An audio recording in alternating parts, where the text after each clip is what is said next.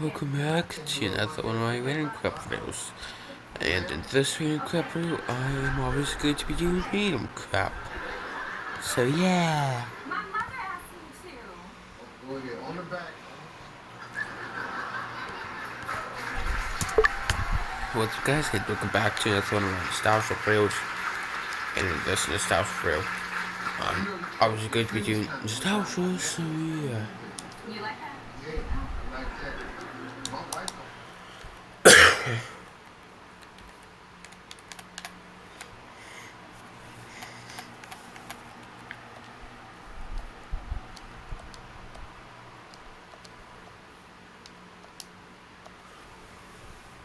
The newest additions to the Peak Design Travel Backpack 2. Base pack.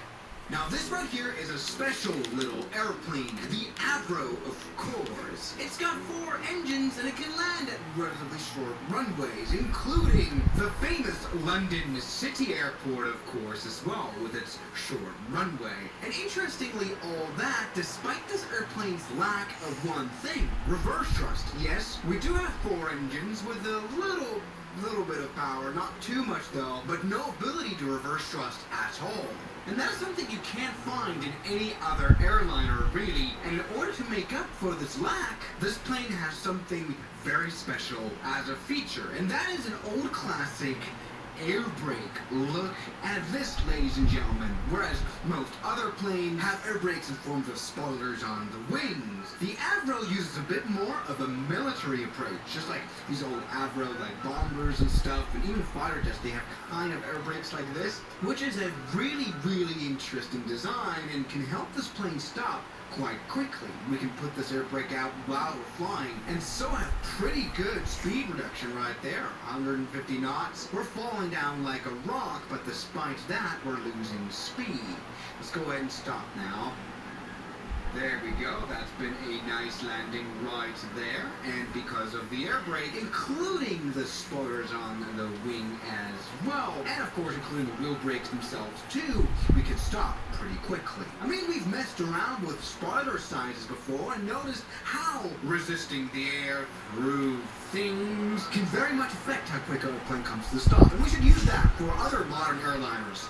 Yes, look at this Boeing 757-300, famous pencil plane, and look what I've added on to the back of it. I stretched the fuselage a little bit, and I put the APU in a bit of a different spot, mainly because it won't be able to fit here anymore like it usually would. And when we put out the spoilers right here, yes, there is a giant, enormous speed brake surface that comes out. We can put it back in again.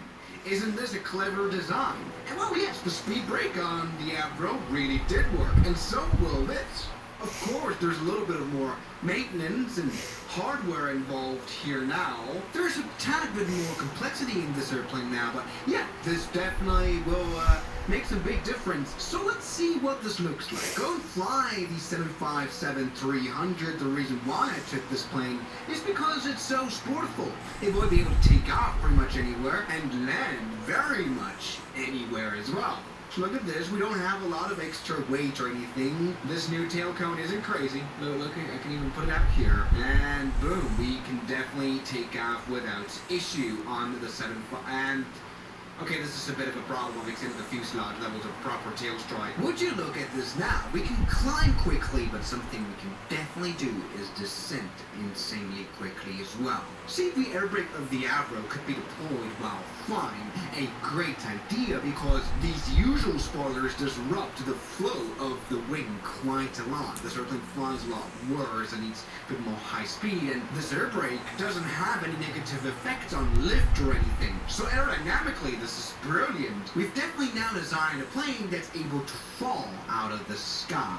In the sense of, let's go and put on flight level change, which is an autopilot mode where it puts the engines to idle, and the autopilot tries to descend as quickly as possible while maintaining 200 knots. This way, in a clean configuration, this airplane now is able to descend at like 2,000 feet per minute. I wonder what happens when we put the bad boys out, like that. Boom, look at that. All the speed brakes, even the spoilers come out, and we can see the nose go down. To vertical speed, this plane isn't even able to display anymore. We're falling out of the skies. Look at this, ladies and gentlemen. 4,000 feet per minute, absolutely no problem with our new edition. And I would like to now use it for a landing as well. Alright, let's go and land on this 1,200 meter long runway down there. And we're a little bit fast. We can make sure to change that really quickly here with this plane. Look at that. And look at our decrease in speed. Wow. We're definitely going to see a stopping performance that we've never seen before. Okay, we can definitely touch down with those speed brakes out. We have a hard landing, it doesn't matter. There we go. We can put our reverse thrust right now, and this is insane. Look at this, ladies and gentlemen. The air brake has made it so that we needed a landing distance of 1,400 feet. Yes, I found this feature of our X-Plane where we can see how much ground roll we needed for landing and takeoff. Look, that's a mere 400 something meters.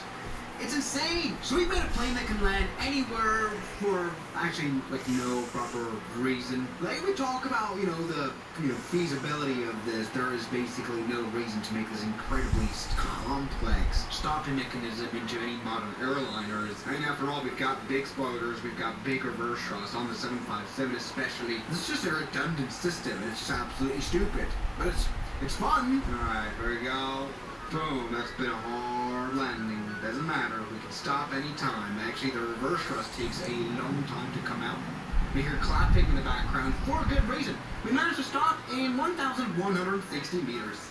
Which, to be honest, is a completely useless thing, because, I mean, if you're going to display this plane at like a museum or something, it'll be a bit of a different story. Because you will never get this plane out of here again. Because it just won't really, it won't take, look at this runway, it won't take off here. I mean, we could make it a try. It's going to be like an 8-second run of death. Because it just won't work, Put up the flaps all the way is maybe an idea. And then we can see, 70 knots. It's just not enough to fly this plane out of here. So, it's kind of like a one-way thing, right? Yeah, that definitely isn't working, because we need a ground roll at least like 3,000 feet, which we don't have here. But you know what, there is maybe a little bit of good usage to this. Actually, this modeling looks great. The cool thing about this one is that we wouldn't have to use reverse thrust anymore on, big airports with this kind of feature, which reduces noise. I mean, maybe you've heard how extremely loud reverse thrust can be. Well, this one, you definitely don't have that anymore, so that's kind of brilliant, really. Look, it's even clapping because of happiness and stuff. We can land now on the shortest runway, and actually we might be able to somehow make it. There we go. That's been a hard landing for sure, but we should be able to stop. Actually, we might stop. Everybody, of course. Actually, first try. Huh. All right. Look at that. That's, of course, a very useless thing now. Because, what do you do with this plane here? Yeah, I talk about aviation concepts all the time. This one definitely, that is never coming back. I mean, to build an airplane, it's just cheaper to have these engines do the stopping for you. You don't have to engineer something new, like we just did. Yeah, we definitely will need a bit of a takeoff run that's longer than 1,000 feet in comparison to our landing run.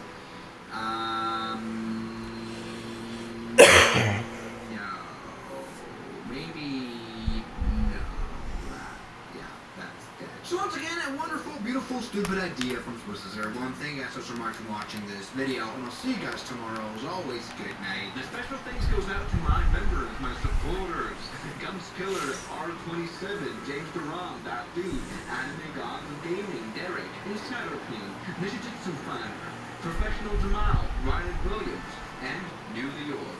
You've got beautiful names. Booking.com has all kinds of stays for those who love family resorts and for those who do not. There we go. Find exactly what you're booking for. Booking.com, Booking.yeah. Hey Holmes, find me a 3-bedroom home in Atlanta.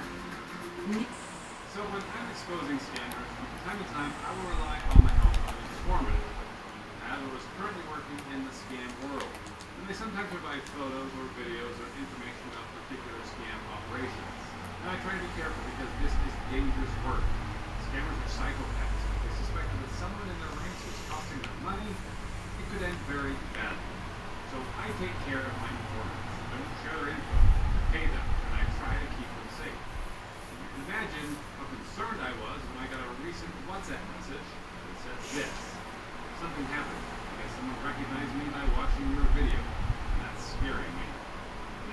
a message that I never want to hear. So I asked, what happened?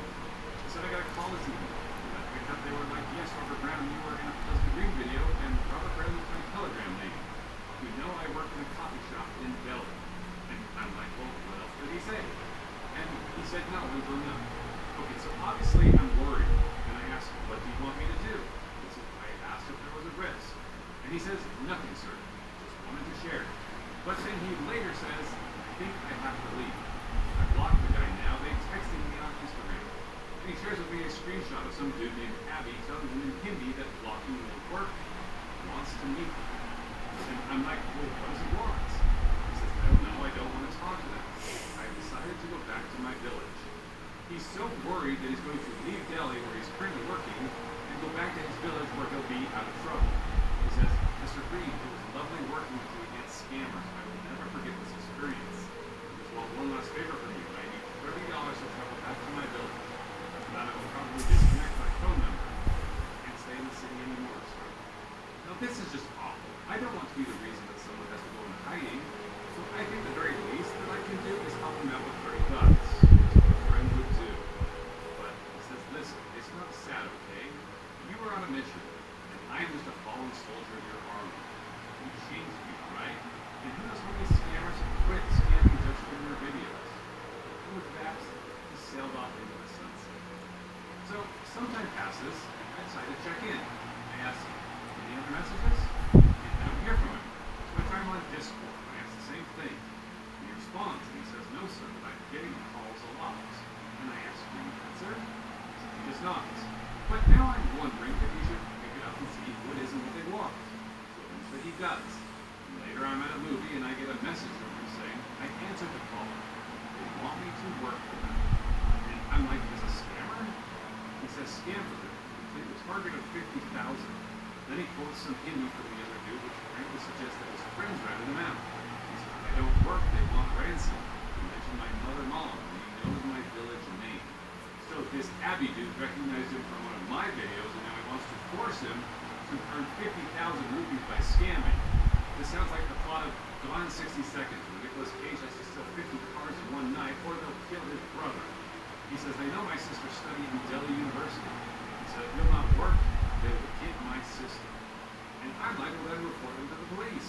Because scammers aren't going to do things that get the attention of the police. He said, I told them I will report.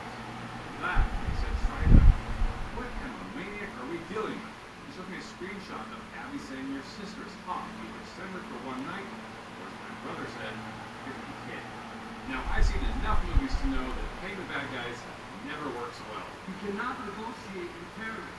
So I say, even if you pay him, he will just keep asking you for more. So he said, what should I do, sir? I don't know. He's just going to harass you forever. You really think paying him will stop him? And then he sends another screenshot of Abby replying, but something is off here. See if you can spot it. When you're speaking to someone on Instagram, your message is wearing blue and purple, and the other person is gray. Just like the first couple screenshots that he sent. And this new one, Abby's messages are in blue, which means that my friend is logged into Abby's account, and he's writing these threatening messages to himself. He's orchestrating this whole freaking conversation to make it look like he's in trouble. But he forgot to switch accounts.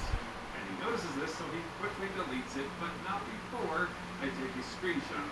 I said, you lying to me? And he's like, what lie? And he sends another condo screenshot where he's fixed his mistake. And then I said, why did you delete that picture? And then I sent it to him. And he says, I knew you would ask that question, but I disregard that it happens sometimes. Oh, come on. Is he really going to try and sell that to me, of all people? I said, don't do this. I know you can also abandon me because your work is done, but you can Google this glitch that sometimes Insta shows its own chat.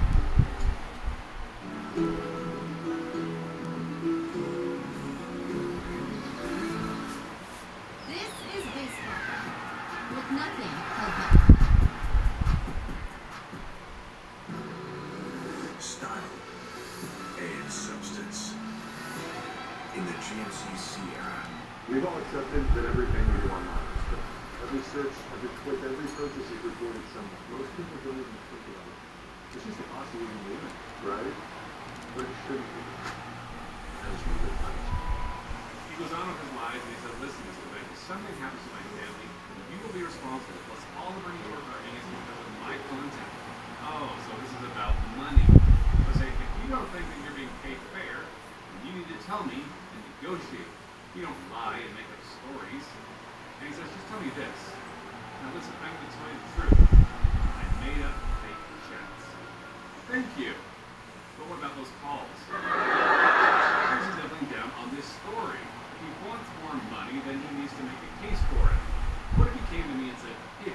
think I could bring a lot of value to your channel, and I was hoping that we could talk about a pay increase to make it worth it for me.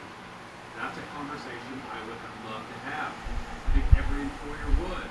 But instead, he makes up some dust story about how he needs to pay a ransom. So I just ignored him, and I went to bed. But apparently while I was sleeping, Abby and his henchmen swooped in and kidnapped his sister, and my WhatsApp erupts. He says, my sister called today and told my mom some guys were blocking them. I admit I lied earlier, but I swear on fully booked pizza, this is not live. Please wake up, my sister is missing. I beg you, please wake up, please, she is missing. This is so pathetic. I say, I don't have the money for you. Please, just 10,000 rupees, we have arranged the rest. He talks about how he sold his laptop and his mom has pawned her jewelry. In the middle of the night, you did all that, huh? I say, I'm gonna block you if you don't drop this lie. You really think I'm making up on my sister? Yes? And if this is not lying, I swear if something happens to my sister, then what? You will be responsible? No. No, you would be responsible because all this mess I am due to that video. The idea was mine. All the execution was mine. I gave you that video, and all I asked this time is 8,000 rupees. This guy isn't worried about his sister. He just wants money because he helped me make a video that ended up doing pretty well. I said, no, if you want money, then you need to work with me. You don't make up stupid lies. What does the matter with you? I admit I lied, but I swear this time if I don't give them money, I don't know what they will do to Ashley. I want to slap him so bad. I say, stop it. I don't believe you. I'm not paying you. What should I do to make you believe me? I'm like, stop talking to me about it. You're a liar. Admit it's a lie, or I block you. And then, finally admits. Okay? It's a lie. Are you happy now? But then he goes on about how his sister is still missing and how I'm making money off his video, and now he wants to delete it. Okay, we're done. I say, I'm blocking you. But he's not done. Here come the emails. You abandoned me in my lowest. God will never forget you. I helped you earn a lot of money and you blocked me. But the same thing will happen to your child or your daughter. Then you will realize. Okay, so he's going to double down on this lie even after he's been caught. When he could have just worked hard and asked for a raise. This is not how you succeed in business, kids. But just in case there's some small chance that he's telling the truth, I say, you need help with your sister, please contact this IPS officer. His name is Officer Sanjay Kumar, and I provide him with an Indian telephone number. But he responds to me saying the officer isn't picking up the call, and needs 4,000 for his sister who is being held hostage. Okay, so it was 50,000, then 10,000, then 8,000, now we're down to 4,000 rupees. The price on this girl's head is flowing faster than an NFT. But he didn't try to call because I messaged Sanjay and he said nobody tried calling you. So I write back saying, I just called Officer Kumar and he has not heard from you. Please call him. And he says, I can't involve police, man. If somebody's life is in danger, the police need to be involved. So I had Sanjay text him. Sanjay says, hello, this is Officer Kumar from Cybercrime. If you can't help, please let me know who can help you. And he gets a response saying they have it under control. But Sanjay writes back saying, I'm from Cyber Police. You are telling my friend your sister has been kidnapped. If you're serious about this, let me know, or if you need help, we can help you with this. And knowing that he's got a police officer interested in the situation, the blood finally comes clean, and he says, it's taken care of. Thank you. She is home. She's alive! Alive! And to avoid a police report, he says, she was at her friend's house. I told you the scammers don't want to get involved with the police. Oh, by the way, Sanjay isn't even a real police officer, and that's not even his real name.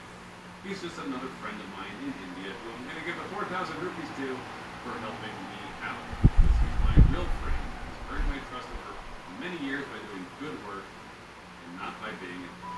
And that brings us to the moral of this story, which is if you want to be successful in life, or you want to make more money, or move your way up somewhere, you need to not burn bridges. You need to build strong relationships and good networks, and that will take some time. It doesn't just work out in the long run. You take shortcuts by scamming, lying. Make yourself valuable. I would have loved to keep working with that guy, even pay him more, but he's never getting anything from me ever again. He has himself to pay for it. So I hope that he learned his lesson, and I hope that you guys realize that there's a better way to live your life. So be good to each other, and don't scam. And I will see you next time.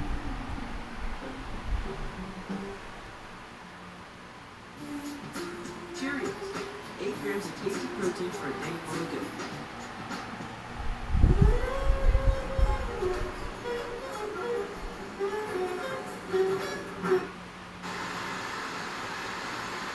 Luke here with the Outdoor Boys YouTube channel, and I'm in the Appalachian Mountains, and I'm doing frontier-style survival and bushcraft camping, and I'm bringing you along for the ride.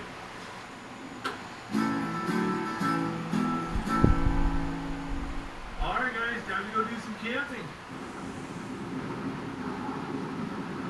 Just saw a decent-sized black bear right in front of my car in the bushes.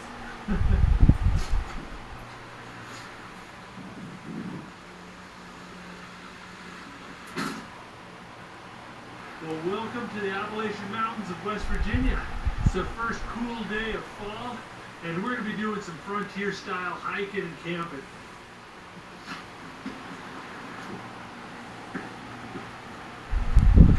Tell you what, the weather is so deceptive today. It is absolutely gorgeous, but it's supposed to get down to 40 degrees tonight, and we got wind gusts of 15 miles per hour. It's going to be cold. I'm going to need a good shelter tonight. These leather straps are very functional, but they cut into your shoulder. We have a long ways to go. I think I better put some padding there.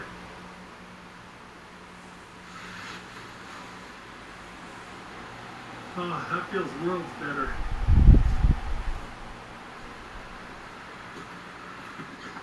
Oh, look at that, guys. That, my friend, is black bear poop. There's definitely black bears around here.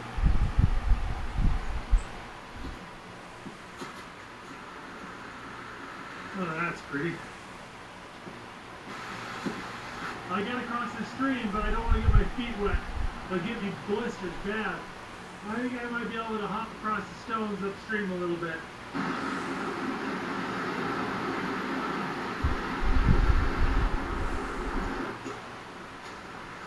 Oh, I'm getting a little thirsty.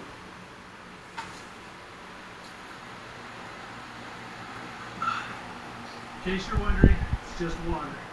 Just water.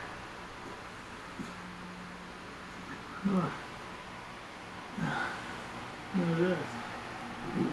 Aha! You know, I'm not sure what berry this is. I'm going to look it up when I get home. It's got yellow gooey flesh with about half a dozen big seeds.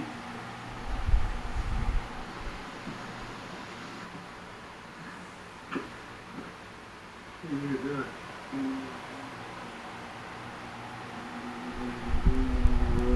Boy, they didn't like me sticking my camera in there. If I was in a survival situation, I could knock that nest down, run like the devil, and come back the next day or in like 12 hours.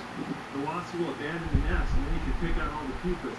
I've never eaten wasp larvae before, but I've destroyed my fair share of wasp nests, and a nest that size could have a lot of larvae in it. A lot of mushrooms in these mountains, but the spring and fall in these mountains is a great time to find mushrooms.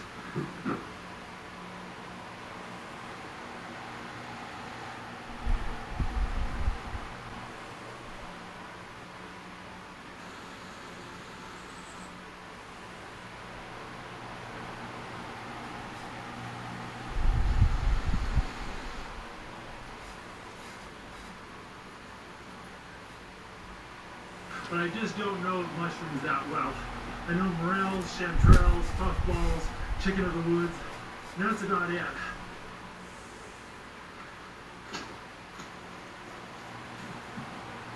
Ooh, look at that. There's like a 1.5 foot deep pile of leaves here. It is really luxurious. Oh, this is pretty nice. Oh, this is a tough call. This is about 2 hours and 2 miles before I was going to start looking for a campsite. This is pretty awesome. There's such an enormous pile of dry leaves here. It's really soft. And with this rock acting as a heat reflector, if I built a campfire here, I'd be so warm. I need to eat some lunch while I think about this. Got some cheese and dried dates. Love it. I always bring way too much food on these campouts. Like, going to bed hungry is not an option for me.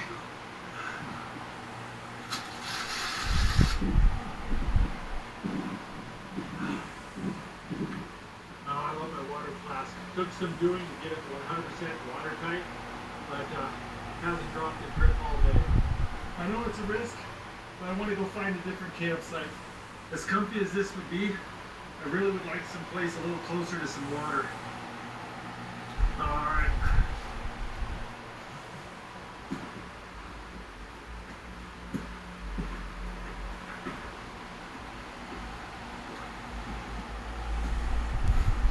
Here's another campsite that wouldn't be too bad. It's flat, dry, sheltered, no water.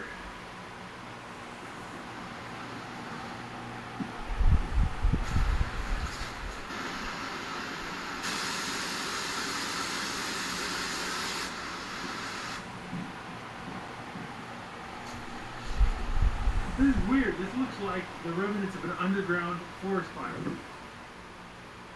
All the trees over here look like they've been burned below the soil line, but only below the soil line. Looks like the roots have been burned, but the tree's still alive. I mean, that's charcoal right there. I've heard about forest fires smoldering underground. That's weird looking. Hey, look what I found. I think that's somebody's pepper spray. Somebody must have dropped this while they were getting eaten by a bear. Yeah, look at that. Oh, yep. Ain't no bears taking advantage of me tonight. That's my purse! I don't know you!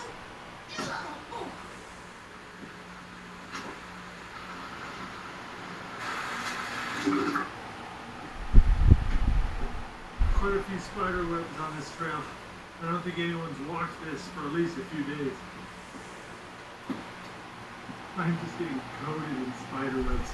There's another one. Oh, there's another one. Every 3 or 4 feet I'm going through a spider web. Hold this stick out in front of you. Let it clear out all the spider webs.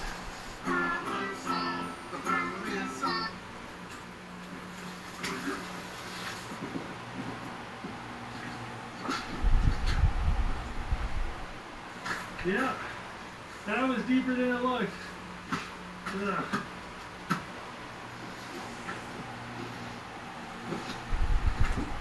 I'm starting to wonder whether passing up on that last campsite was a good idea. A lot of putrid water and swampy ground here. See how brown this water is? This means it's full of tannin, which is a chemical that leaches out of decomposing leaves. I'm not 100% sure what vegetation is responsible for the tannin, but often where I see rhododendrons, I'll often see brown water like this. Here, check out all this moss here. Pull this up. Look at that. It's clean drinking water right there. Tastes super earthy, but it's clean.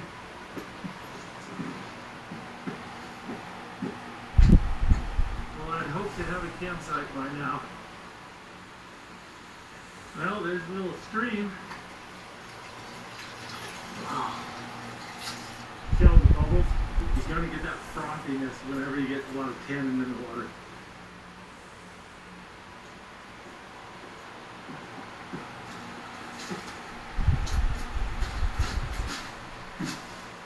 Oh. Look at this spot. I just realized I'm really tired. Even though it looks pretty flat, it's not. There's some pretty big rocks underneath the leaves. So I'm going to see if I can't move some rocks around and make this a little bit more level.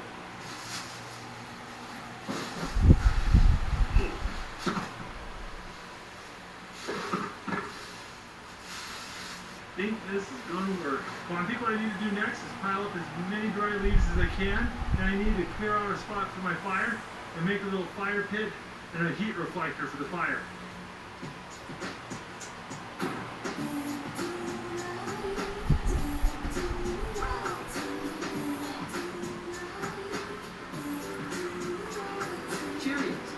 Grams of tasty protein for a day full of good. Try Crest 3D White.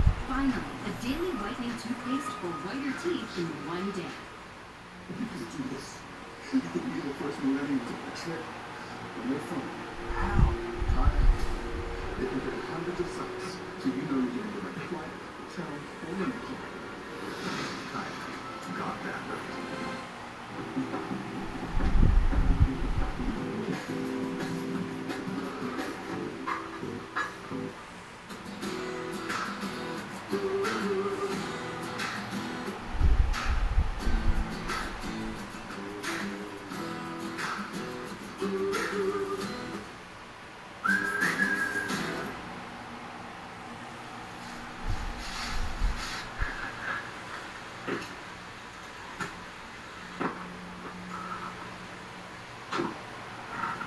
When you're building a fire like this, safety is a pretty big issue, and I don't want to start a forest fire. So there's a couple of things I got going for me.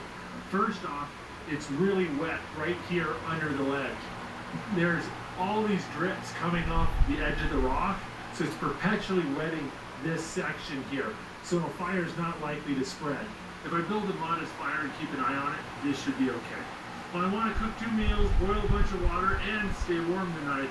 So I'm going to need a ton of wood. Oh, most of the stuff on the ground is so soggy.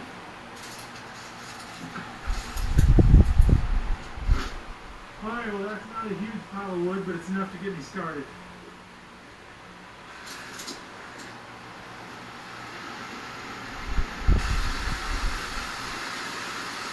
There you go, you can see how much tannin's in there. The tannin doesn't make it unsafe to drink, it just makes it taste funny. But you still have to boil it in case there's bacteria in there. Alright, now I need some tinder that is ultra thin, ultra dry pine. That's what we want.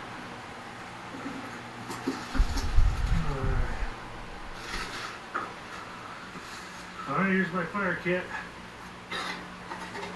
I got a piece of steel, a piece of flint, some shredded up jute, and a char cloth.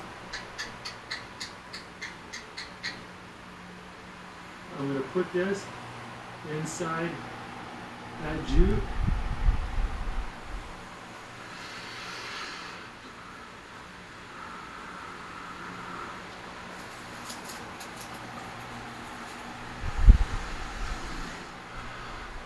See what.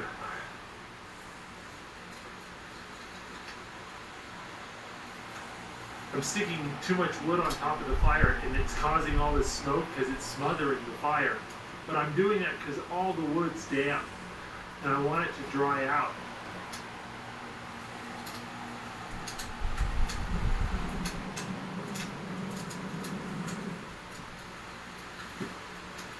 Almost all this wood's wet, so I'm just stacking up here in the fire ring to dry it out.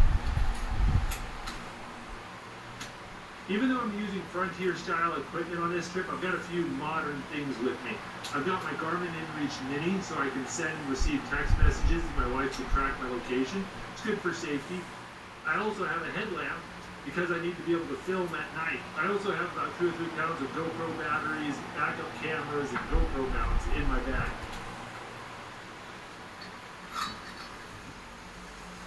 This water is going to be clean, but it's going to have a bit of a funny taste. So I brought this. It's for making tea. You unscrew it. You just put a little loose leaf tea in there. You can harvest berries and herbs that you find along the way, put it in there, and make tea out of it. And in this case, I've got a peach lemon herbal tea in there.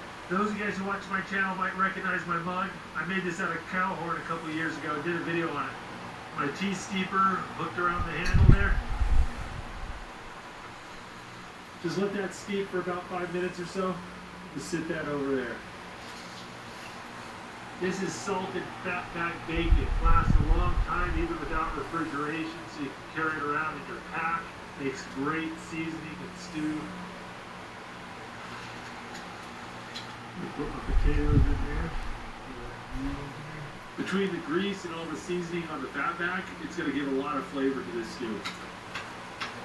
Got some carrots there. Alright, got some gold onions here.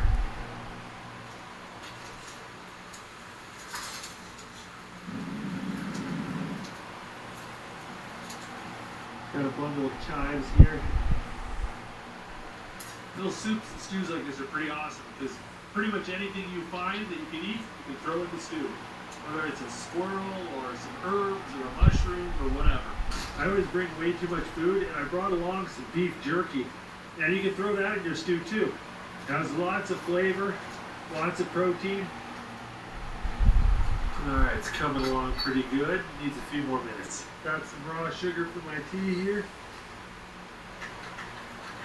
I'm a little bit cold, tired, and thirsty, and this tea just hits the spot.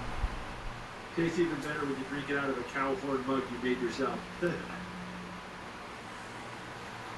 While I wait for my soup to simmer, I think I'm going to get some more firewood.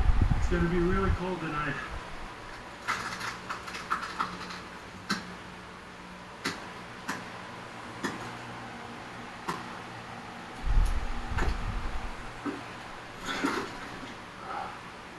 the soup. It's tasting good. And just a little pinch of flour. Oh, that stew smells amazing. Looks perfect. You can smell the chives and the onions and the bacon fat. Oh, it's so hot.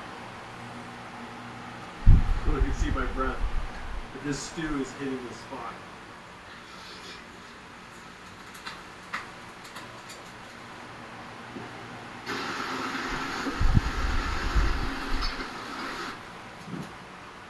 I'm just gonna boil up some water and fill up my canteen and have some water ready for the morning.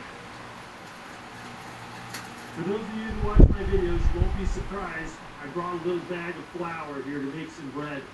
I'm gonna be doing that in the morning. So I'm gonna go ahead and add my yeast and water and get it ready so it can rise overnight.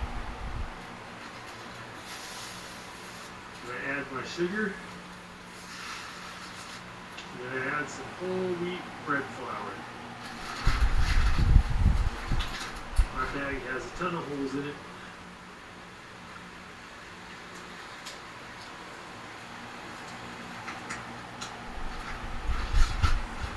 Okay. I just let that sit and rise till morning. I'm gonna get ready for bed.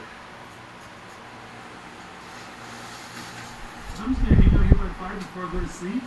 But notice I folded the blanket over. I've done this so that the inside layer won't get covered in leaves, and that's the layer I'm going to wrap around myself so they don't get poked by leaves at night.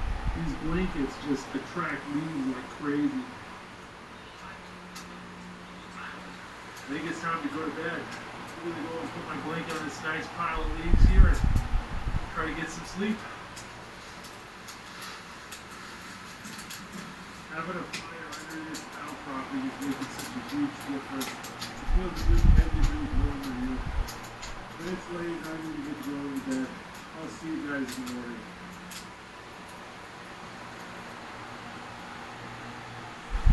Good morning. It's early and I do not want to get up. But it's cold and the fire's going out. That's much nicer. I think I need to cook up some breakfast. I'll tell you what, I stayed warmer than I expected. Man, that ground was hard. So for breakfast, I've got seasoned pork jowls, and I got this lump of dough. I got some honey and butter to put on it. We're gonna oil up this rock. Just gonna take this whole slab of pork jowls and just lay it right there on the rock.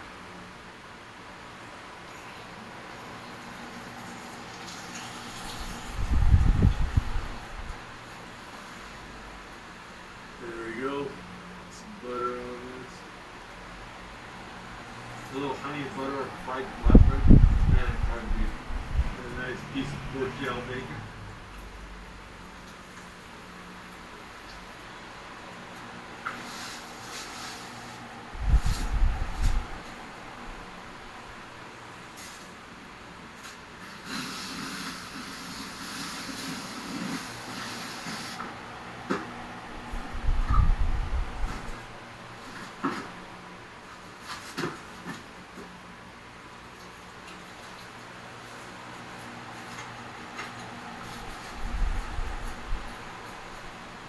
Alright, it's completely out.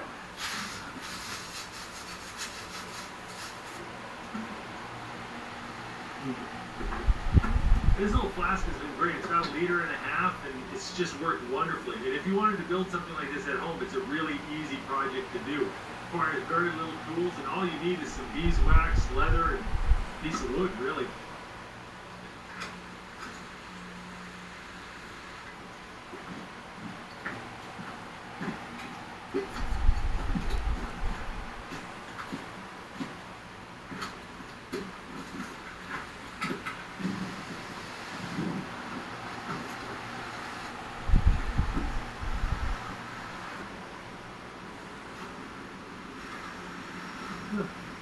Somebody left their DoorDash.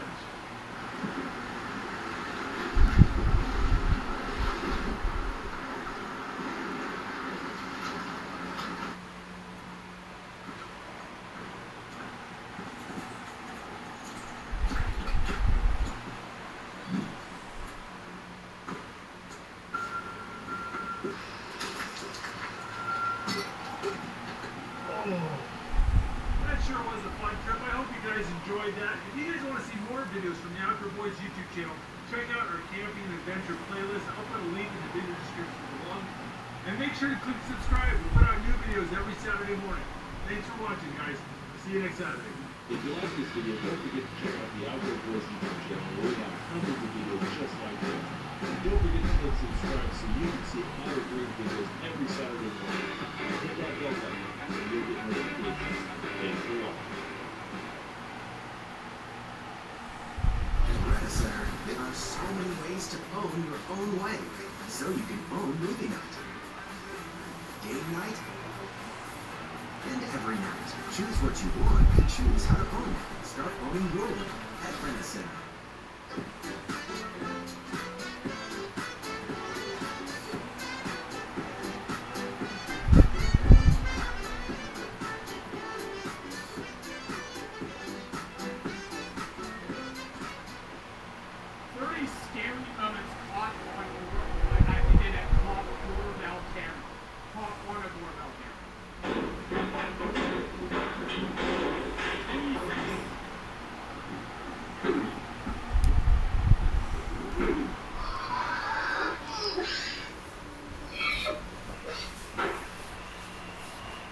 Welcome to Creep Caught. In this video, we'll be looking at 30 creepiest moments caught on a doorbell camera. A man in a hoodie approached the camera and snapped him to New York and snatched it. The owner asked the man what he wanted, and the man replied that he had returned to his room and closed the door. What do you want? Peace. What? And he's your neighbor? Oh no. Oh no. Say, buddy, did you take some drugs? Go back to your room. This is weird. Wait for that. What? Too late for that. It's too late for peace. Starts freaking out, falls over the railing. You stole from me. You stole your own war. Too late. So it's too late for peace? You got a chance at peace. You had that night, you could have made peace, but then you might get back you stole. When you stole from me, you stole your own war. So we are at war, according to you? What the fuck? Good night, sir. Why didn't he even go talk to the fucking Lion King anthem against the play loudly?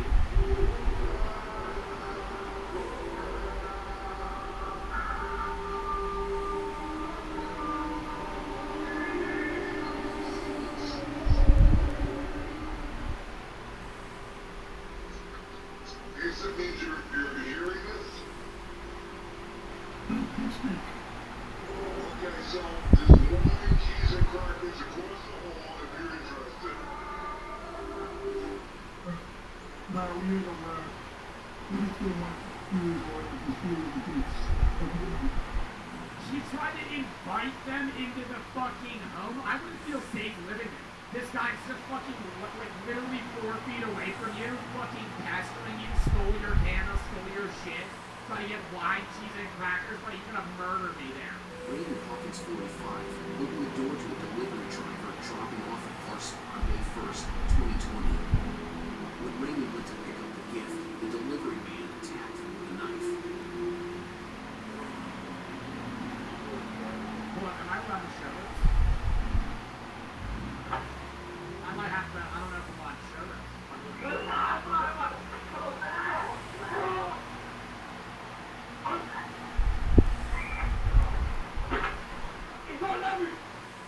Oh, it was like a group of guys posing as delivery people.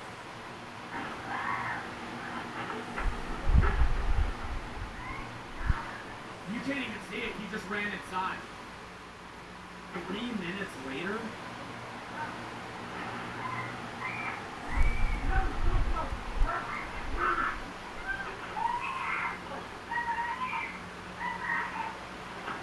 Did they kill him? Culprits, Anthony Lascaux was detained, while Christopher Sargent was charged with aggravated burglary and having a weapon in his possession. The other 2 suspects were never caught. I'm saying this right now. if this guy charges the home, dude, everybody in that home should just fucking break both of his kneecaps and tie him to the fucking floor. He's got Larry! Larry ain't gonna have his life, mate! Larry's lights are gonna be gone by the time the cops get here! Breaks in your house, and they're stealing shit, and they don't have a weapon, you're not allowed to harm them. But if you killed them and just put a knife on their body, you shouldn't do that. I'm saying, is there any way of them knowing? Like, oh, he grabbed my kitchen knife. Yeah, you're smart, Jeff. They'll know. Fingerprints. That guy's hand. Knife. Gloves? What? Well, I'm saying still I'm gonna try that. No, I'm saying no, you shouldn't do that. I'm not saying you should do that. Like, I'm like, in all honesty, you shouldn't hurt somebody unless you need to save their life. But I'm saying, like, those rules are kind of like leeway rules in the sense of, like, how are they going to know?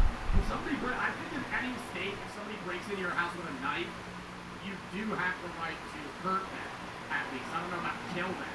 But you have the right to self-defense if they're charging you with a knife. I would just kill them. In this video, you can see a young man who appears intoxicated, smashing his body into the home wall, rolling loudly along with a loud body slam. What's that?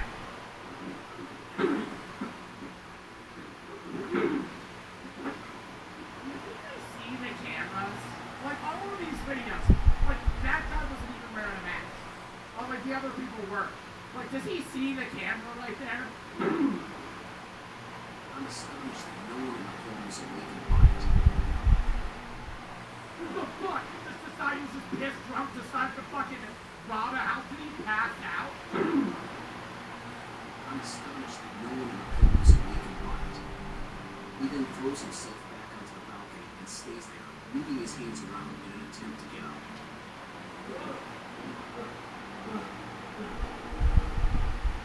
The residents claim they have never met this man, and we have no idea what his objectives were.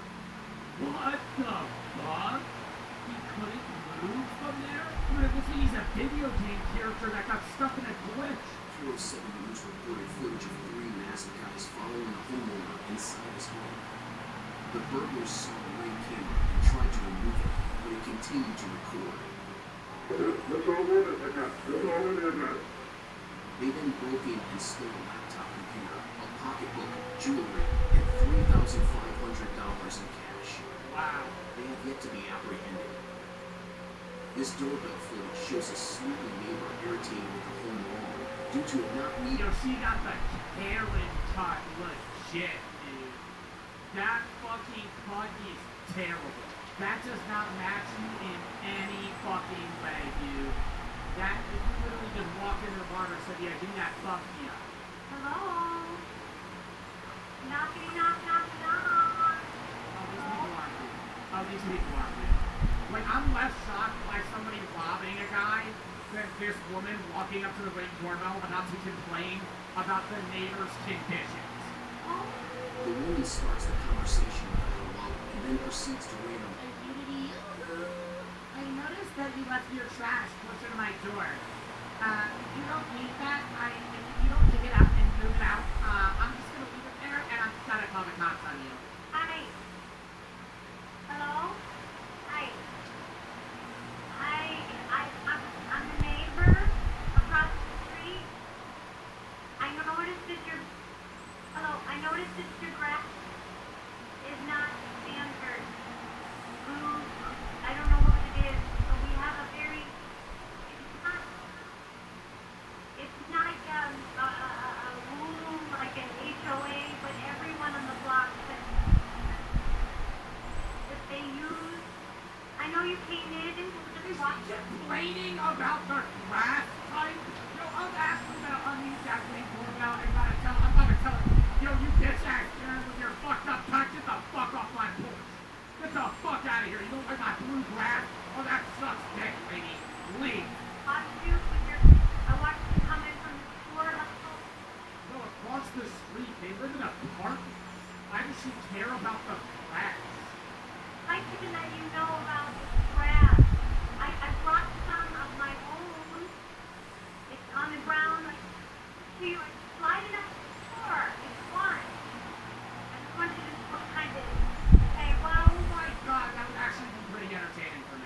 I would tell this lady to shut the fuck up. I would be happy. I would be happy that she's pest right now. I would say, bro, get the fuck out of my porch. Get the fuck out of my porch. Why are you here? Like, this would be so entertaining to have you with this lady. What is her name? Susan? You know what? I don't have lunch today, so I can hang here if you want. If you want me to. She thinks she's not gonna leave. You have a lot to do today, so you're gonna pester your neighbor. We're trying to get arrested for loitering. Good posting video of a shout out my gaming channel, Joe Mark Games. Do you like watching my react content / just chatting content / rant content / maybe tier list content, which you obviously do. These are happening in the video right now. Well, go sub to Joe Mark Games. Link in description, link in comment section, or just go to Joe Mark Games. Follow that bitch, because I just made that channel about a month ago. Starting to upload on it way more. Check it out. I appreciate you guys. Back to the video.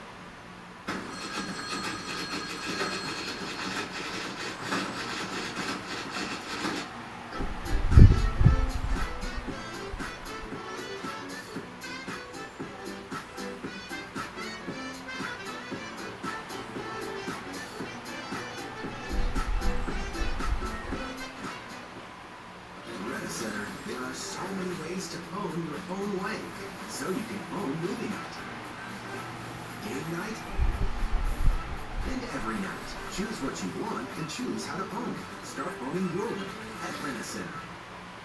A Redditor was roused by a notice that the doorbell had identified a visitor, but found nothing after reviewing the app. After rechecking the app, the Redditor received no warnings and was confronted with this frightening image. But the shape and distance of the person's eyes are very concerning. It is not something anyone wants to see at their home door in this day and age. The 2016 deadly clown's craze was likely caused by a clown costume person approaching the front door. The person can be seen tilting their head and walking up to the door almost the entire time, staring directly into the camera. There is a chance something more sinister has happened, and it is unclear if the house owner encountered anything further. Bro, what's crazy though is like, say this guy's standing here and a dude comes out the door and just shoots him in the chest. This clown gonna fucking. Alright, man, why did you do that? Oh my god, why did you? I was just trying to do it. I did it.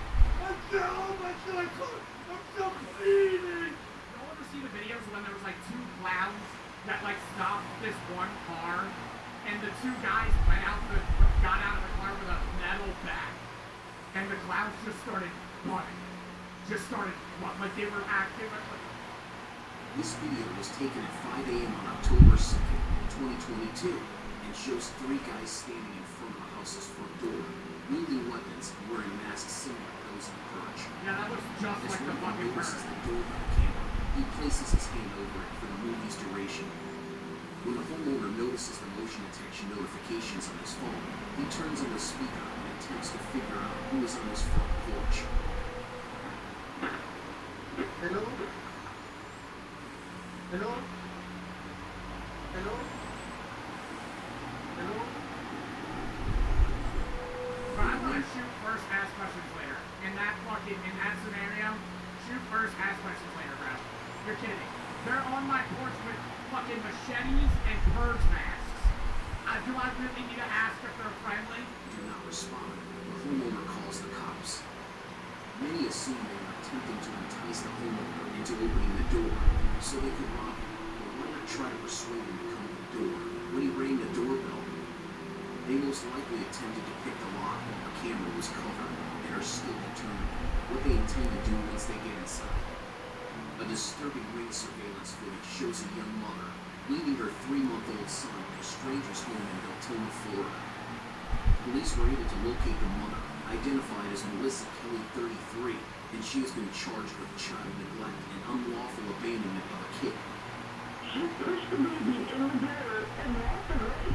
Kelly said she couldn't care for the infant due to scabies and an infectious itchy skin condition.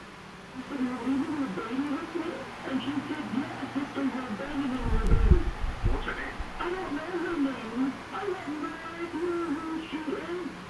She also stated that her daughter is dating the baby's father, but the homeowner was unaware of her daughter's relationship with her father. She said your daughter is dating the baby's daddy. But still, if you don't want the kid, you should put it up for adoption, not leave it on somebody's front step. Sometimes doorbell cameras have to be in the presence of an intruder for them, not to pursue and invade, as we see in the following clip where these two men had the intention to try and break into this house, but were scared away because the homeowner had a Ring doorbell.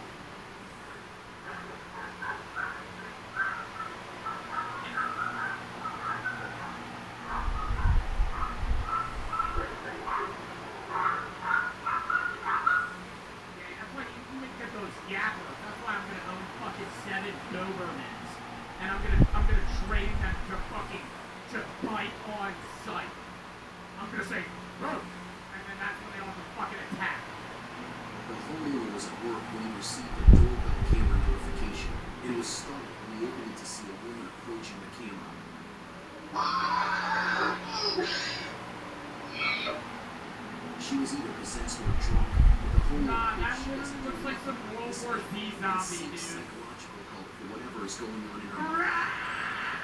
This video shows a man going to a front door in the middle of the night, but instead of knocking or ringing the bell, he pretends to do so.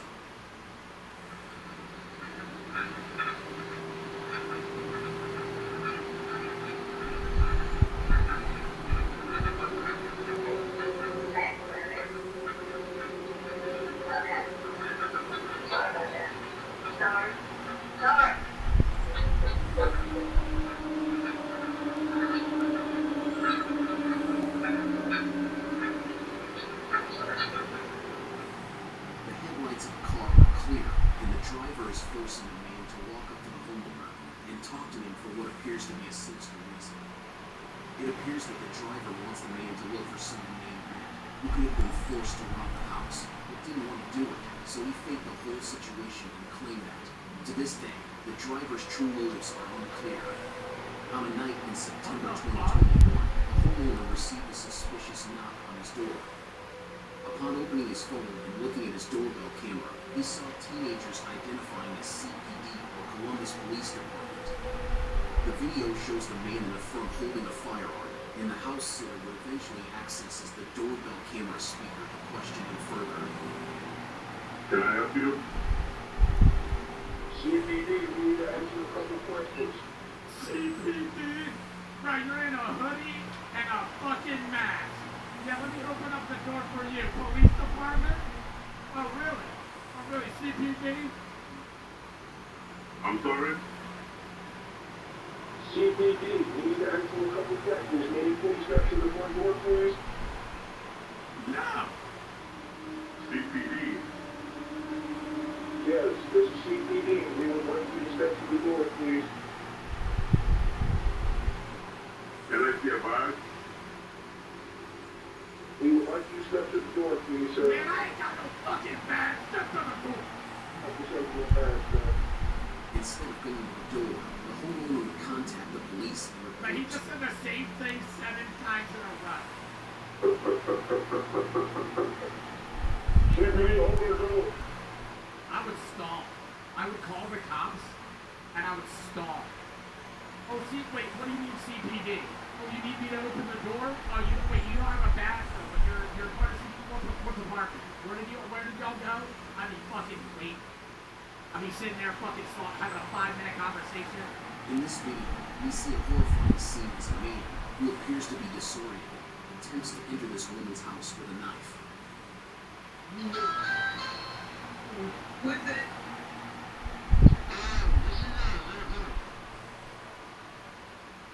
Who? Sorry. He presses the doorbell while breaking in. Where's this knife? He presses the doorbell while breaking in. The landlord then asks who he is. The guy slurs his words and appears disoriented. Because the woman didn't understand what he was saying, she apologized, to which he answered, "Sorry. Don't be sorry. It's all fine." He looks creepily into the camera as he tries to get in. He's then scared off when the lady in the house threatens him. Surprisingly, after the cop examines the film, he is not arrested because the event did not fit the criteria for a crime. Hold on to... He's fucking wielding a knife, trying to get into the house.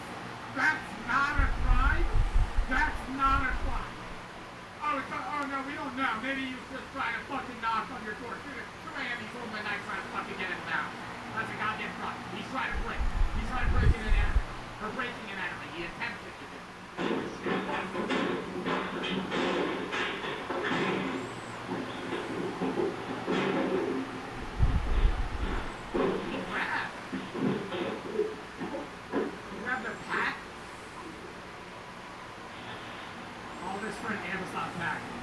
That's all we did. Late at night, a man without a shirt breaks into a residence and smashes the door down.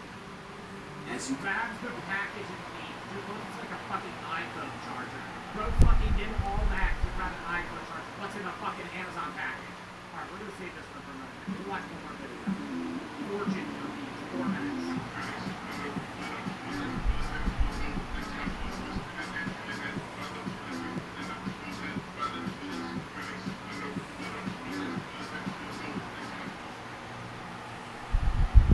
Granger knows that if you're a school custodian, cleanliness is your top priority. That's why you can rely on Granger for a range of cleaning products and equipment, from disinfectants to floor scrubbers. Granger, for the ones who get it done. The worst names. When you're born, your parents... What's the worst name? Before he even says anything. I think the worst name you could have is a bad combination of first and last names rather than one individual name. I think if your name's like Mike, you know, like Ben Dover, like, they're like, there's people that just name their kids something where, like, they can, yeah, Mike, there's probably a Mike that exists. You have to make a decision that's going to affect you for the rest of your life. You can want either be born with a tough name, or you can be born with this name. Molester. See, that just, I mean, he probably got, like, bullied when he wasn't, like, bro, like, yeah, they maybe call him Mo, but, like, this would have probably, even though he was probably born in, like, a 1920s, bro, he probably got bullied his whole life. Okay, what exactly was the thought process behind this? R.I.P. to Mo, you touched me. To whoever Mr. and Mrs. Lester were, you guys were bad people. Dude, actually, they did some bad names. Like, that's not even just like a, you know, it's a family name, it's not common, blah, blah, blah, some people like it, some people don't. That's just like a bad name. You gave that guy a bad name. You definitely know what you're doing when you line up the first name with the last name. Okay, just look at Steve Kerr's son, Nick. Yeah, that's bad. That's bad. Like, common super commentators aren't even going to be able to say this guy's name. Like, you can't say this guy's name, it just sounds like the N-word. Good. You have to be a different kind of evil to do this to a freshly born Nick. Imagine this, you're just coming into this world. I'll be crying if I look like that too, bro. That's stuff that they be doing in I actually just video that and said that to a kid. You've done nothing wrong, you're completely innocent. And then your parents go and burden you with the name Eugene. I'm sorry your name's Eugene. Bro, it's just like some old ass name, bro. Like, if you're naming your kid Karen or like Gertrude in like modern day, that's just tough. Now you've limited that baby's future careers to a damn mathematician. Eugene. Giving your child a pup ass name off scorn is just despicable work. Okay. And you're into the U. Okay, I'm not calling anyone under the age of 40 Benedict. Or some nigga name like Cornelius. How can you hear that name and say, oh yeah, my baby looks like a Cornelius? At least give bro a nicknameable name. Like with Benedict, at least I can call little bro Ben or something. Okay, but I don't understand why some names, like obviously Joseph nicknamed Joe, Michael nicknamed Mike, right? Or Mitchell, Mitch, Steven, Steve. Why is Richard Dick? Why? William Bill. What the fuck? Like, why is that the nick Will? William Will. I'm not naming, if I know a William, I'm going, yeah, Will. I'm not going Bill. William, Billy, Robert, Bob. Yeah, Robert, Bob. Robert, Bob. Why not Bob? Why Bob? What the fuck? It's not even a shortened, like a nickname is the shortened version of your name. Or just a nickname that has to do with your personality or something. Anthony Tony. Anthony Tony makes sense now. Because it's like, you would do Thony, so it's like Tony. Like you'd be like, yo, Tony, his name's Anthony. That makes sense. Jonathan's Logan. Jonathan, the nickname for Jonathan's Logan. No, it's not. Jonathan's nickname is John.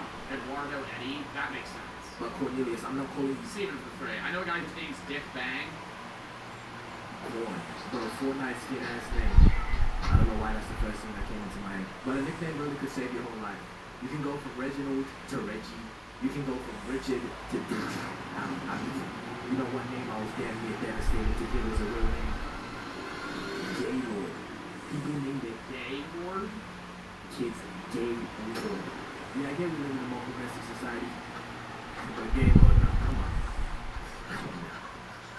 now I'm just listing names that like multiple people have. Later on, I'll show you some of the nonsense. There's just so many companies. There's just so many common names that I just don't like.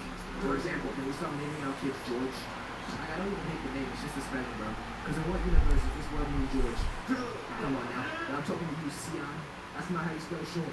Oh, we were talking about that yesterday, dude. Literally yesterday. Oh my god. Now that I knew a Sean in high school spelled S-E-A-N.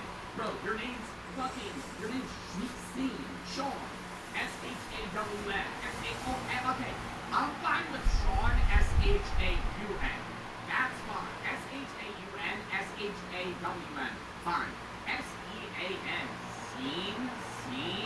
Did you know I'm not the smartest guy out there? But at least I know how to spell. Y'all spelling these names wrong, okay? But isn't like the whole point of naming someone to give them their own special, unique identity or something? Okay, why are we giving so many people the same names? I never understand when you meet a motherfucker that's like, yeah, I'm Jonathan Mitchell V. I'm like, brother, that means every dude in your fucking family above you has the same exact fucking name as you. Like, if you want to be, like, if you want to name your kid the same name as you, I know there's probably a lot of people in my chat right now that like the seconds or the thirds or it's junior, senior, whatever it is. I feel like then, like, you're kind of like forming your kid's personality to be like yours.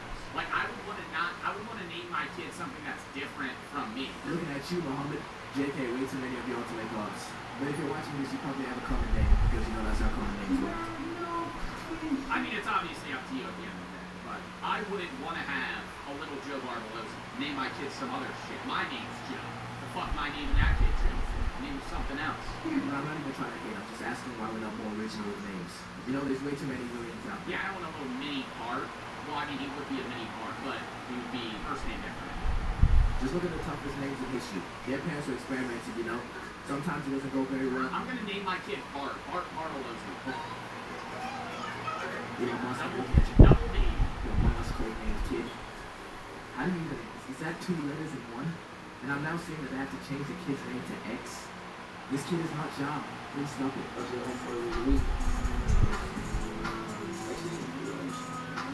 And the fact that Elon didn't stop with this one. I hate it so much. How Technomechanicus Musk. Yeah, this has to be a cool thing. Mechanicus. Oh my god, like a fucking video game. Okay, there's creativity and there's just naming your child some bullshit. Just look at Wolfgang Amadeus Mozart. That's kind of a hard name, though. It's kind of badass. How do you think of the name as cool as Wolfgang? But I know it's pronounced like Wolfgang or something, but it's Wolfgang in my eyes. Because that sounds way hotter. Like really, there's a fine line between creativity. Dude, there are some bad. I feel like some parents be trying to name their kids some like creative shit that nobody else would name, and then it just ends up being cringy. I get people not wanting to name their kids like the common ass biblical names that like all of the guys in this chat have. Like, realistically, I would say 60% of the men in my stream right now probably have a name that is from the Bible. Like, realistically, like, not everybody, but a lot of people. I know 3 other Joes. Like, it's common to know a Joe, a Paul, a John, like Elijah, Paul, whatever it is, right? Like, you know, like shit like that. But some people be trying to name their kids like some out-of-pocket shit that's just unique for the sake of being unique, rather than the name having any meaning. Timothy, this being a dickhead, alright, because look at Bear Grylls. He named his son Huckleberry. Okay, I'm not making this up. What kind of a goofy ass name is Huckleberry? And the fact that Bear Grylls has one of the toughest names out, and he did a son like that.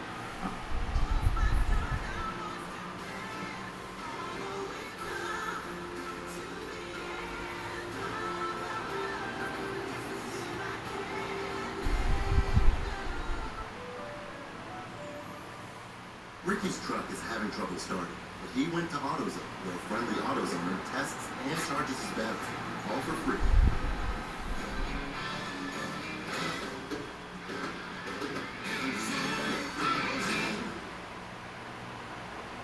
Alright, that's up there with Quando Dingle. And whose name is on this computer? Like, is this an actual real person called Quando Dingle that's just walking among us? And if so, this is the goofiest name of the whole time. I'm so sorry for you, bro. Like I was saying, creative names can be tough though. Yves Saint Laurent, clean. But for real though, we have to start inventing some more names, you know, just to change things up a little bit. But if you're black and from the hood or something, don't be doing too much with the names, okay? I don't want to see no Bone Cuckoo, no LaShawn Don Quavion, no Letitia Meeker. LaShawn Don Quavion. The only time these ghetto names are tough is if you make it out the hood and become a pro athlete. Because imagine trying to get a regular job and your name is Jamal Don Quavion. They will smell the nigga on your application, I promise you. And instead of hiring you, they're gonna hire Dale Smithers. If you're making it pro, yeah. Dale Smithers. They're gonna hire Andrew Smith. They will be tough. Like LeBron, he was a W pool. But Andrew Smith. How many of those people do you think exist? I would say there's probably 100,000 Andrew Smiths in the U.S. Oh wow. I did ask you how many LeBron sexuals are gonna name their 5'2" white kid LeBron. For me, I would say I'm a veteran when it comes to seeing bad names. A quick little Mortal House Wonders in Marvel.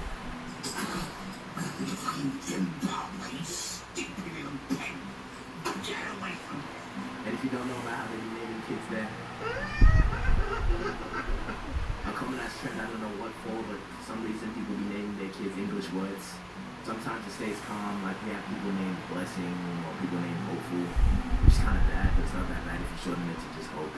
And then we have niggas named Bicycle. Don't be the... No! It's not that bad if you shorten it to just Hope. And then we have niggas named Bicycle. Bicycle Basicora. Oh my god. Don't be the name be dumb, but at least it has some sort of meaning, like that's literally just a random English word. I heard about a nigga named Firstborn. You know, at least that one makes sense because, yeah, he's the firstborn. But Bicycle.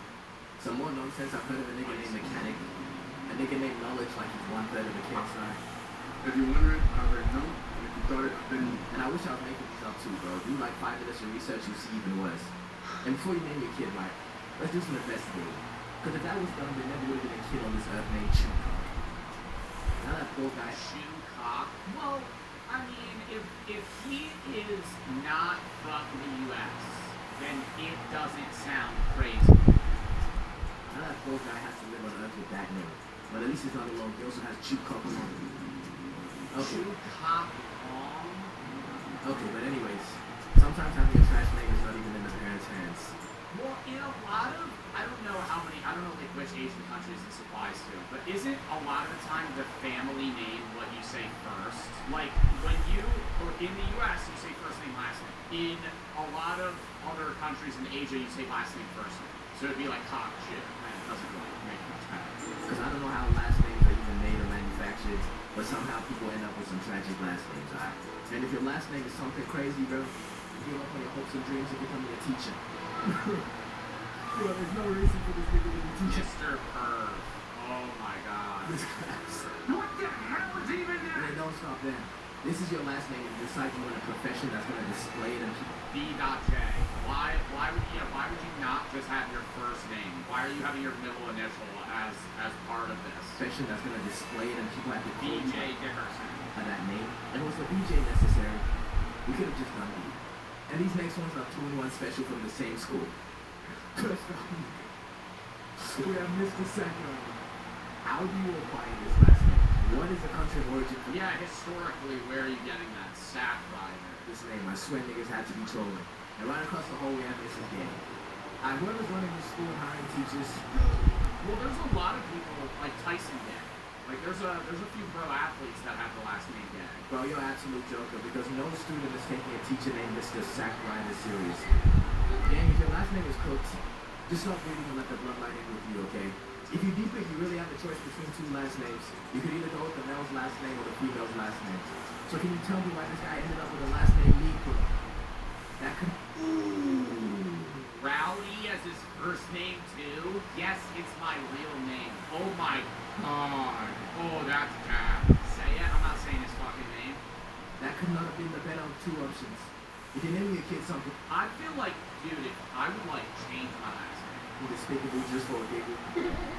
Prison time might not be a bad punishment, bro. Hang up that computer call. Come over here and kiss me on my hot mouth. Just think about it. You ruin someone's This kid sued his parents for $250K because they named him Gaylord. Because apparently his name was close from a lifetime of mockery and bullying. And if you know anything about how kids are, you know that's 100% true, okay? You cannot be... What do you think the parents are thinking about that? Like, dude, I feel like it's... The naming of your kid process is usually like a pretty long one. it's not like an instant agreement between two people. You're usually like talking, having talks, like, hey, and you'll say it. Like, you're not just like saying, yeah, we're gonna name my kid Mike Dick, and then it's just like no thought after that. Walking around with the name Gaylord Williams. And Gaylord claims that his parents named him this because they wanted to ruin his life, like he ruined theirs or something, and the parents were just saying they liked the name. Stop the cap. I go with Gaylord's story because they really like the name. And personally, I don't think 250K compensation is enough. I want to see a public execution for both of these individuals. Oh my god. Oh my god. I think that might be a little too far. Holy shit. Okay. Bazan and something to send Skype for free.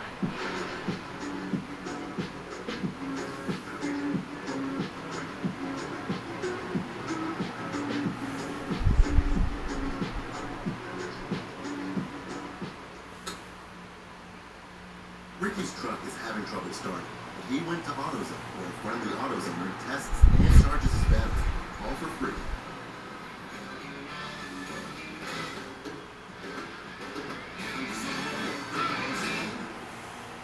I'm stoked about Roku in 2025. They just started focusing on the self-service ads manager. It used to be a managed service, or you have to go through one of the large agencies. So I'm very excited for this.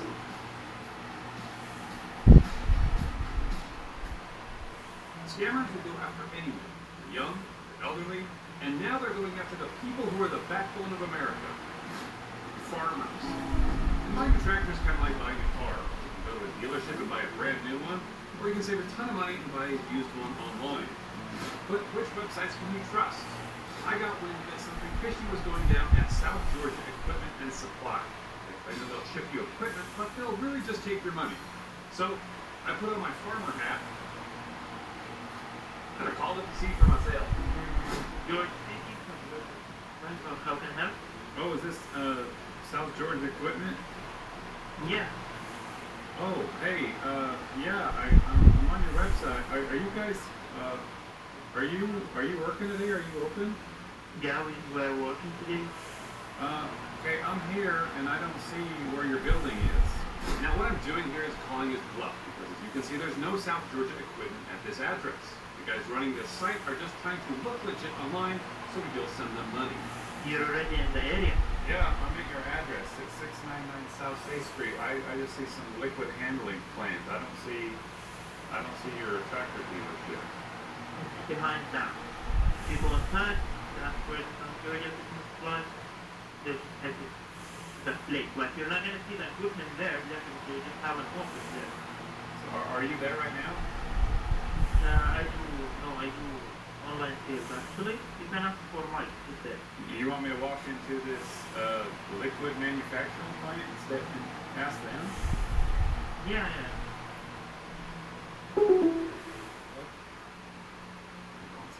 Go inside? Well, I can't look inside, so I decided to just call the number on the sign. Hello. Oh, hi, my name is Ben. Do you work out of the location of 699 South State Street in Lyons? Yes, sir. Do you have a tractor dealership next door or in the back or somewhere nearby? It's all fake. Oh. It's all fake. There's nothing real about it. The Lyons Police Department's been here. The business, the people done been here trying to check it out. And it's all a fake website. Oh, okay. They're just using your address, huh? Scam. Yep. All right. Thanks for clearing it up.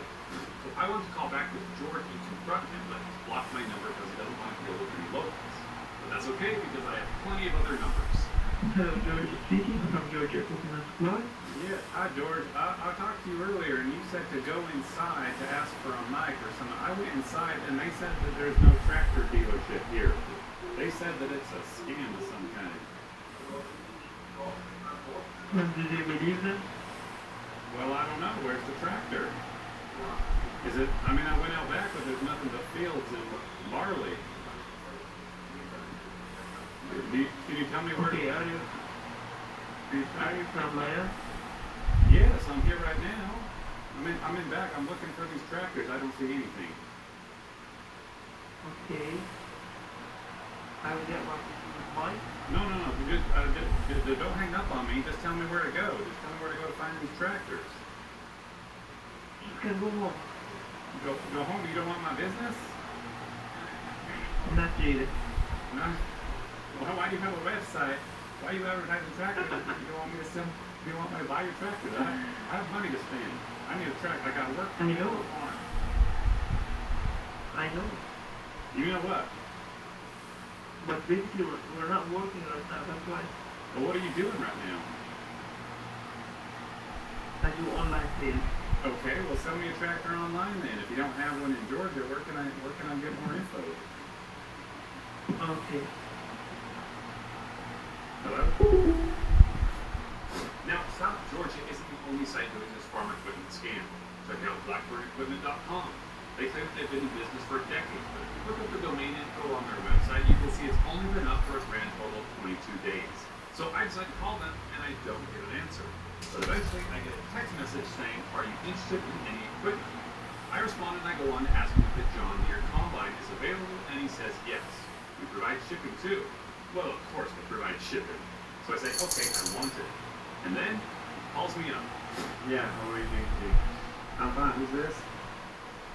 Mike. My name is Mike. Oh. With Blackbird Equipment. Yeah, I thought you're interested in the 2009 John Deere, right? The 97. Right.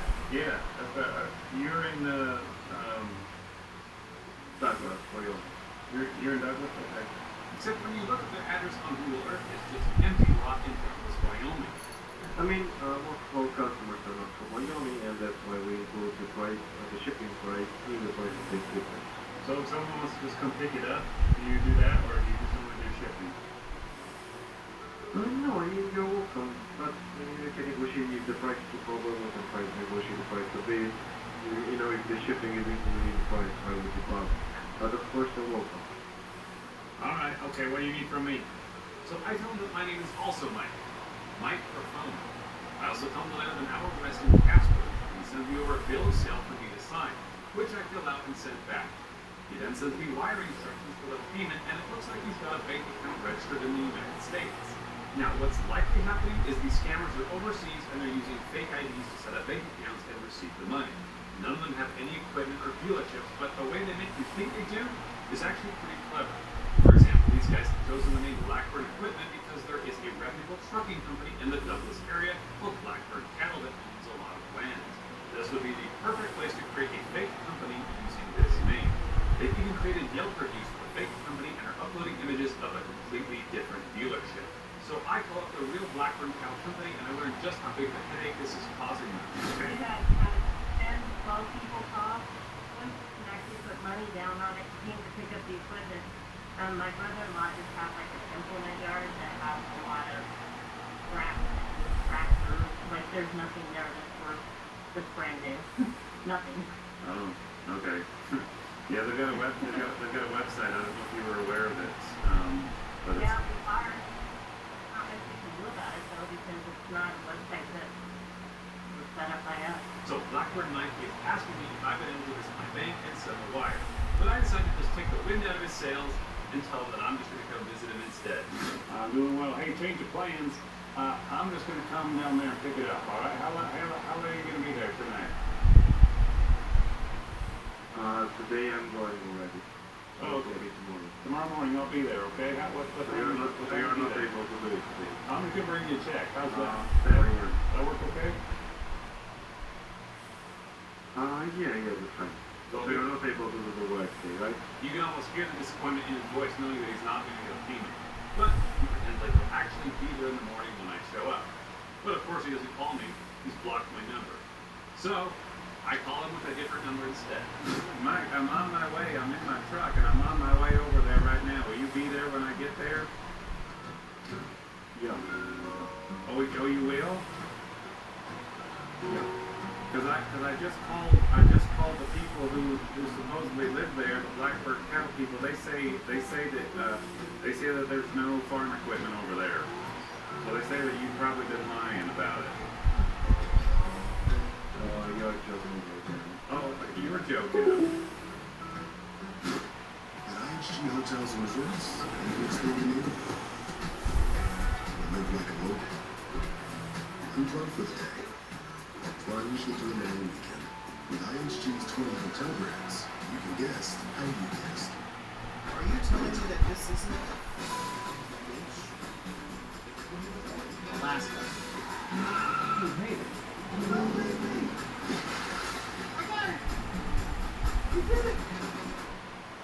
Looking for tool storage that's both affordable and built to last? Choose the trusted durability of U.S. General from Harbor Freight. With a full selection of colors, customization options, parts, trays, and more. U.S. General, only at Harbor Freight. Now, I always say the more time with these scammers we can waste, the less time we'll have to spend ripping other people off. So for our third scammer, we're going to go all the way and actually send them a wire transfer. Let me introduce you to Fordyce Equipment in Bethany, Missouri. Now, the thing about Fordyce is they're a real company that has actually been in business for about 38 years. Or at least they were until about 5 years ago when they shut down. And how do I know this? Because I called the business that's right next door and I asked. I'm looking for a place called Fordyce Equipment. They sell tractors and farm equipment. Are they near you or? Not business, not a business, several years ago. You can also visit an internet archive like the Wayback Machine and see what their site used to look like 5 years ago. But when they went out of business 5 years ago, they let their domain expire, and the scammers just scooped it up and re-registered it just a few weeks ago. So now they have everything to look legitimate, including a business name with 38 years of history. So I call up Fordyce to see who's behind all this. Yes, sir. So, this is Max Fordyce calling back from Fordyce Equipment. Max? Yes, sir, speaking. Alright, hey, can I ask you about something on your website? Yes, sir, of course. Okay, so I tell this Max here that I'm interested in this combine. But isn't it interesting that this picture is from an auction site in Nebraska? He's just covered up the logo with his. But he goes on to sell me on it like he's actually in possession of it. It is in perfect condition. There's only $2,200. $1,500 on the separator. Well, all B actually sounds like he knows a thing or two about farm equipment. But here he goes on to tell me about his shipping plan, and he wants me to send over my name and address for a quote. And I soon get a DocuSign to fill out. And I know when I complete this, he's going to get a notification email from DocuSign that looks like this. But if I just send that email to him instead, he might not notice. But first, we can change out the link right here to be my own link. It'll just send him to DocuSign's home screen, but it'll grab his IP address when he clicks on it. And he does end up clicking on it. I can see that his IP address is in Paris, France. But Grabify is recognizing this as a VPN, so he may just be connected to my server in France. But the time zone in his computer is the Sofia, Bulgaria time zone. Alright, so now I'm going to pay this Max Fordyce and send him a wire. Or at least I'm going to make him think that I will. He's giving me some wire instructions for a bank account under the name of Foster Brothers. So I make a fake receipt saying that I've just completed a wire transfer to that account. I say that my bank account number is actually his, just in reverse. We'll see if he notices. I also pick a random address in Iowa as my place of residence. Then I pass it along, and he must have been happier than a hound dog with two tails. He texted me and he said, Mike, just want to let you know that we received the wire transfer confirmation from you, and we will let you know as soon as I hear from my bank. We will keep you posted with all the shipping arrangements. Thanks, Max Fordyce. And of course, he's not going to hear anything from his bank because the wire receipt is fake. But I like the thought of him just sitting at his computer getting refreshed over and over and over again, wondering where his money is. Well, the next day he texts me and he says, Mike, please call me when you get this. Thanks, Max. Yes, sir. This is Max here, Max Fordyce. Hey, Max. Yes, sir. Just want to let you know that I have checked with my bank and we didn't receive the funds. Can you call your bank and check the status of the wire transfer? What do you mean you didn't? What do you mean you didn't receive my funds? I sent them yesterday. Yes, sir. But Did you get my receipt? I sent you the receipt. Did you Yes, see sir, it? I did. From Bank of America. Yes, Did you sir, see I it? did. Yes, sir, I did. Okay. They said it might take a day. Yes, it should be in our account this time. But anyway, just wanted to, if it's not too much for you, if you can call your banker to check the status of the wire transfer. Well, if the funds don't come, I'm just thinking it might be worth it. Me just coming down and writing you a check. Maybe I could come down there and pick it up. No? Not a good idea? It is a good idea, but I call you in regards to the wire transfer. We are not paying with the bank, Mike. No, I'm just saying that if this bank thing's not going to work, then I'll just come down there and give you a check. That, if the bank, it's not gonna work, but I'm sure it'll work. So you'd rather me go to the bank than just come bring you a cash check? Mike, Yeah. I asked you for a question. Can you call your bank to check the status of the wire transfer, please? I'm arranging my shipment, I'm arranging my delivery. I need to know what to do. This, Max, is madder than a mosquito in a mannequin factory, and I'm just going to see how long I can string them along for. Which one is there? Well, I think I know what the problem is here. I think I sent the money to the Foster brothers instead of Fordyce. I just want to make sure that I sent it to the right place. No, sir. No, you sent it to the right account then. So I was thinking that you saw the account number wrong on the. No, I think that I should have sent it to Fordyce and not the Foster brothers. Maybe the Foster brothers need to check their account. Mike, my name is Max Fordyce, and that if I'm telling you that you send the money in the right place, well, that's my company. Well, who are the Foster brothers? Who are they? It's my company, sir. I might just come down there and pay for it myself. I am at an auction. You cannot come here right now without an appointment. Well, no, I'm not going to come down right now. I'll come down in a couple hours. It's not too far for me to just come down. It's not like I'm going to Bulgaria or something. Where? Bulgaria. Where is Bulgaria? It's somewhere on the other side of the world. I'm just saying that if you were in Bulgaria, it would be hard for me to come there. But you're not from there. You're in Bethany, Missouri. Yes, sir. Anyway, let me call you back in a couple of hours as soon as I finish the auction, okay? You're not in Bulgaria, are you?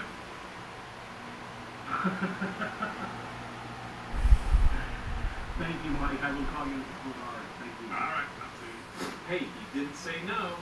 So later that day, he texts me again. He says, "Hey, Mike, I know the exact issue. Call me when you get this. Thanks, Max." Oh, really? This I need to hear. Hey, Mike. Hello, Max. Yes, sir. The thing is that the wire transfer was never sent, sir, and your account number is my account number, written otherwise from the end to the beginning. So anyway, thanks for wasting my time. I'm still to come by someone else, sir. Thank you. What do you mean? I mean that definitely file for North. Okay, so this is apparently the person who lives at the random address that I made up. I spoke with Mrs. Thomas, and there is no line on the phone there. So, as I said, sir, thanks for wasting my time. Hey, do you get it? Microphone?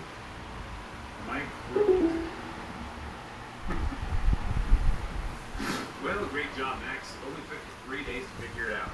And you're very welcome for letting me waste your time. And since he doesn't want to talk to me anymore, I decided to have my dad call him and ask about a senior citizen's discount. Yes, sir. Yes. Did you find out if we get the seniors discount or not? No, you can't get senior discounts. Senior discounts are applicable to restaurants, grocery stores, retail stores, prescriptions, travel, medical assistance, shelter plans. Okay, so not for tractors. Well, my son, you're familiar with my son, right? My son's name is Mike. You're familiar with Mike? He told me that you gave discounts. Mike and, what's the other full name, sir? We're from. Oh, fuck you. Excuse me? Hey everybody, thanks for watching this video. I want to thank the Ava team for help researching this one. If you know anybody that buys farm equipment, go ahead and send this video to them. And I'll see you in the next one.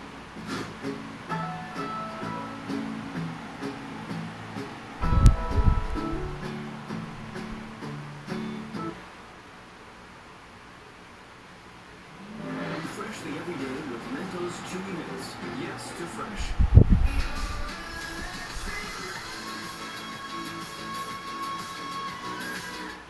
Lock in chat for the next video, Blankless Arms. Jeff, I got pranks are over on the games when they come in the form of harmless pranks. Can you check in the CRC? on the other side of that spectrum, yeah, Frank. I love that video.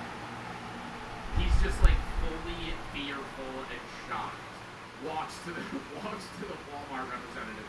Can I tell you my receipt? Actually, my favorite ones are when a guy will walk up to like one of those Walmart receipt checkers and hand them like a note card that says like Big Chungus or something, and they just stare at them. And the old person freaks out and goes to the representative, and they're like, "This person didn't pay for their items." And then they actually take out the real receipt and hand it to the like younger manager. And then the manager's like, "Yeah, I don't know what you saw," and they make the old woman seem like crazy. Spectrum. Yeah, Prankless Harms. Yeah, I'm not a fan of this. I also, Chris is fake. Well, I'm not a fan of I'm not a fan of like public harassment things, if that makes sense. When you go to Walmart and you like with an employee for 5 seconds, that's different from when you're outwardly like following a random person in public for 30 minutes to see how far you can egg them and rage them to the point where they like actually pull out a gun and shoot you. That's like another level of trying to make stupid content. Or like there's like up and coming YouTubers, not YouTubers, they make content on TikTok where we'll just go like punch homeless people. Do you see that? It was like on Twitter. It's like this one kid, he like went around and just like pushed over old people on a car. I'm like, dude, you're just assaulting people. This isn't prank. Like you're actually just beating up old people. If you don't show what this video I'm showing you right now is, this is the killing my best friend.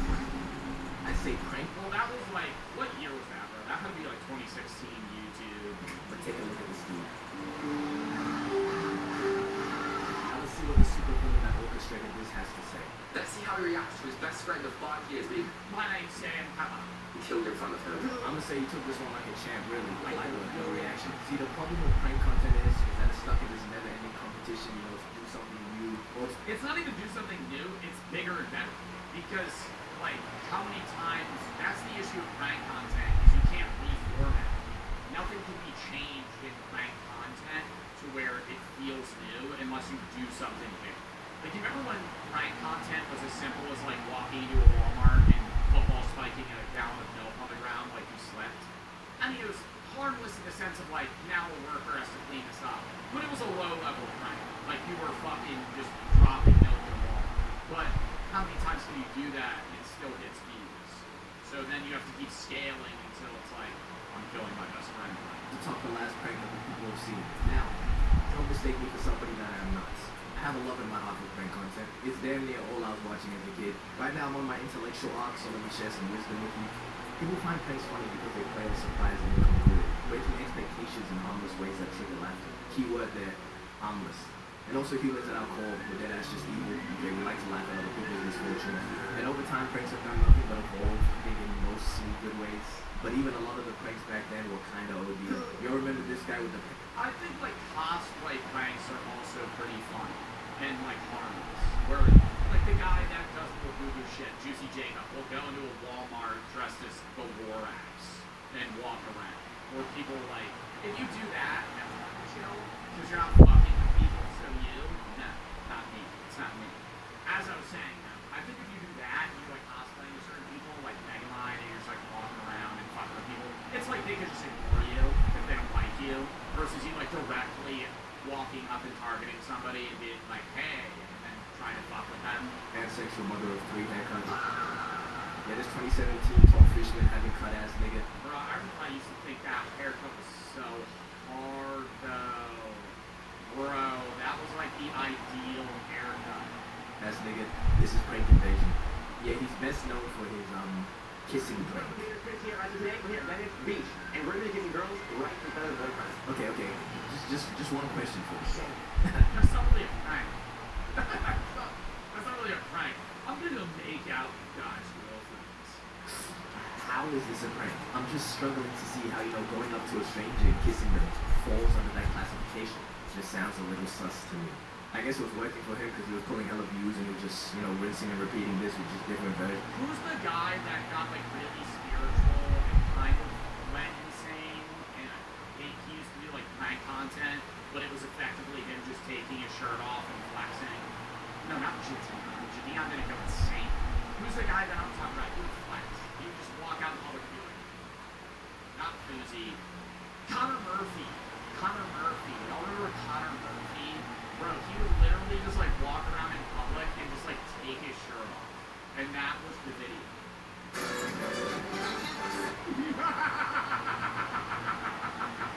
I think we lost this nigga at the sister edition. I'm gonna try to kiss my sister. Anywho, I think at least most pranksters start faking their pranks after it became like a whole scandal. Personally, I didn't even find it deep, as long as I couldn't tell or it wasn't extremely obvious. Something that just never did it for me was all those channels that would prank their significant other like over and over again. Well, that was just family channels. This time, I'm gonna prank my wife and think, like the Dirty Wives videos where she's like, this time I'm gonna sit with a mannequin in my bed and make my husband think I'm cheating on him. Logan Allen. No, it's not. You can only kill your kids so many times before I start believing your girlfriend's react. Robin Atwood did it, kill your kid, right? Action 9. That's like traumatizing. Killing my kid, right? I blew up my kid is a classic prank though. I give it to you. Did she actually believe it? But there was this other channel. No, that's like fine. Did she freak out though? Yeah, she had to be. She had to be. You could tell the explosions way after. But there was this other channel, Prank vs. Prank, and their whole thing was just boyfriend and girlfriend pranking each other over and over again. They did like 6 or 7 of them.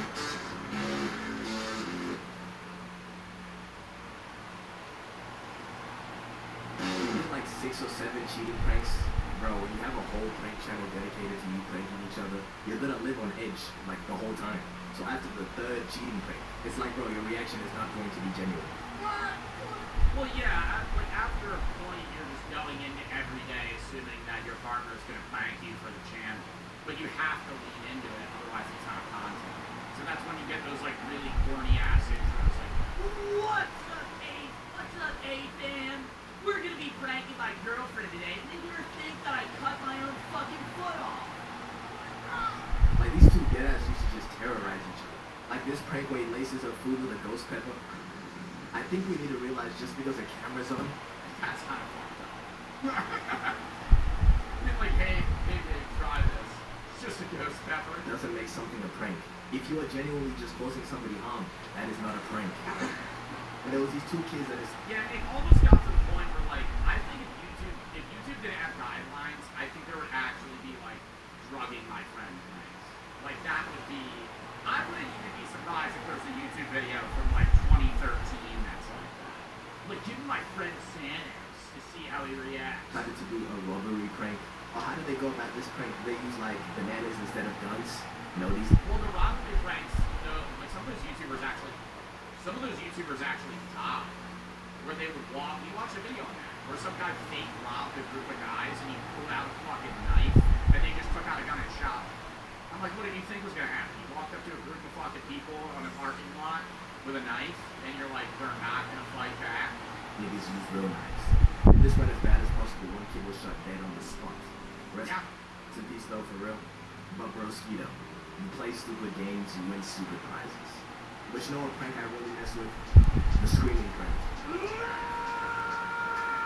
Bro, didn't some TikToker get arrested for that? Like, recently. Wasn't there a TikToker that got fucking arrested for, like, screaming at, like, a Walmart and blaming it on his friend? What's the crime? This was revolutionary. This is what pranking needs. Because modern day pranking, right now, is just a whole lot of rage bait.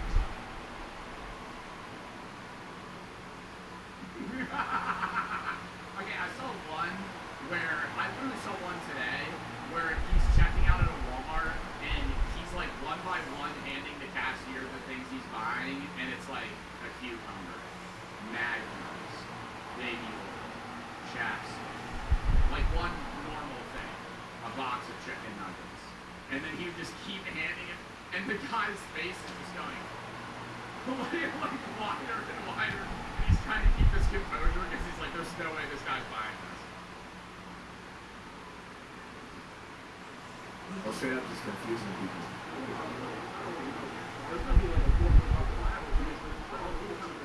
And the screaming prank was just another one of these.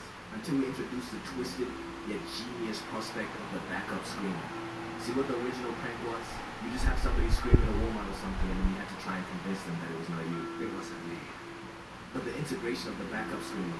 The integration of the backup screamer brought all the attention off you, especially if they sounded like you. I've seen backup screamers that don't scream the same, and it's not convincing. So people are going to remember the pitch. Right? You need something that has very similar voice to you. Somebody else take the fall. Genius. Simply just genius. The comeback you've been waiting for is here. Fan favorites starting at $12.99.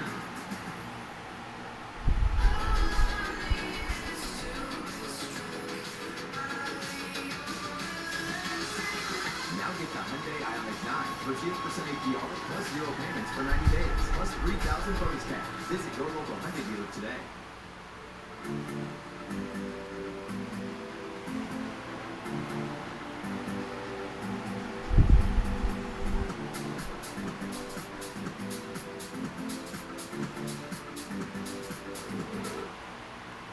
Now, just before I mentioned rage bait pranks, now there's a thin line with this one between harmless prank and prankless harm.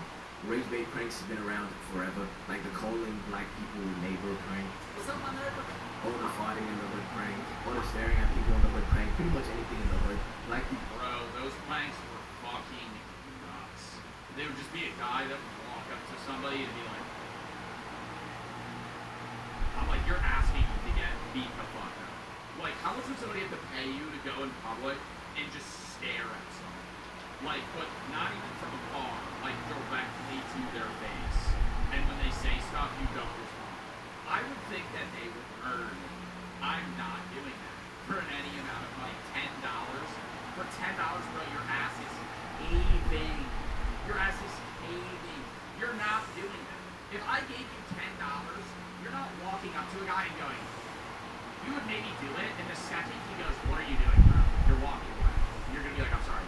Okay, so there's like a camera over there, I'm getting paid. I'll give you half the money. You would immediately give up. Who are content farm for pranksters.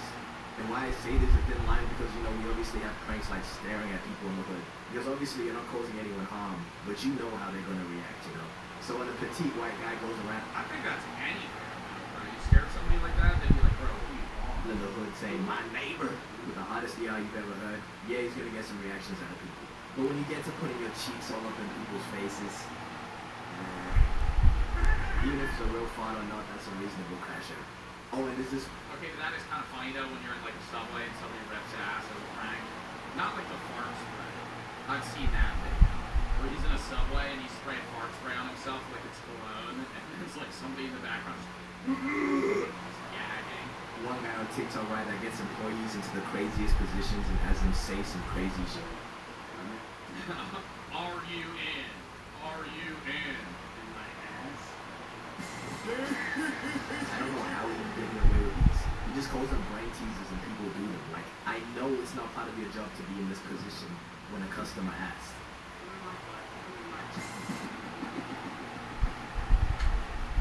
You high-key did this to yourself. And also just being a public nuisance. Yeah, I don't understand. Like, some random guy walks up to you and you're like, yo, you gotta get on your knees and say, spell run. Be like, what's the brain teaser here? I don't think that falls under the prankless harm category. You hell, I feel like... Bluebell! Joe, I love you so much. I motherfucker! It's not me. That's not me. That's not me. That's Juicy Jacob. He does harmless pranks. But what I mean by being a public nuisance, this guy Vitaly got arrested for unjust. Guys that go to different countries and play pranks on people is like, fuck it. Well, the guys that go to other countries and play pranks on people, their pranks are usually just like blatant racism. You know what I mean? Like that, like, who's the other, not Vitaly, who's the other guy that went to like South Korea, and he also got like arrested or beat up, and he was just like sitting in a 7-Eleven just like playing fucking like racist audience. It wasn't Fuzi, yeah, Johnny Sabal.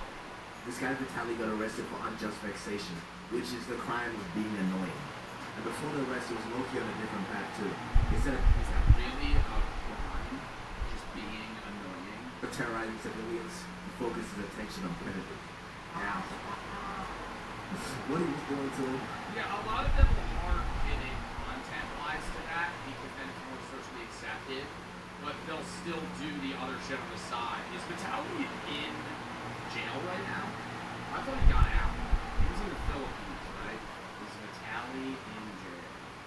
held in a holding facility facing deportation, wouldn't you want to be deported? Isn't being deported, like, good in this situation? Oh. And I high-key can't even be mad about it. If your calling is terrorizing people, these are not bad people to choose. Even Gideon did the same method. The running theory of mine is that... Well, Gideon, he used to make regular fact videos, stopped, and then he was making, didn't he have like a period, I know he's still very religious now, but didn't he have a period in time where he was just making like straight up religious content? Like it was like a few month period where he wasn't making content at all. I remember he made an announcement, he never did. Yeah, but he did stop for a minute. Genuinely find enjoyment in causing other people misery. And if they're getting backlash for doing it to random people, why not do it to people less deserving of human rights? It probably does get to a point though, this might be a little bit overdoing it. It's debatable though. But then there's this other kid, Eston James, you've probably heard of him, who's facing 9 years in prison. For doing the streamer shit. They had this nigga on 13 charges because of some YouTube pranks. And what's funny is under a Fox News video reporting on this, it's like a bunch of middle-aged people just flaming this nigga. Nicola Duck said, influencer is just a euphemism for malignant narcissist. What does that even mean? First thing,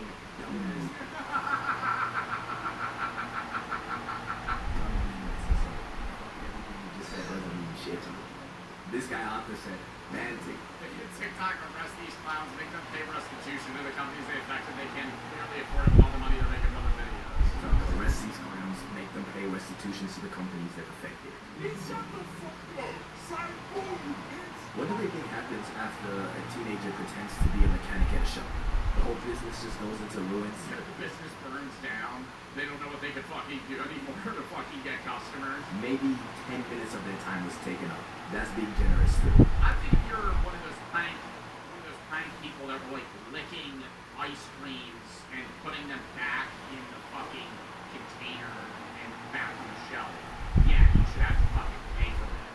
But if you're like walking into a public, business and pranking somebody and leaving, that's different. There's a difference between actually publicly pranking people and doing genuine vandalism. And I'm not saying it doesn't. And like fucking, what would that really be? That would be more than vandalism. If you were like eating products and putting them back, what is that? That's like a health violation. To affect these people at all, obviously, this shit is probably annoying as hell. I'm just saying it's not that serious, okay? Multiple criminal charges over this. But we should be prosecuting is them dance niggas from 2016 who dressed as killer clowns and terrorized the youth.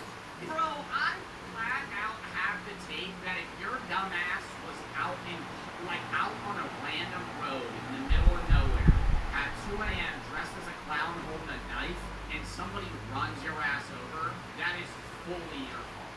That era was so weird where people were like, yeah, let's just go stand out in the woods and wait for people. I'd be like, bro, no, you're actually gonna fucking hurt someone. 2016, I was only a baby. But there was genuinely a stretch of time where I didn't feel comfortable going outside. Yeah, bro, scary.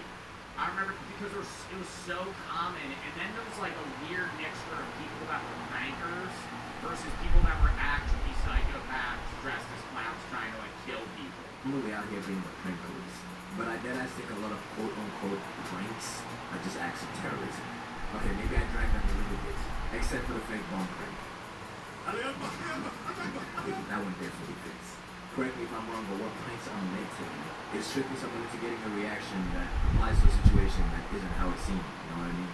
So if you're to say, oh look, there's a camera over there, they'll just be cool about it. And not genuinely bringing someone to a point where their veins are protruding out of their forehead. Chill. But then as I don't... And I think people have gotten a reluctancy to cameras more than they used to. You remember the days, like the early days of Impractical Jokers? I bet they had some bad experiences, but I feel like with a lot of early prank shows, it was as simple as being like, you're on a show, calm down, there's the camera. And it was cool, because it was like, oh my god, I'm gonna be on TV. Now, it's like, fuck you, I don't wanna be on your bitch-ass TikTok.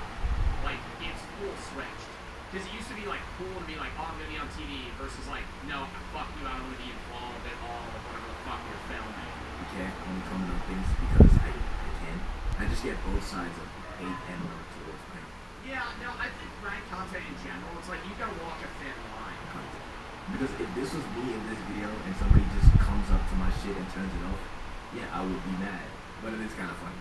But this prank here is high-key my favorite prank ever, just for this guy's reaction. This guy's just taking items out of this old guy's trolley and saying, oh, you don't own it yet because you haven't paid for it. And for some reason, this is his reaction. Don't be a racist. Come on. I want to be a racist because you're picking on the white guy. I just wanted to share that.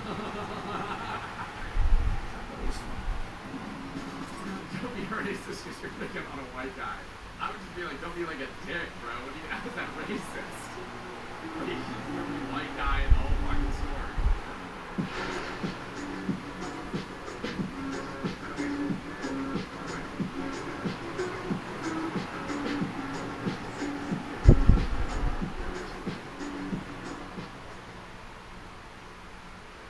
Grainger knows that as an HVAC technician, the heat is on you every day.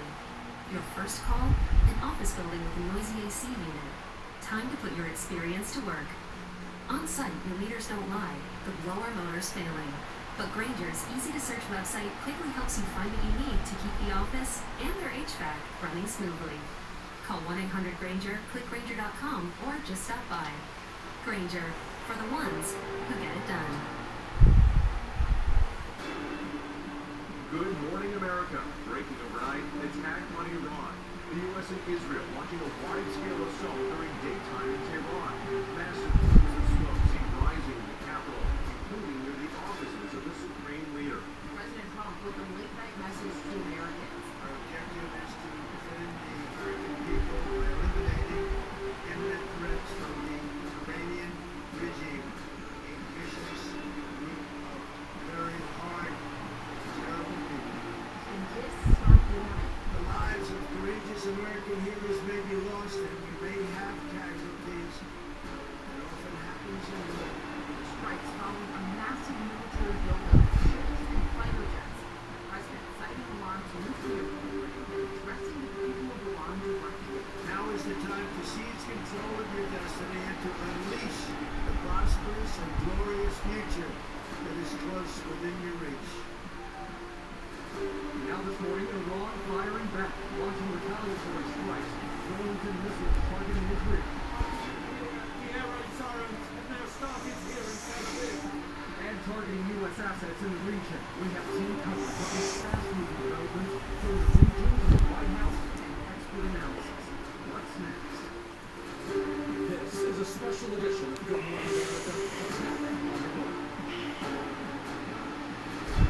Good morning, America. We want to get right to that breaking news that you're waking up to this morning. The U.S. and Israel launching joint strikes on Iran.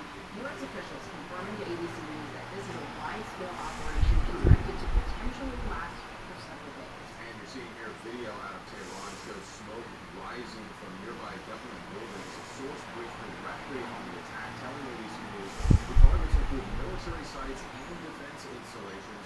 Iran now saying it has launched retaliatory strikes against U.S. assets. And President Trump posting video overnight on what the Pentagon is calling Operation Epic Fury, saying the strikes are aimed against Iran's efforts to rebuild its nuclear program and urging Iranian citizens to take control of their government. We have extensive team coverage, of course, of this major news event.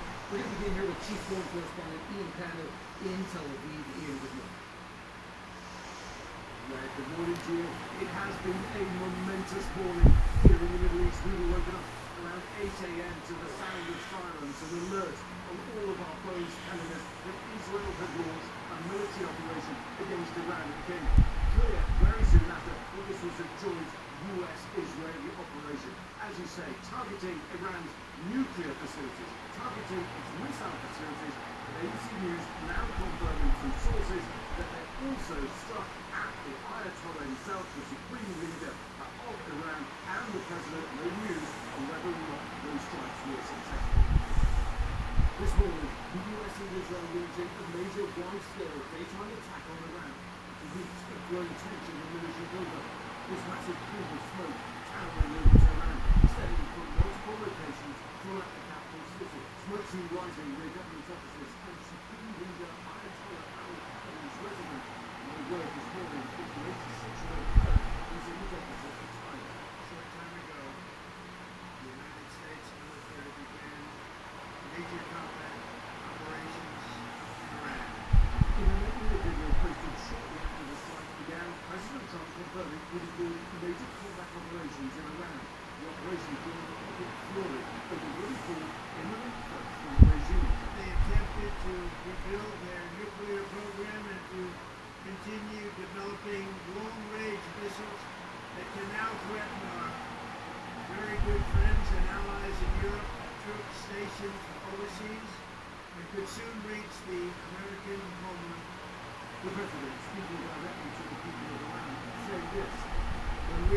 Congress take over your government, it will be yours to take.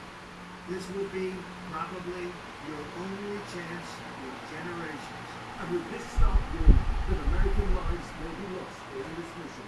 The Iranian regime seeks to kill.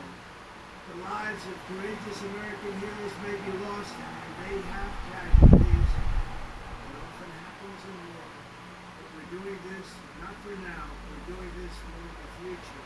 And it is a noble mission. Multiple officials tell ABC News the operation is expected to potentially last several days, with targets including Iranian military sites, government buildings, Iranian intelligence assets and defense installations, and cyber. The US and Israel are conducting the assaults from the air and sea.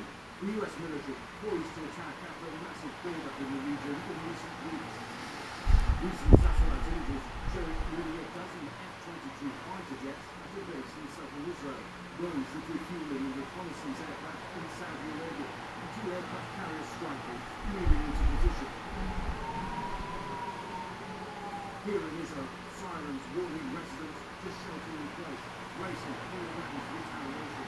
The nation under a state of emergency. The air raid sirens now started here in Tel Aviv. We've heard that the Iranians have launched and resumed missiles at Israel after the attack on Iran earlier today. And Prime Minister Benjamin Netanyahu releasing a statement thanking Trump and calling for a new regime in Iran, saying the time has come for all segments of the Iranian people to throw off the yoke of tyranny and bring about a free and peaceful Iran. Just last June, the US and Israel had worked together to bomb Iran's nuclear sites in Operation Midnight Hammer. Trump saying then that the facilities were obliterated. Now, as he says, Iran has started to repair their nuclear capabilities and says this time will annihilate them once again. And this warning to the Iranian regime. You must lay down your weapons and have complete immunity, or in the alternative, face certain death. Well, Iran had warned that if it was attacked, it would respond. That US assets and facilities in the region would be seen as legitimate targets, and that's exactly what's happened this morning. We've seen multiple attempted strikes, most of them intercepted, at a number of countries that host US bases, in Qatar, Jordan, Kuwait, and Iran saying that it will continue to reply and will continue to target those, as well as here in Israel. It may have been one thing to start this operation, but given its broad scope, stopping it and concluding it is going to be a very different thing.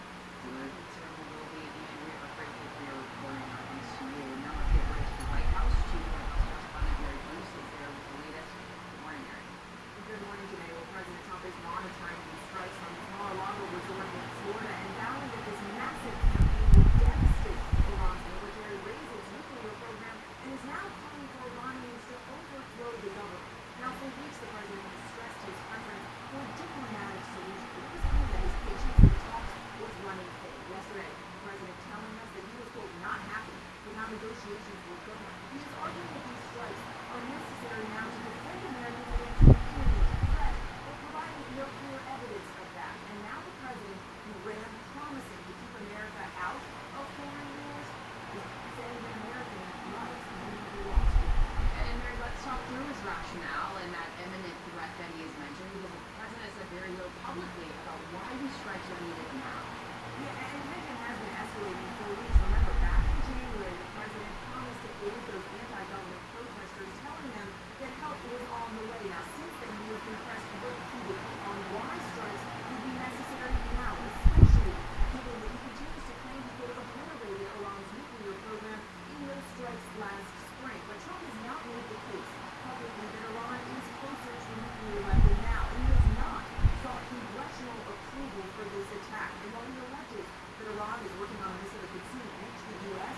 intelligence has concluded that Tehran would be capable of that for another 9 years.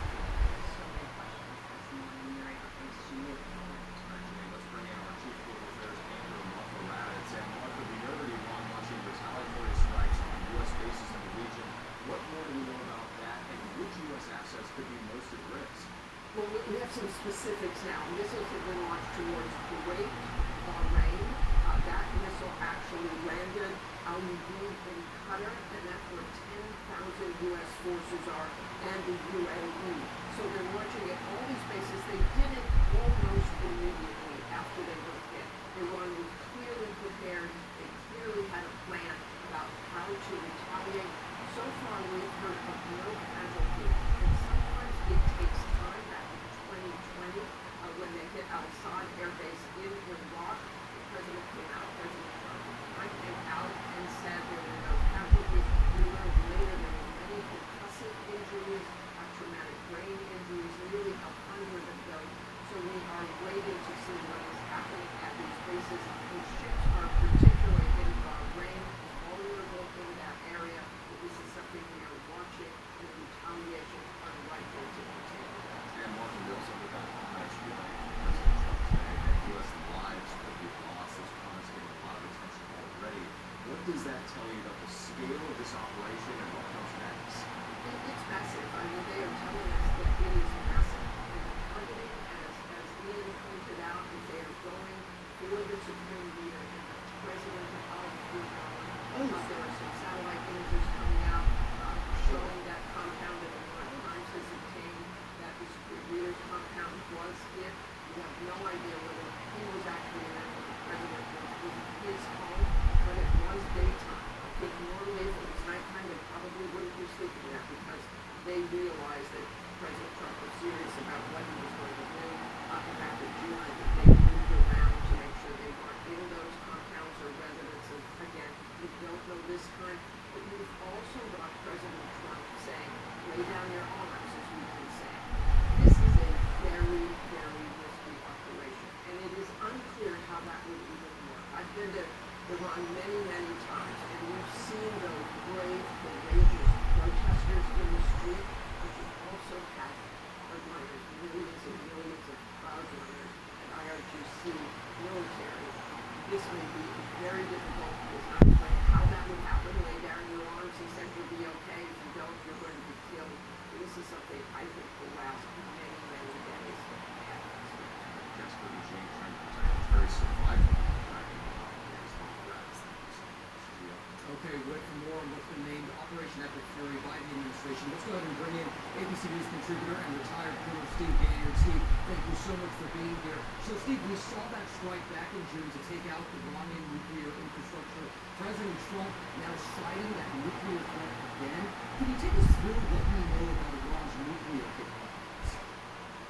Yeah, Gia, it's very difficult to tell how effective those strikes were in June. As you see, the satellite images, all they look like are looking at pinpricks because what they had to do is drop these hardened penetrating weapons that would dive deep down into those underground facilities. So having no way to get in there and see what the damage was actually done was all based on estimates. And most of the public estimates were that we set the program back about 1 or 2 years. The president said we obliterated it because the Iranians say we will eventually have a nuclear weapon. They were beginning to rebuild. The real concern here was the 1,000 pounds of highly enriched uranium that disappeared. The IAEA had no idea what it is. The U.S. doesn't know what it is. And that amount of plutonium, that amount of highly enriched uranium can build up to about 10 And Steve, as we've seen in the past, it's pretty unusual to conduct a strike in daylight. This happened this morning after the sun came up there. So is that part of the element of surprise? Absolutely. This is the first time that the U.S. has conducted a major operation against a formidable foe during daylight hours. But that was what they wanted to do. They wanted to catch them off guard. So it was all part of the deception plan back in D.C. The president said that maybe we'll continue discussions. Secretary Rubio was here with the on Monday. So everybody was thinking, well, maybe the talks will go on a little bit longer. And really this has been planned for months. The president said we've had enough. We ordered the strikes. And apparently most of the Iranian regime off guard. And this begs the question now, what's the Iran firepower like? We know that they can't reach the United States yet, but U.S. assets in the region, they're a different story. That's true. There are still thousands of short-range and intermediate-range missiles that can reach our allies in the Gulf regions and all the way to Israel. So that's the concern. That's what you see U.S. and Israeli jets doing right now, going out and looking for those launchers to try to destroy the launchers before they can have missiles put on them. But the real concern here going forward is going to be how how much more can they do? We know that the U.S. is doing things like that we've never done before, such as going after the Iranian Navy. Apparently strikes all up and down the Persian Gulf Coast. We've heard over the past 6 or 7 hours that will sink anything that the Iranians have if they threaten the Strait of Hormuz, which we know is that major waterway that carries about 20% of the world's oil on a daily basis. All of this could take days. Steve Graham, thank you so much. You know, and as we mentioned, Iran has launched retaliatory strikes in the region. ABC's Marcus Moore joins us live in Doha, Qatar, as emergency alerts went out. And Marcus, this followed those shelter-in-place orders from the embassy there? Granger knows that as an HVAC technician, the heat is on you every day. Your first call, an office building with a noisy AC unit. Time to put your experience to work. On site, your meters don't lie, but blower motors failing. But Granger's easy-to-search website quickly helps you find what you need to keep the office and your HVAC running smoothly. Call 1-800-GRANGER, click Granger.com, or just stop by. Granger, for the ones who get it done. Shelter-in-place orders still in place today, and it's been a very tense day here in Qatar. We are hearing sporadic and very loud booms in the air. It's likely outgoing air defense interceptors as Qatar tries to stop those incoming missiles that Marco was noting earlier. And the Al Udeid base, the largest American base in the Middle East, is here in Qatar and is a target of this retaliation. So certainly Americans have been on high alert throughout much of the day today. Those emergency alert messages went out to cell phones here in Doha. Also, those messages are warning people to stay away from military sites. And there were alerts telling people to shelter in place. The airspace also closed in several countries here in the region, including over Qatar, where we are right now. No flights landing or taking off from the airport. So what has been 8 months of relative calm in the region was broken today, and yet now there's a new concern about a wider war in the region. Marcus Moore for us. You team, please stay safe. Let's go ahead and bring in ABC's Lama Hassan in London, and we're hearing Lama reports from the region about the Iranian response. The UAE saying that civilians killed by falling debris. What are you hearing? And I understand about half a dozen countries are experiencing this response.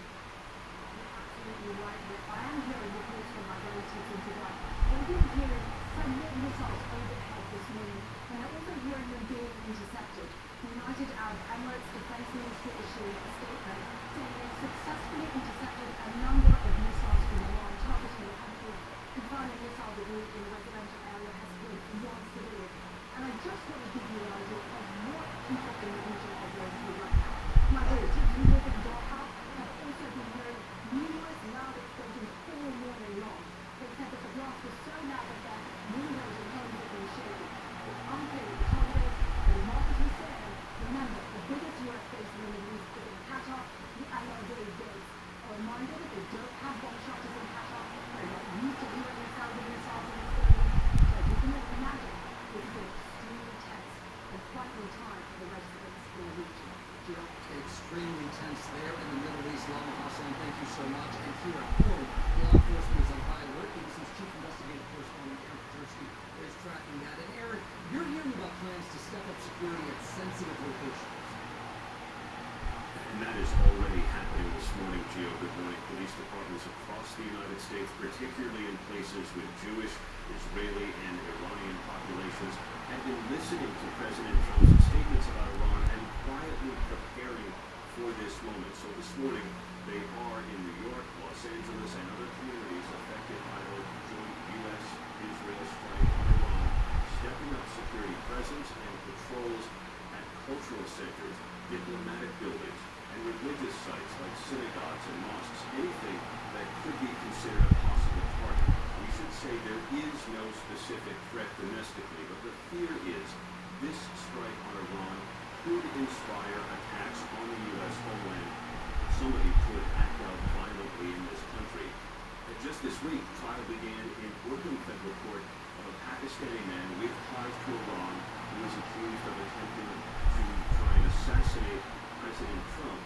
There have been other accusations lodged at Iran Janneh where they have targeted dissidents, political figures, and others on American soil. Today.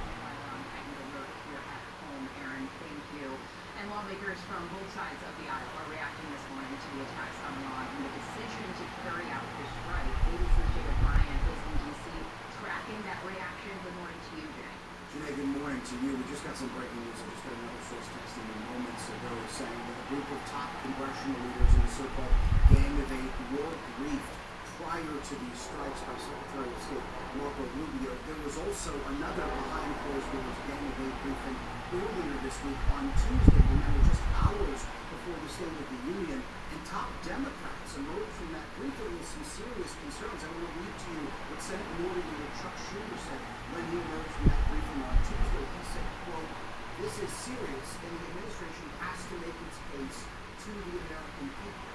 We know that Democrats in the House and Senate plan to force votes on the floors of both of those chambers on war powers resolutions meant to curtail the president's war powers in Iran. And the question is, will any Republicans join in those efforts? We have seen a handful of Republicans in previous votes like this break with the president and vote to rein in his war powers. And one of them is Thomas Massie, who's a Republican from Kentucky, who's often working with the president on issues.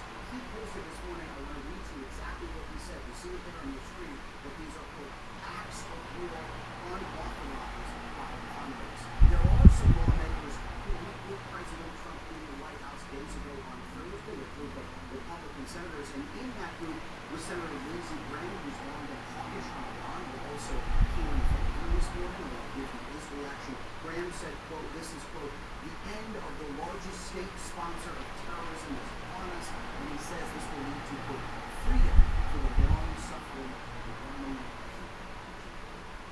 All right, Jay O'Brien, thank you for that. We will continue following that reaction. We'll have much more on the breaking news out of Iran coming up. So then here are more on the breaking developments on the joint military strike on Iran, the ongoing operation, and escalating tensions with team coverage of Julian Burns.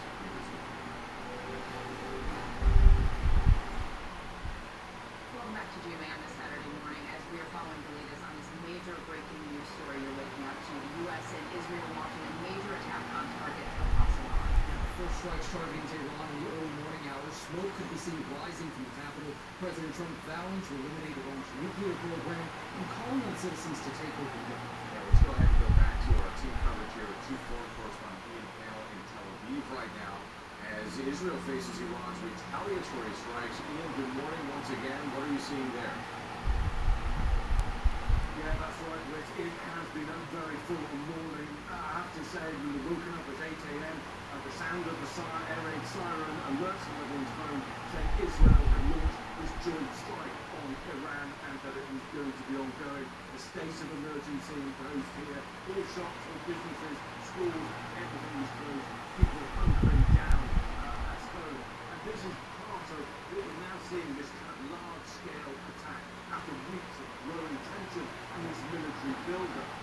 As I say, Israel declared a state of emergency.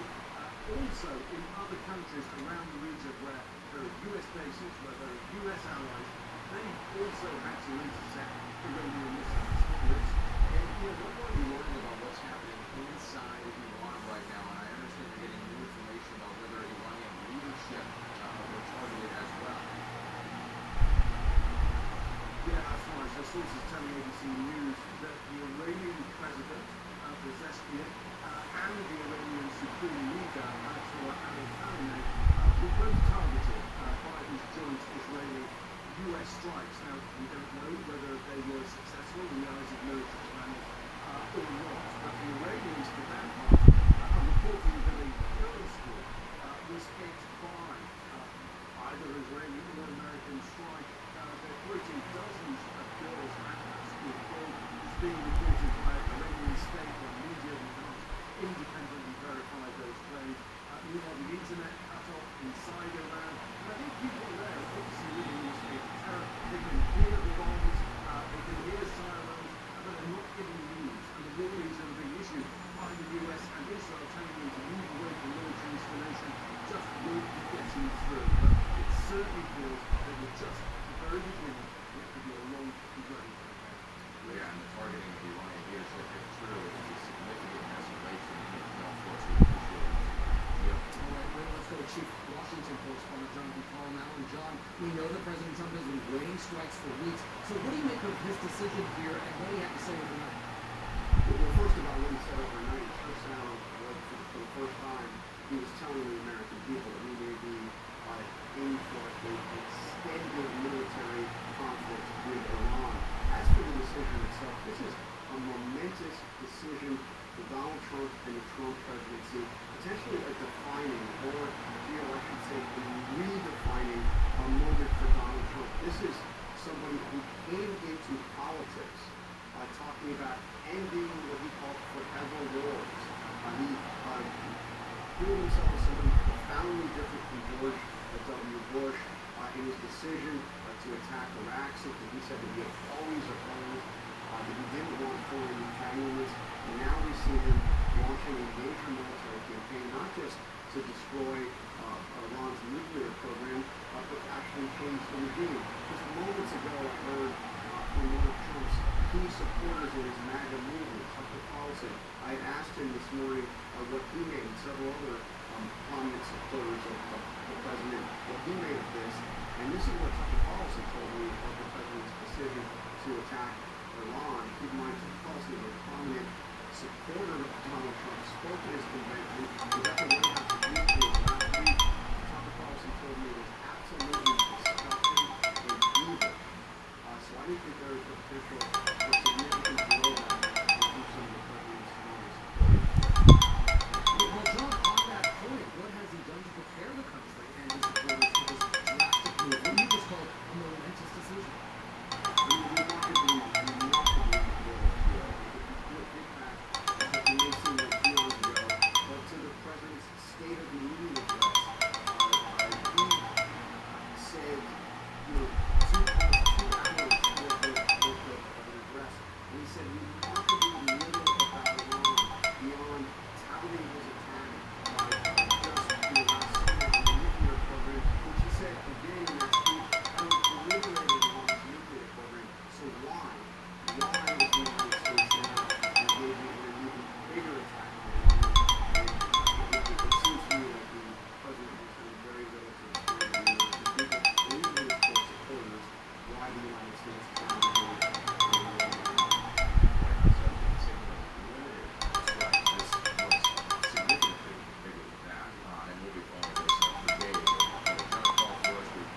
Our large military buildup in the region, we want to bring in Lieutenant General Dan Harbler, a former commander of the U.S. Army Space and Middle Defense Command. Lieutenant General Harbler, thank you so much for being with us.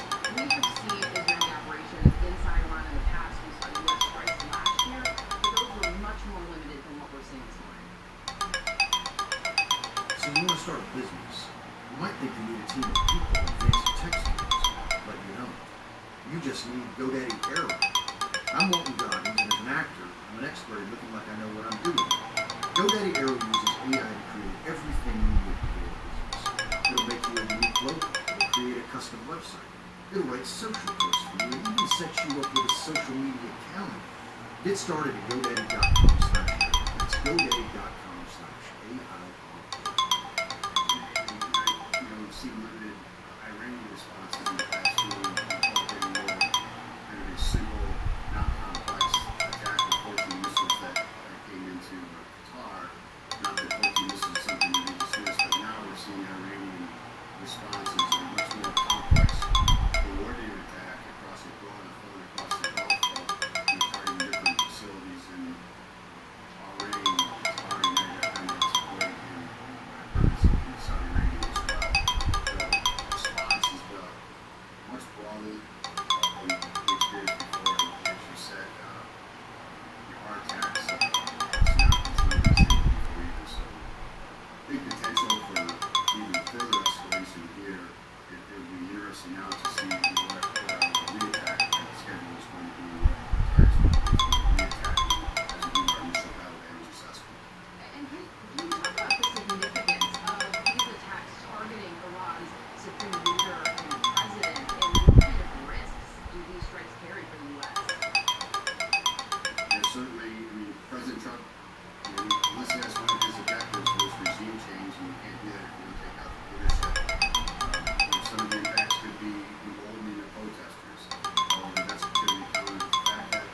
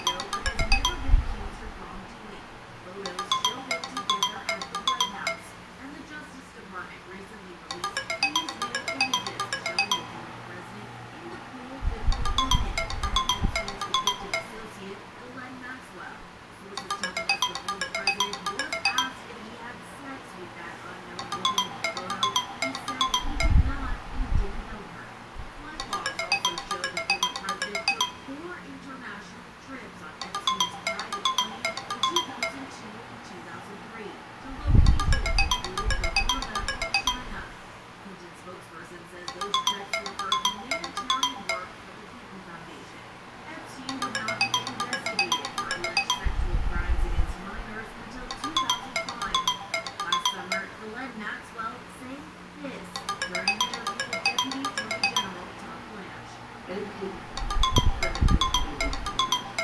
He was just a rich guy. Clinton telling the committee. The reason the 2020 hindsight, I'm telling nothing about it they need a real point.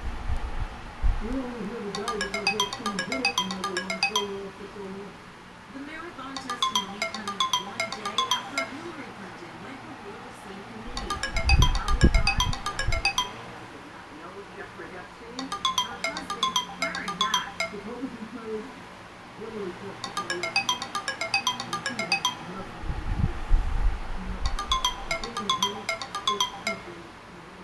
And back at the White House, President Trump, who was friends with Epstein for nearly 2 decades before his ended the relationship, now expressing support for Clinton, who said publicly ordering his Justice Department to investigate. I don't like doing this. They tricked you right after me a lot more than that. I don't like it. I like it. I don't like seeing it. And Democrats now say that Republicans have set a new precedent here, and they now want President Trump to have to do the same thing. On the board committee, who testified on what he knows about Jeffrey Epstein.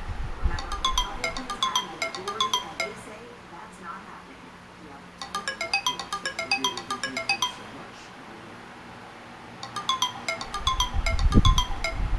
Good morning, America. Breaking overnight, attack on Iran.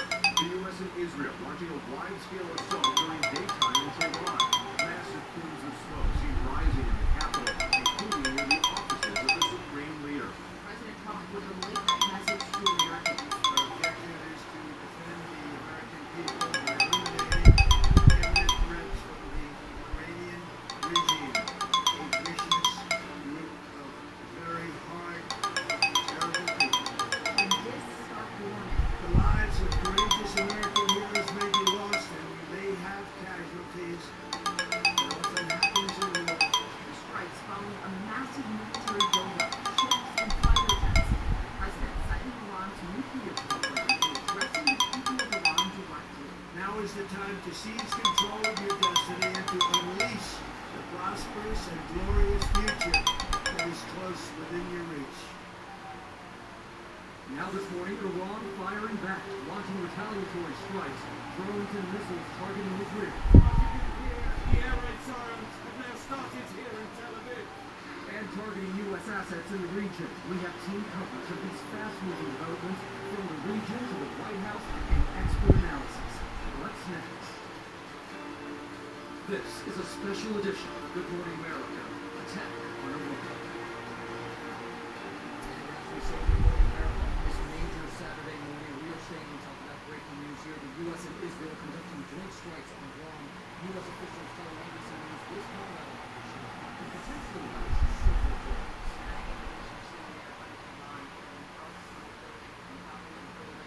A source briefed on the attack, telling us that military and defense sites are becoming targets in what the Pentagon is calling Operation Epic Fury. Iran now saying it has launched retaliatory strikes against U.S. assets. And President Trump posted a video online saying the strikes are directed at Iran's efforts to rebuild its nuclear program. We have team coverage of this escalating conflict. We begin with Chief Foreign Correspondent Ian Hale in Tel Aviv. Ian, good morning. Good morning, everyone. Just to explain where we are right now. We've had to take shelter because we just had yet another air raid siren. Iran firing dozens and dozens of missiles towards Israel. Most of them have been intercepted. But as we were coming in, you could see the trails in the sky as those missiles are being stopped. So we're just hunkering down here for now. Meanwhile, President Trump saying yes, he's going after the nuclear program. But officials also confirming to ABC News that these strikes targeted the president and the Supreme Leader. This morning, the U.S. and Israel launching a major wide-scale daytime attack on Iran after weeks of growing tension and military buildup. There's massive plume of smoke towering over Tehran, stemming from multiple locations throughout the capital city. Smoke seen rising near government offices and Supreme Leader Ayatollah Ali Khamenei's residence. And the word this morning that the 86-year-old cleric was in his office at the time. Short time ago, the United States military began major combat operations in Iraq. In a video posted shortly after the strikes began, President Trump confirmed it would include major combat operations in Iran. The operations will be epic fury as a what he called the threat from the regime. They attempted to rebuild their nuclear program and to continue developing long-range missiles that can now threaten our very good friends and allies in Europe, troops stationed overseas. It could soon reach the American homeland.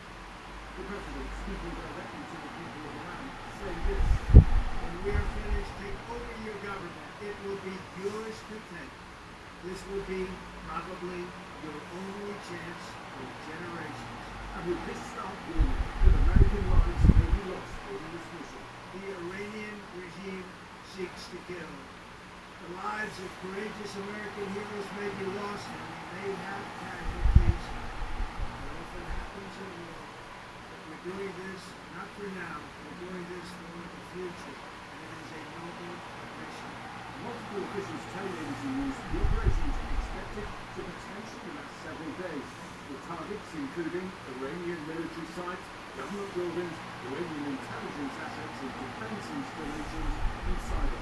The US and Israel conducting the assaults from the air and sea. The US military poised to attack after a massive build-up in the region in recent weeks. Recent satellite images show nearly a dozen F-22 fighter jets at the base in southern Israel. Drones are refueling reconnaissance aircraft in Saudi Arabia. Two aircraft carriers striking, moving into position. Here in Israel, sirens warning residents to shelter in place, racing for Iran's retaliation. The nation under a state of emergency. The air raid sirens have now started here in Tel Aviv. We've heard that the Iranians have launched cruise missiles at Israel after the attack on Iran earlier today.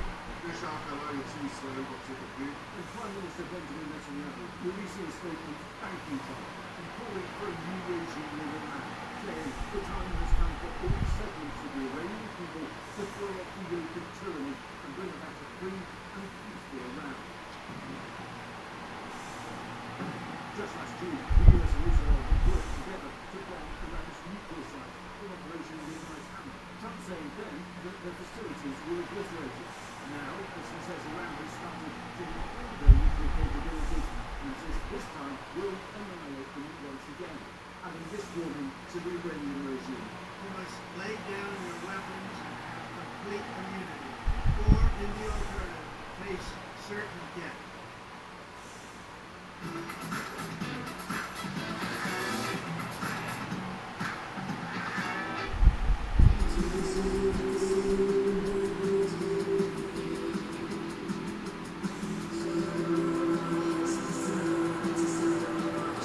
Versace Crystal Emerald, the new fragrance by Versace.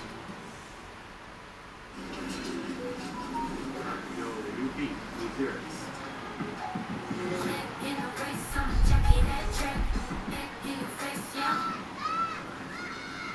I'm back in the saddle.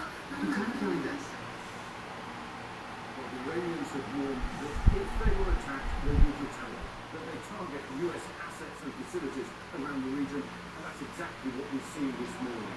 US facilities in Qatar, in Bahrain, in Jordan, in Kuwait, all of those have come under fire. All of them have been intercepted in the missiles that were struck at them.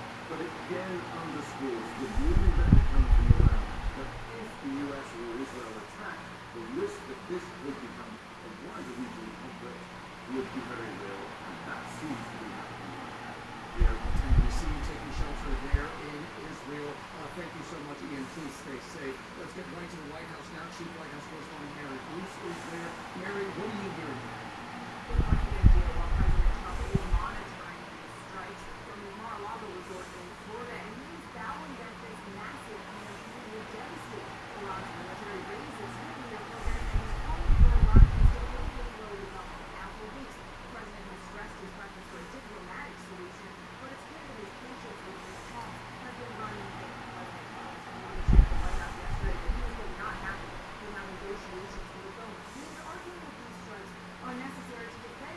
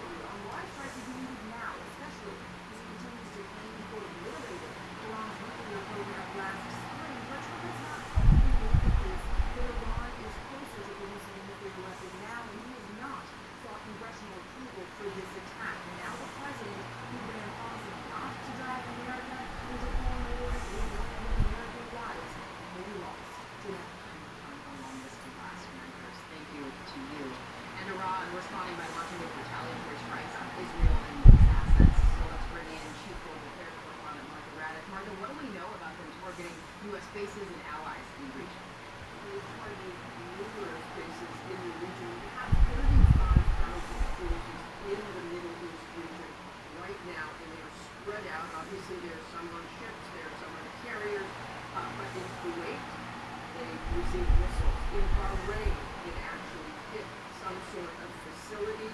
There are 3,200 Navy personnel there now, the Navy's 5th Fleet. Al Udeid Air Base in Qatar, 10,000 Americans are there. And in the UAE, we are told more than a dozen missiles were launched towards the UAE. And we have no reports of casualties at this time. But sometimes that takes a while. Back in 2020, when Iran launched retaliatory strikes against Mossad Air Base in Raqqa, South Korea, was killed by a U.S. drone. They did not know about the casualties for some time because most of them were concussive injuries or traumatic brain injuries. So this is something we're watching very carefully. The Patriot missile batteries and other defense measures have seemed to work so far. And Marty, that's going to be a concern for so many Americans waking up to this news. President Trump worried that U.S. lives could be lost. What does that tell us about the scale of this operation? It is massive. We now have learned just how big this is and what they're targeting, and that the Iranians were clearly ready to retaliate and ready to retaliate fast. We also know that the president wants to see regime change.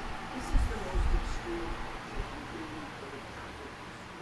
If we had an option to do limited strikes, clearly we didn't want to do that. We have, as Ian mentioned, they have targeted President of Iran and the Supreme Leader.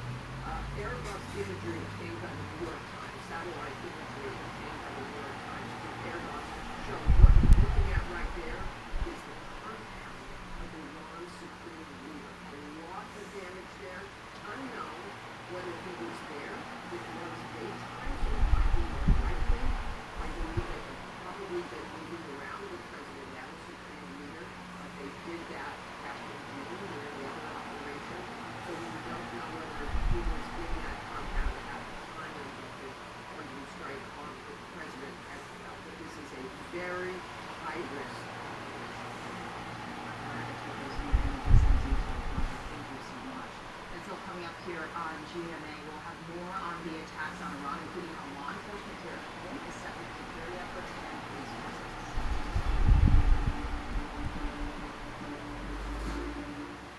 We're back now on GMA with more insights into the U.S.-Israel strike on Iran. We're joined now by ABC News contributor and retired Colonel Steve Gagnon and Lieutenant General Dan Pogler, a former commander of the U.S. Army Space and Middle Defense Command. Welcome to you both. Colonel Gagnon, let's start with you because we saw them strike back in June to take out the Iranian nuclear infrastructure. President Trump now citing that nuclear threat once again. Can you walk us through what we know about the nuclear capabilities of Iran and where they've come since that first strike?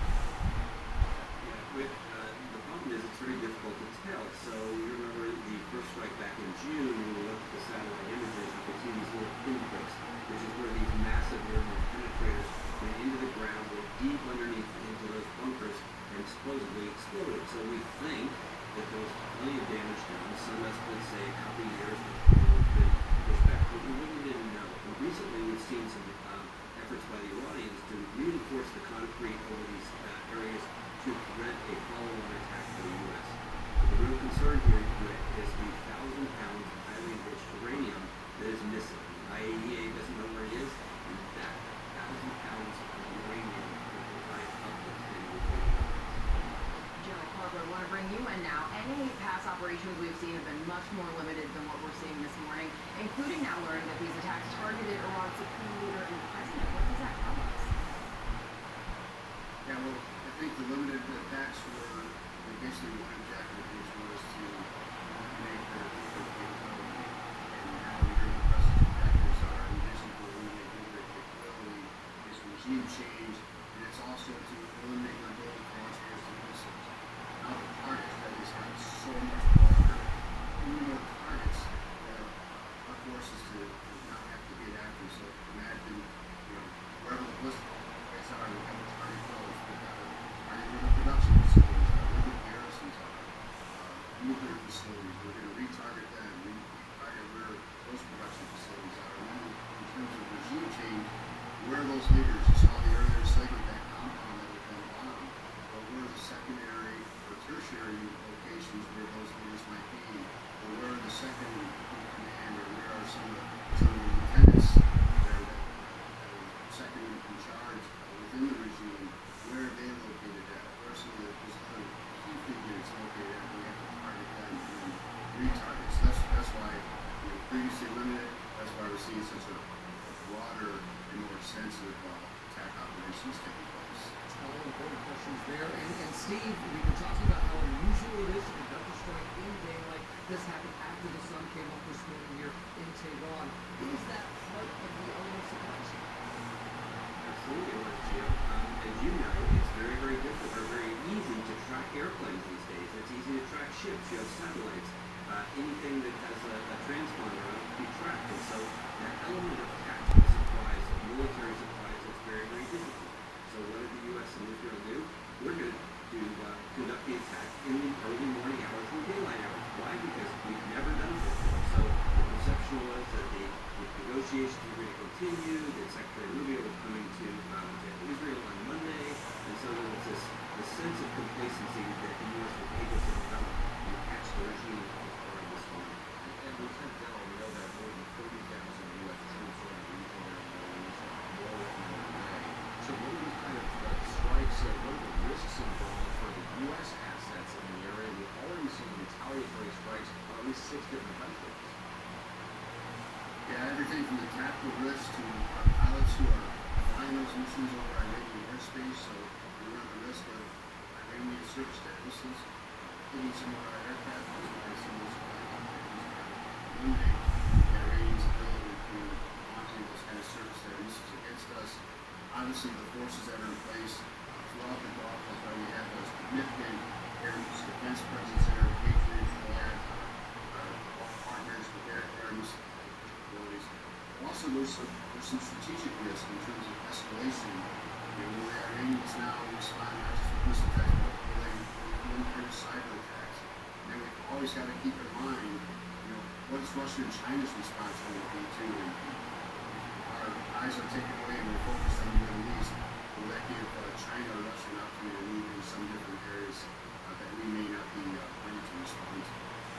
Good question this morning. Lieutenant General Dan Carville, retired Colonel Steve Daniels, thank you for joining us with your analysis this morning. Let's go ahead and bring in Chief Justice Correspondent Pierre Thomas now looking at the threat environment here at home. Pierre, good morning. What are you looking at?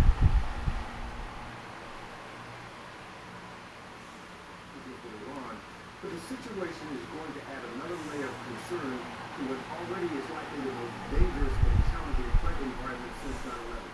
Iran has allegedly contemplated a number of operations in the U.S., including what DOJ described in 2024 as a thwarted plot to assassinate President Trump to avenge the death of a top Iranian military official. Iran has also allegedly targeted dissidents and journalists here at home. There's always been questions about whether Iran has capabilities inside the U.S.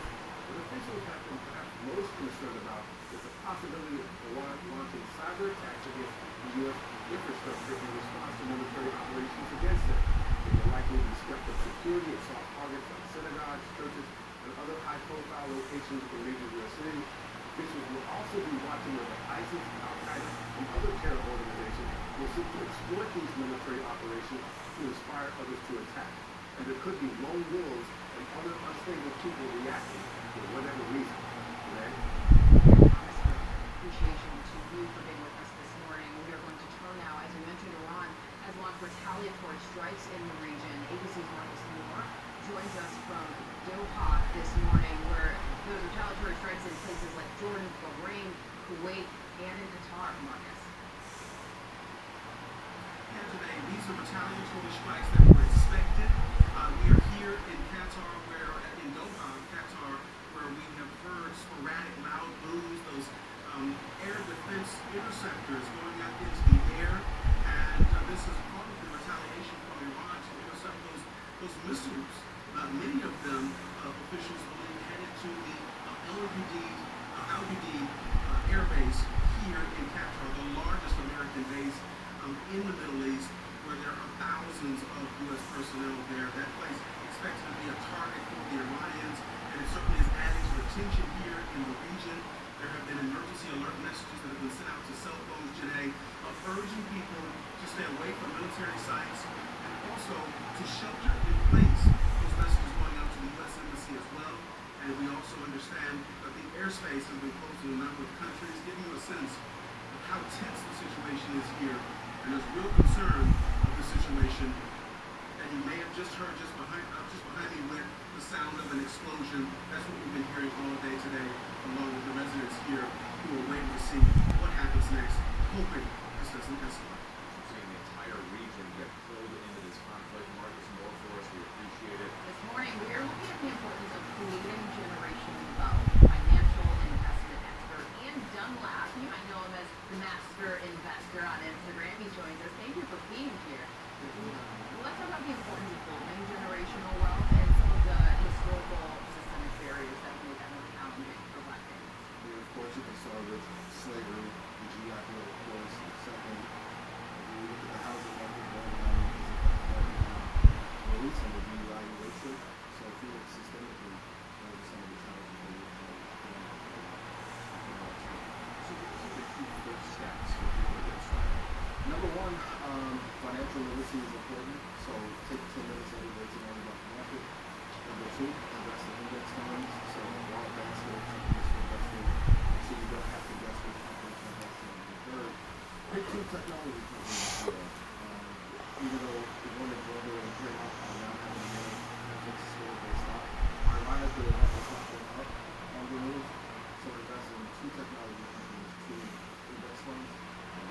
That's really good advice. And as we were talking about this, in high school, when I was 17 years old, I mean, they were just drilling this into me. These mentors, they were telling me how important this financial literacy was. What is it that families need to do to give their kids that financial literacy? I tell every parent that when I did with my son, I started with 7 minutes every second. I would just go through 5 companies. Hey, this is Apple, this is Microsoft, this is Windows. Number two, when you're doing your bills and doing your shopping, have them actually pay and tell them what things cost so they understand the value. So if my son actually for AC, 2K, or something like that, this is $80. We can either buy this for this game, or we can put it here for the future, and it gives you a equal relationship.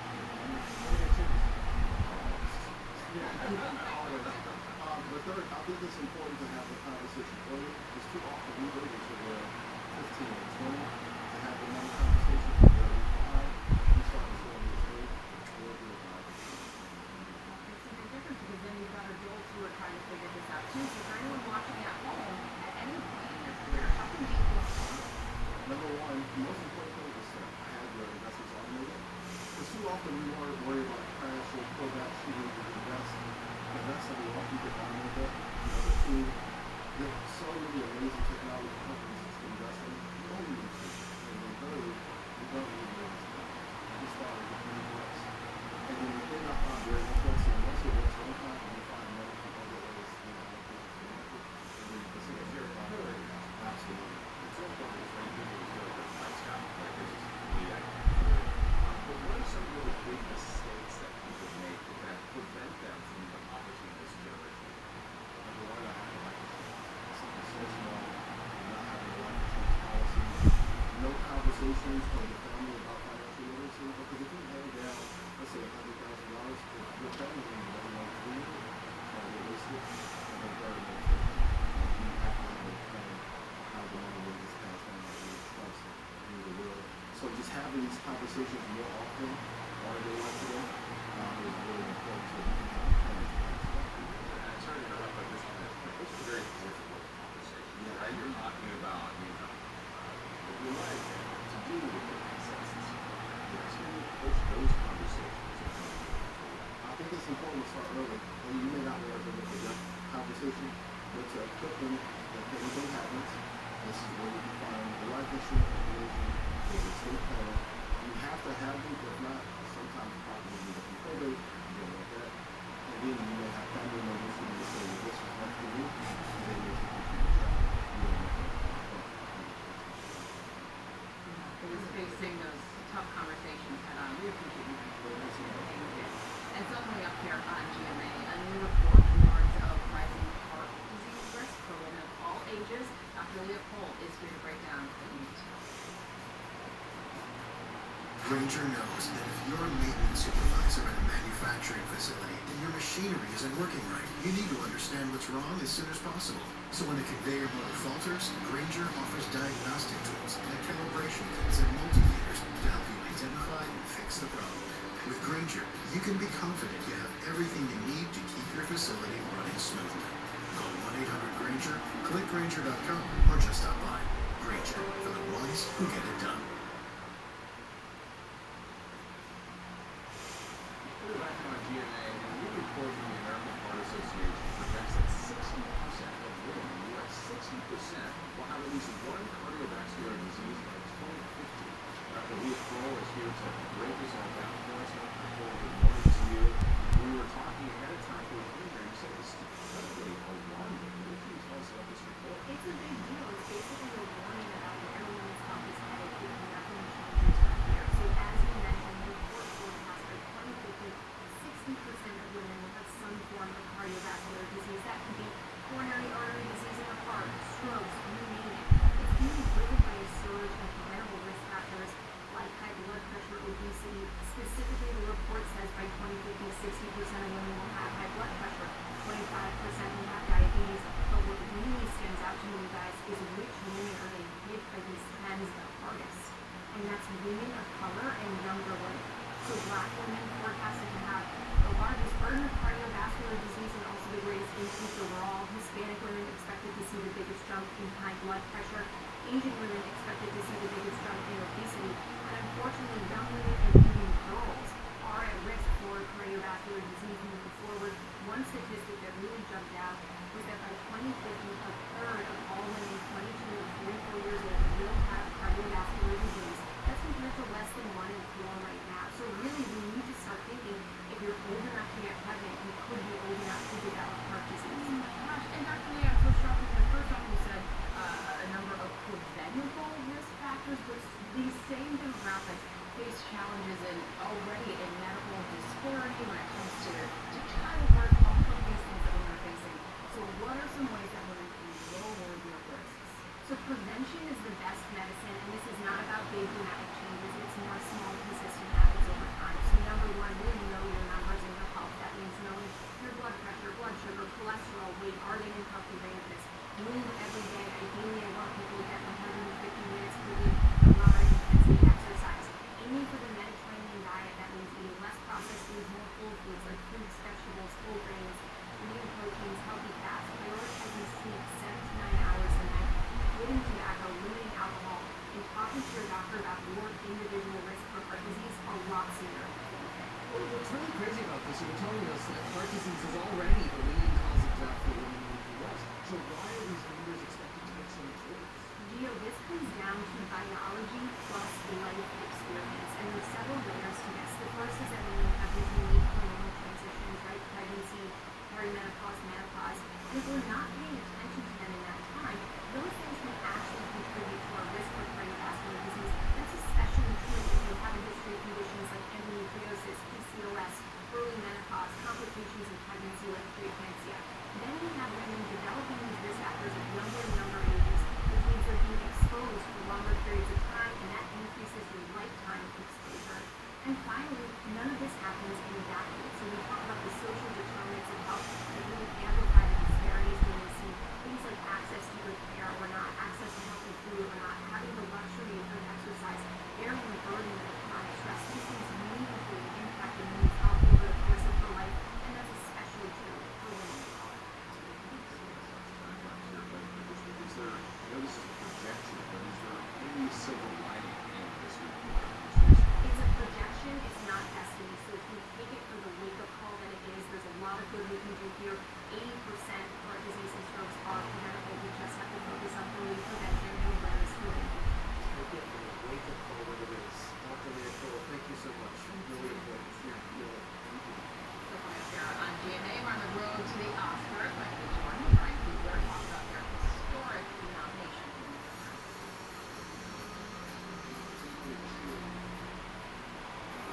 All right, we are back now with the road to the Oscars. The movie Sinners has already made Oscars history with a record 16 nominations, and Chris Connolly talked to the creative duo behind the film's success, the amazing Michael B. Jordan, and writer-director Brian Kugler. They met as 20-somethings in 2011 at a Starbucks when Ryan Coogler was readying his first film, Hopedale Station. Michael B. Jordan, Pet Questions. I was at the crossroads.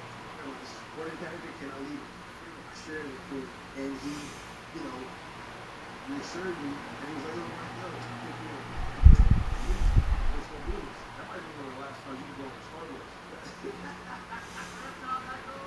15 years later, they're both A-listers. Sinners, with a record-breaking 16 Oscar nominations, Academy Award winner.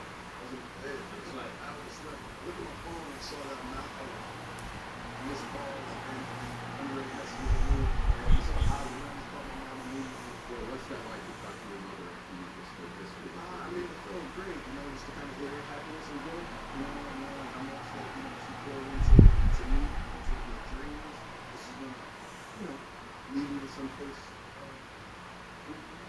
Cincy Creek, Ryan's spouse, also nominated as a Sinners producer. On the home in the Bay Area, we watched together. And we had to take the kids to school. I don't know, we got to do something. It was our first time.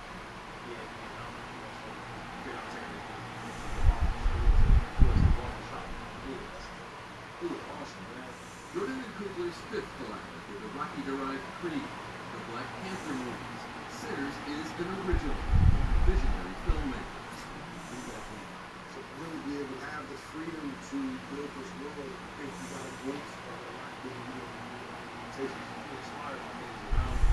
People from my life, big inspiration. This movie is somebody passed away. Going on 11 years. One good thing. I'm very reactive, inspired to things around me, to things that inspire me. And I internalize it and try to make something that I want to see. It was through his Uncle James Edmondson that Coogler first heard the blues, music that would breathe such vivid life in the 1932 Clarksville, Mississippi of sin. Blues music and the church. And these things are said to be the opposites. When you just you realize that they're more like mirror images of each other. They're more like twins. Whoopi Jordan playing the twins, smoking the blue cap, stacking the red fedora, crafting backstories and creating distinct looks as these two open a juke joint. They wore a different shoe for me. Yeah, and Smoke, I got a size too big shoe, and Stack was a half size too small, and Stack was a big. Smoke was the two, size too big shoe. You don't really want to move around too fast. What makes this man special?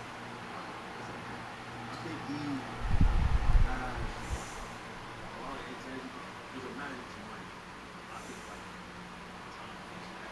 when you see when you care about it, I can explain it. So with that, he's an incredible people. He's on screen and space. The other thing he has is incredible art. So you got all these things like you might. You told me what it's love, You might be sitting in this name. Yeah, I better be competitive. I got to be competitive at something. You set me up for the wall.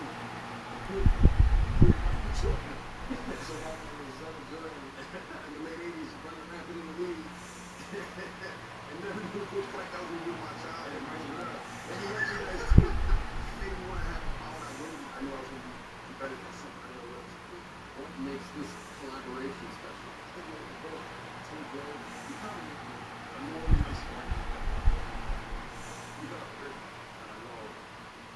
What the other person might do at a particular time until she was starting to know. Every day it reminds me that it's the key to make it happen. And the audience spoke volumes about what they felt about. And that's the biggest reward for it. For Good Morning America, Chris Conley, ABC News, Los Angeles. That was an incredible conversation. Shoes, all of it. You can watch the Oscars Sunday, March 15th, right here on ABC. Streams live on Hulu. You're going to be there. GMA, Saturday and Sunday. I've seen all the movies. I've seen Sinners multiple times. And Cheryl from our Chicago station, WLS. So great to have you this morning. This busy morning. You can monitor all the latest developments from the U.S.-Israel strike on Iran on ABC News Live. And of course, our World News Tonight with Whit.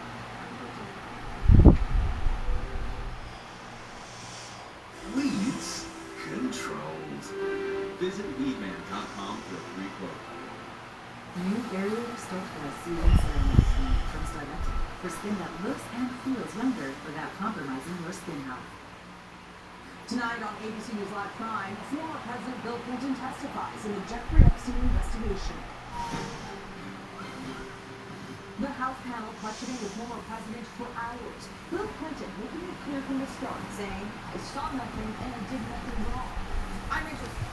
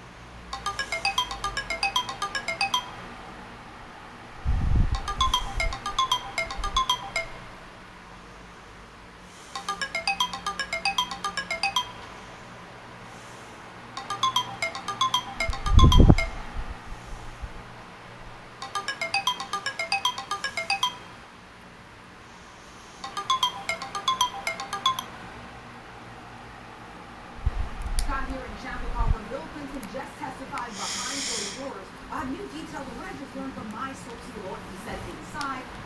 So about what comes next.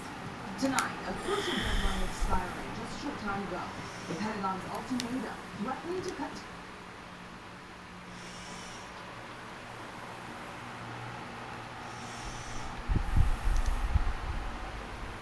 Roku self-serve ad platform. It's easier than ever with Ads Manager. Sign it today.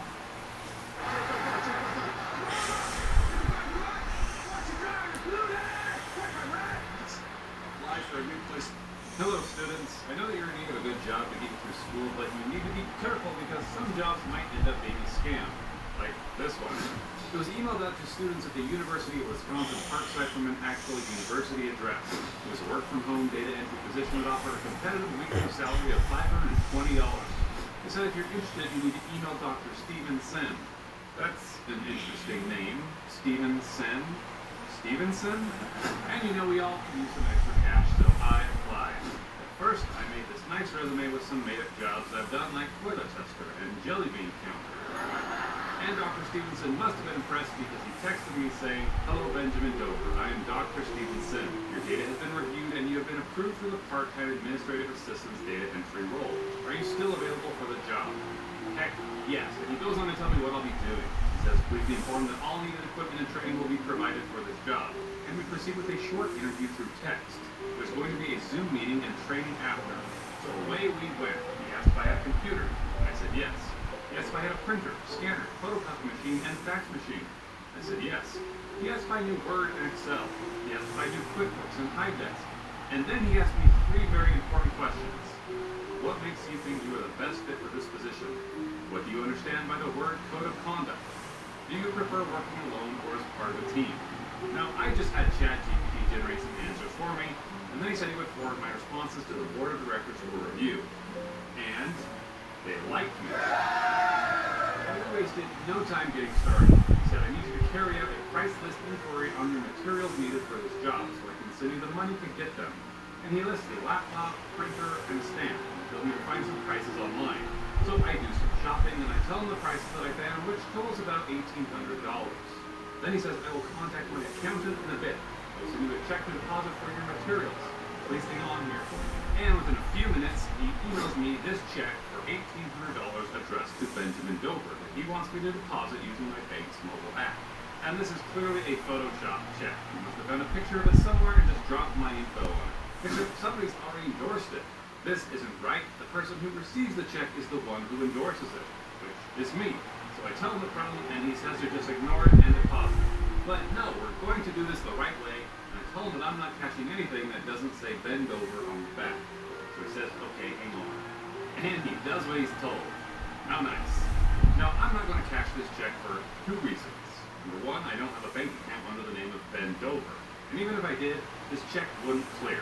Sure, the bank will take it, and they may even cash it for me, but when my bank tries to draw funds from the Finex Credit Union and they realize that there are no funds in that account, they're going to come after me. Because checks aren't money. They're basically permission slips to ask another bank to transfer money. And that's why you should always wait for the checks to clear before you spend the cash. That's also why Dr. Stevenson is in such a hurry for me to buy my equipment. But he doesn't want me to just go down and buy the stuff at Walmart. He wants me to send that money to his vendor. So, to recap, Dr. Stevenson just emailed me a fake check to make him think that I had $1,800. Now he wants me to send $900 of that to his vendor, who will bring me my equipment. But we all know what's going to happen when I send that money. It will be the last time that I ever hear from the good doctor. So I play with him and I tell him that I just ordered it on Amazon instead by showing him this screenshot of an order that I placed last week. And he did not like that. He says, "I'm trying to order here through my local vendor. You may cancel the order." But I say, "Amazon can deliver tomorrow. I have Prime." He says, "You can cancel that and we can make the order straight from the eBay vendor." So I say, "Okay, who's your eBay vendor?" He says, "You do not know him, LOL. I am making the order. Kindly send a down payment of $900 to the vendor via Zelle. Once they deliver the materials, we balance up." Okay, so he sends me the information for a person named Kelly, and I'm not going to kindly send Kelly money, but I make Dr. Stevenson think that I did. And I say, "Send. Ask Kelly if he's received." And Dr. Stevenson says, "Can I have screenshot of the receipt?" So send them pride, proof. They need a receipt of the Zelle transaction for proper confirmation. Okay, I can do that. So I make a fake screenshot using this tool that my friend Gambit developed, and I send it to Dr. Stevenson. And he said, is there a way you can click on the transaction to show more details, please? Why does he want more details? I say, no. Did he get it? He says, I am yet to hear from them. They are confirming that you may go to vacation history and click on the $900 transaction so we can see more details of the transaction. I say, what vacation? I haven't been on any vacations. Sorry, I mean transaction. It is a typographical error. And I'm like, you said that Kelly was faxed. What is going on? They haven't gotten the money. So obviously they're not seeing the money because I didn't send it. But I want to know who I'm talking to right now. So I email Steven a link that looks like it goes to Zelle's website. But I've hidden a tracker in this link to grab his IP address when he clicks. Which he does, and I can see that he's in Nigeria. Alright, this makes things complicated because there is no Zelle in Nigeria. Zelle is a way to send money from one US bank to another, which tells me that this Kelly guy is someone in the United States working for this scammer in Nigeria, either knowingly or unknowingly. So I do a public record search for Kelly's email address, and it pulls up 3 phone numbers associated with it. So I text all 3 and I say, hi Kelly, your email is, right? And one responds and says, yes. Got it. So I actually call up this Kelly and ask if they know anything about a Dr. Steven Sen, and they say they've never heard of the guy, and they think that this all sounds like a scam. Talking to a guy named Dr. What's his name? Dr. Sen? Steven Sen, you work for him or something?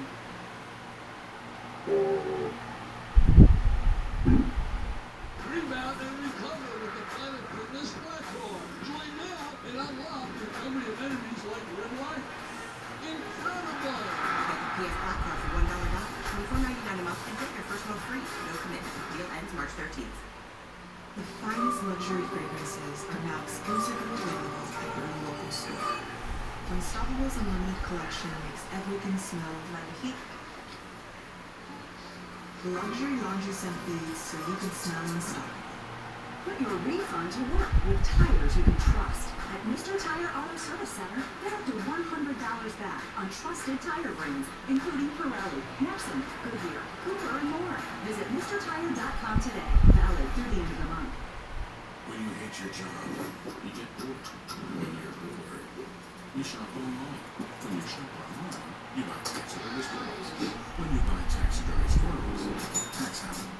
When tax happen, your data gets leaked.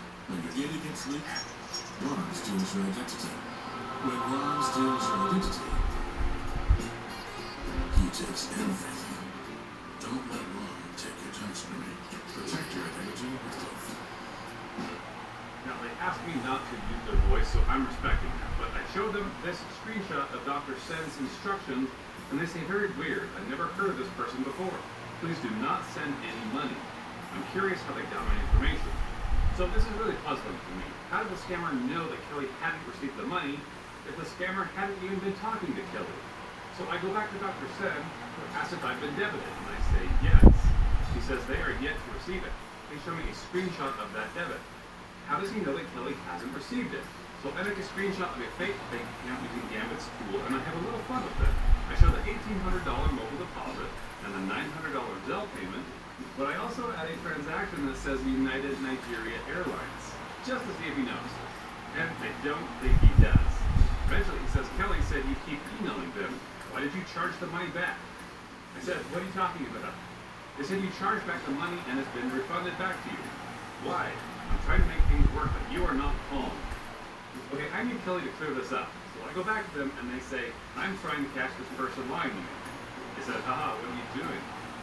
Messing with that person too. Well, what do you know? I've turned this guy into a fellow scam baiter. And apparently he told Steven that he sent that money back to me just to piss him off. He said, I have no idea who it is, but they keep insisting I have their $900. LOL. So Dr. Sen is arguing with Kelly and losing his mind, thinking that the money's been sent back to me. He says to me, I want my money, or I report you to the authorities. Eventually he gets so mad that he calls.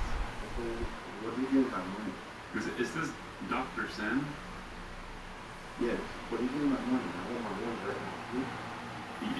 Your money, I thought we were paying the vendor. It's not your money, it's the vendor's money. I sent you the money, so you give me my money. You sent me the money so I would give it back. Why would you send me the money if I'm just going to give it back to you? I'm going to report to the authorities right now, okay? You're trying to scam me, right? I'm trying to scam you? Why am I trying to scam? I'm just trying to buy a laptop. When I want you to get my money back, I'm going to send you my information and I need to send something. It's not your money. It's the money for my equipment so I can work for you. I don't want you to work for me anymore right now, okay? I want you to spend back my money and I'll give you 15 minutes right now. I'm going to send you my information and send you my money. Wait, are you firing me? I will report to school authorities right now. You're going to get sent away from school. Wait, I'm being fired? Why am I being fired? I'm going to send you my information and I'm going to send you back my money. If you won't be there, I'm going to report to the authorities. And how do I send you the money? I'm going to send you my information. Send you the number. Are you going to send me your address in Nigeria?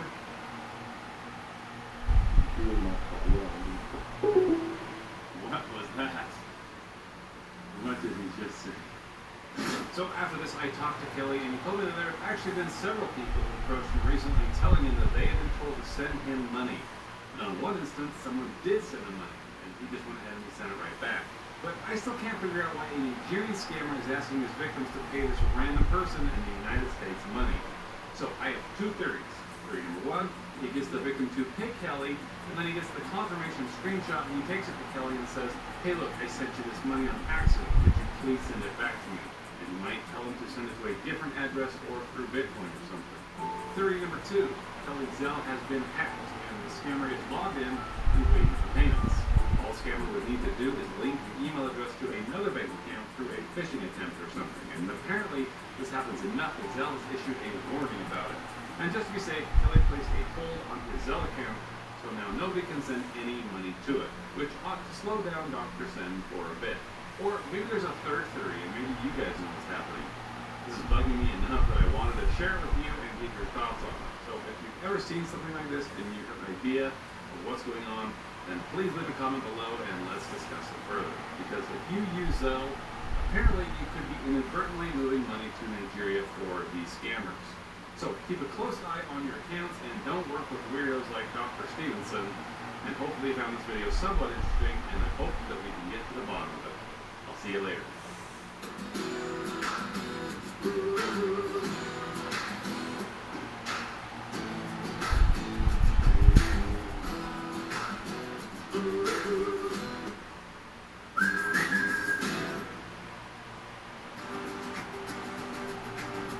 Hey Holmes, find me a 3-bedroom home in Atlanta, near a Whole Foods. Show me the kitchens. Ready to see what you will find with Holmes AI?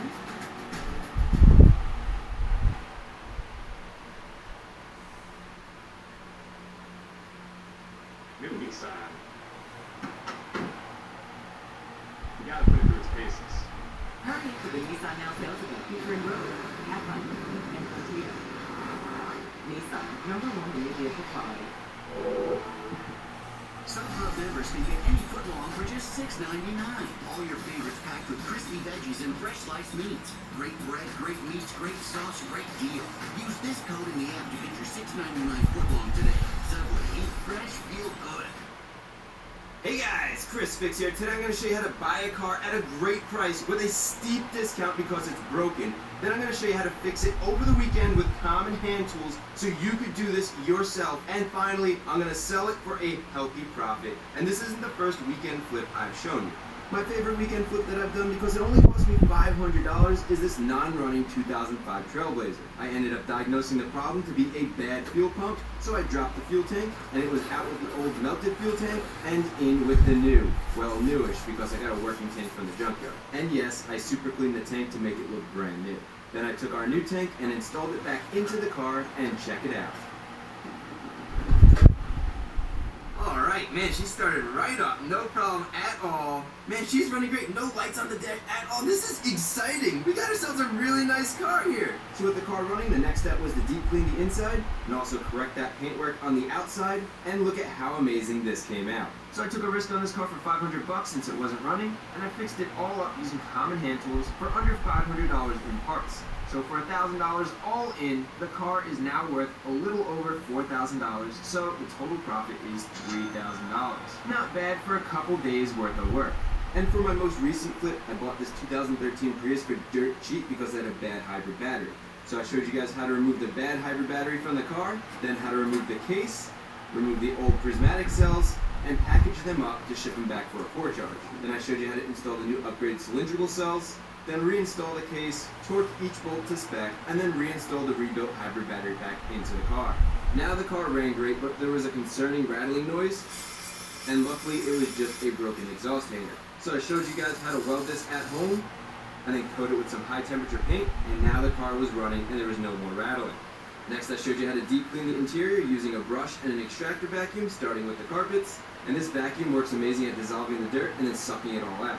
It also works amazing for getting dirt out of the seats. And although the seats look pretty clean, I can tell you they were actually very dirty.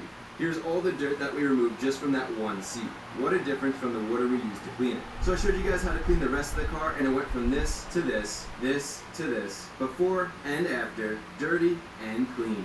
And finally, I showed you guys how to clean and polish the paintwork to bring back the shine using a DA buffer. And after buffing off the polish, look at this difference. So we polished the rest of the car, which not only gave it a deep glossy shine, but also removed a lot of the clear coat scratches like this. Look at that before and after. And finally, I showed you how attention to detail makes a big difference, and cleaning simple spots that you don't think about will make the car look brand new. So the car cost us $2,700, and with the battery and other parts we put into it, we spent $2,400, totaling $5,100. Now the car on the low end was worth $8,000, so that gave us a $2,900 profit for a weekend's worth of work. And now I ended up liking this car so much, I didn't sell her, I kept her, and she's been a great, reliable daily driver for the last 3 years and over 30,000 miles. So for our next weekend flip, which I will sell this time, I found this 2009 Toyota Highlander Hybrid for a really good price, and here's why. If we take a look inside the car, the previous owners said they were driving along and all of a sudden there was a chime, and then they found a bunch of lights popping up on the dash warning them something, and then this over here popped up saying check the brake system and check the hybrid system, and to pull over immediately because there's a major problem. So they drove to the dealership. The dealership plugged in their scan tool and found the problem that it is a bad hybrid battery and it needed to be replaced, and this cost them $200 to diagnose. So they got a quote to fix the car, and as you can see, it is $9,000 for a new hybrid battery, which is basically how much this car is worth. So instead, I went online and ordered an upgraded battery for half the price. And I've ordered from Electron in the past. They have a shop in Orange County, California that you can get your car fixed at, or you can pick your year, make, and model and have the battery shipped to you. If you need something more budget friendly, you can get a rebuild kit with OEM cells for a little over $2,600, which is what I did in the gray Prius over 7 years ago. And I recently checked in with that owner, and that car is still running great. But for this car, I'm going to go with a brand new upgraded drop-in battery, which has a 3-year, 45,000 mile warranty. That way I know the next owner is protected, and I'm trying to make this as simple as possible. So for a little over $3,900, we have a brand new, upgraded, ready-to-go hybrid battery that we can put in the car, and that sure beats the $9,000 quote they gave the previous owners from Toyota. So by doing this ourselves, we're going to save a lot of money. So let's get started. Okay, first things first, let me show you how to find a good deal, and that starts right here on the computer. And this is my secret weapon to finding cars quickly. It's a site called Auto Tempest. So this website searches a bunch of different car for sale websites all in one click, like eBay Motors, Cars.com, TrueCar, as well as a bunch of other sites, so it's a one-stop shop. It even helps you search Craigslist in a large area, not just your local town. That way you don't miss a good deal that might be a little bit further away. And the same thing for Facebook Marketplace. You can search regions, that way you're not missing deals that might be just out of your range. Now the trick to finding a cheap project car is to filter your search with keywords, and here's a list of the keywords I use. If you want, you can screenshot this real quick, that way you have them saved, but keywords like project or won't start or dead battery or needs work are all good search terms that find their way into listings for cars that are projects. So by searching needs work, you can see we have a bunch of listings here with cars that might need work. But not every one of these is going to be a good deal. You need to keep an eye out for the ones that stand out. For example, if we scroll back up real quick, there's this Mercedes SUV for $5,500 that caught my eye. And if we take a look at the description for this listing, they said that the dealer diagnosed that it needs a new fuel pump. So I looked it up and found an OEM fuel pump for $150. They also said that the driver window isn't working, and I found a window motor for $50. So assuming the rest of the car is good, even if we paid full asking price, you're going to have an amazing deal because the car is worth at least $8,000 all fixed up. So deals like this exist, but it takes patience to find. Another good listing I found is the car I ended up buying, the Toyota Highlander Hybrid. So for this listing, you can see he was asking $4,000 or best offer, and there's no accidents. It's a one-owner car. And if we take a look at the description, the owner says he's selling it because of the bad hybrid battery, and Toyota wants a lot of money to fix it. He has a list of pros and cons, which is helpful. And if we take a look at the pictures, the car looks dirty, but is otherwise in decent shape. There's no major damage visible, and it has nice new tires.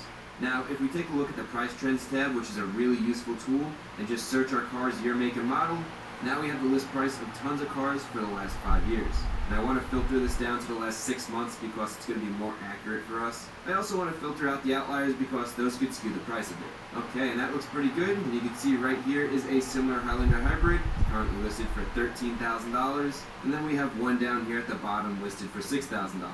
And our average list price is about $9,100. Remember, this is list price, not sold price. I also compared the Blue Book value, which is $9,200, so we're right in the ballpark. So if I could get this car for $3,000 or less, we could make a healthy profit. So I offered the guy $2,500, he countered at $3,500, and after a little back and forth, we both ended up meeting in the middle at $2,800. And now I'm officially the owner of another broken project car. So thank you, Auto Tempest, for supporting the video and giving us a way to find great deals like this. Now let's go replace the hybrid battery, and here are all the tools and products you're going to need. Let's get our safety glasses on, and the first thing I want to say, if you have power tools, it will make this job so much quicker and easier, but as you know, I'm not going to use them. I'm going to use common hand tools, so you guys know you could get this job done at home yourself, no problem. We also have a multimeter. We have an OBD2 scan tool. That way we can check the codes on the computer. And then I have a 12-volt battery tester. This is actually very important right now because when I went to pick up this vehicle, it did not start. It needed to get jump-started, which means that our battery could be bad, so we need to test it out. So let's remove the cover on the positive terminal and connect the alligator clips to the battery to power it up. So now we want to test the battery. It's a regular flooded battery. We use cold cranking amps. This battery has 550 cold cranking amps. Beautiful, and you can see it says we have 100% battery life, which is great. Well, that's a relief because a new 12-volt battery is pricey. That would have definitely cut into our profits, but we're good to go here. Okay, now the next thing to do is grab an OBD2 scan tool like this. This plugs into the computer, and it will check to make sure that the hybrid battery is actually bad, and also we want to make sure there's no other problems with this car. And the OBD2 port to plug this into is located under the driver's side dash, so if you take a look, it is right there. So just plug it into the port, then turn the car to the run position, but don't start it. Now go to your phone and open up the app, and we're ready to scan the computer. So we're going to do a full system scan, which not only checks the ECU, but it also checks other computers in the car, from ABS to airbag to body control modules. This is going to give us a good idea of the health of the car. And now that it's complete, if we look, the ABS computer has a code, but that's due to the high voltage system malfunction. And then let's look at the cruise control computer, which also shows a bad hybrid battery. And finally, the hybrid control computer is showing a P0A80 code, which means that the hybrid battery is bad. And real quick, with this scan tool, we can tap into the computer and look a little bit deeper. So click on the freeze frame data, and this is the data that's recorded when the code was triggered. And there's a lot of data here, but we want to find the battery block voltages. So right here you can see they all look to be around 18 volts or so, but there's one outlier at 16 volts, which is block 3. So that's the bad battery block which caused this battery to fail. Now we know that the battery's actually bad, let's replace it. So let's unplug the scan tool, then we want to move both front seats forward all the way to give us more room in the back seat area. Now let's disconnect the wire on the negative terminal of the battery, that way we don't drain the battery since the doors are going to be open for a good amount of time. Now I'm trying to make this as easy as possible for anybody who has to do this, so I made a checklist. I'll put a link in the description where you can download it for free, and it covers the entire process step by step on removing the old battery and installing the new one. Plus you have this video to follow to make it as easy as possible. So the hybrid battery is located underneath the seats. We're going to remove the seats, fold the carpet up, unbolt the battery, disconnect a couple of wiring harnesses, remove the old battery, install the new one. It is that simple, so let's get started. And the first thing we need to do is remove the 4 bolts that's holding the front of the seats in. So get both plastic seatbelt covers off and then remove both seat bolts. These are 14mm, and that's one. And that's the other. Good, and now to keep things organized, I'm putting the bolts with the plastic covers. Now let's do the same thing to the other seat. Remove the plastic covers, and then the two 14mm bolts. Good, then move the seat forward on the passenger side, as well as the driver's side.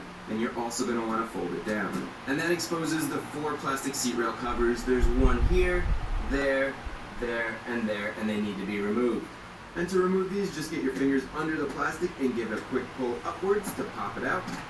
And don't be afraid to give this a good yank. You can see these are very durable clips, thick plastic with metal pieces, so they are not going to break. Now, as I remove parts, I'm going to place it on this back seat because this back seat is not going to move.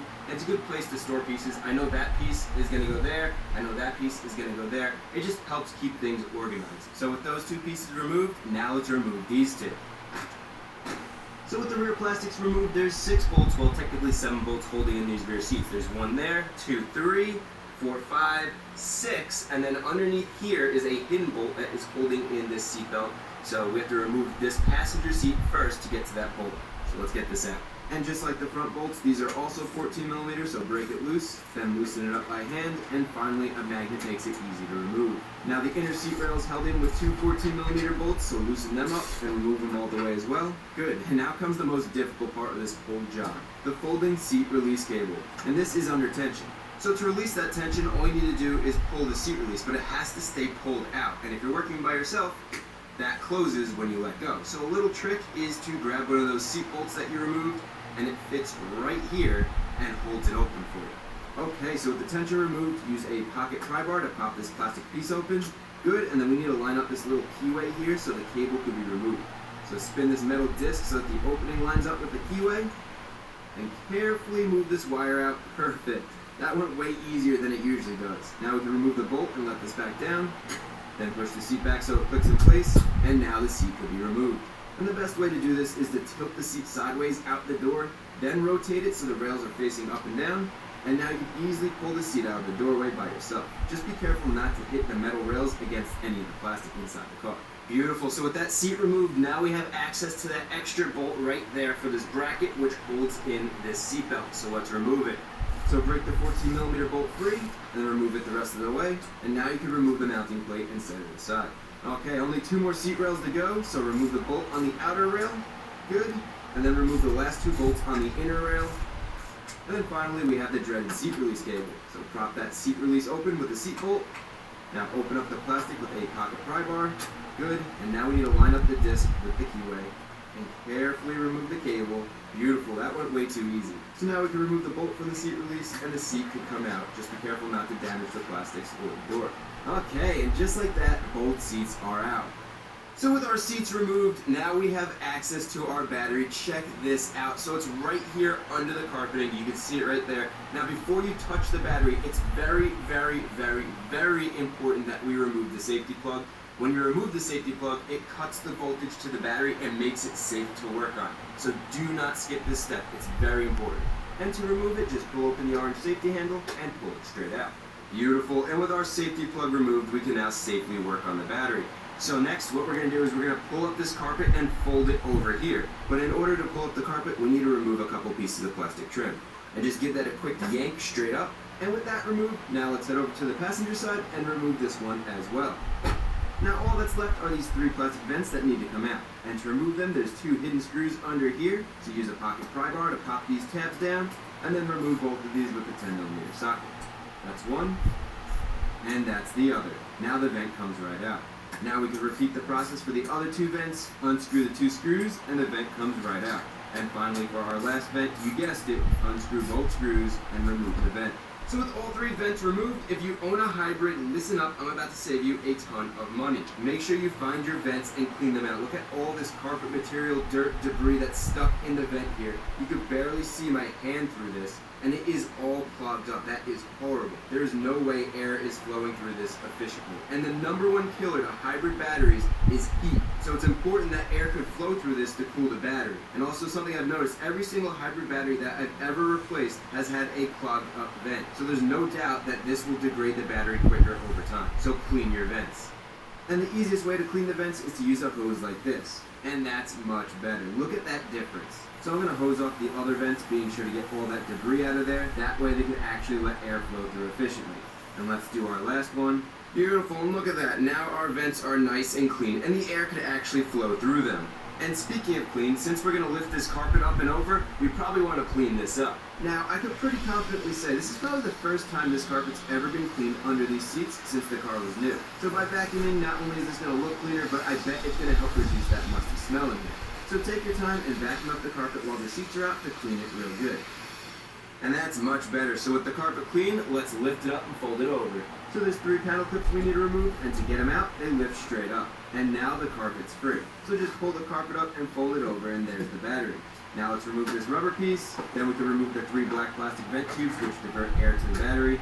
Next we need to remove this, but first unplug the wire here. So just depress the tab and pull it straight out. And now, this plastic piece pops out, which gives us access to the high voltage wires under here. But first we need to remove the safety panel clip. And this isn't a normal panel clip. To remove this, you need to use the safety plug and get the end here and twist it inside so it pops up.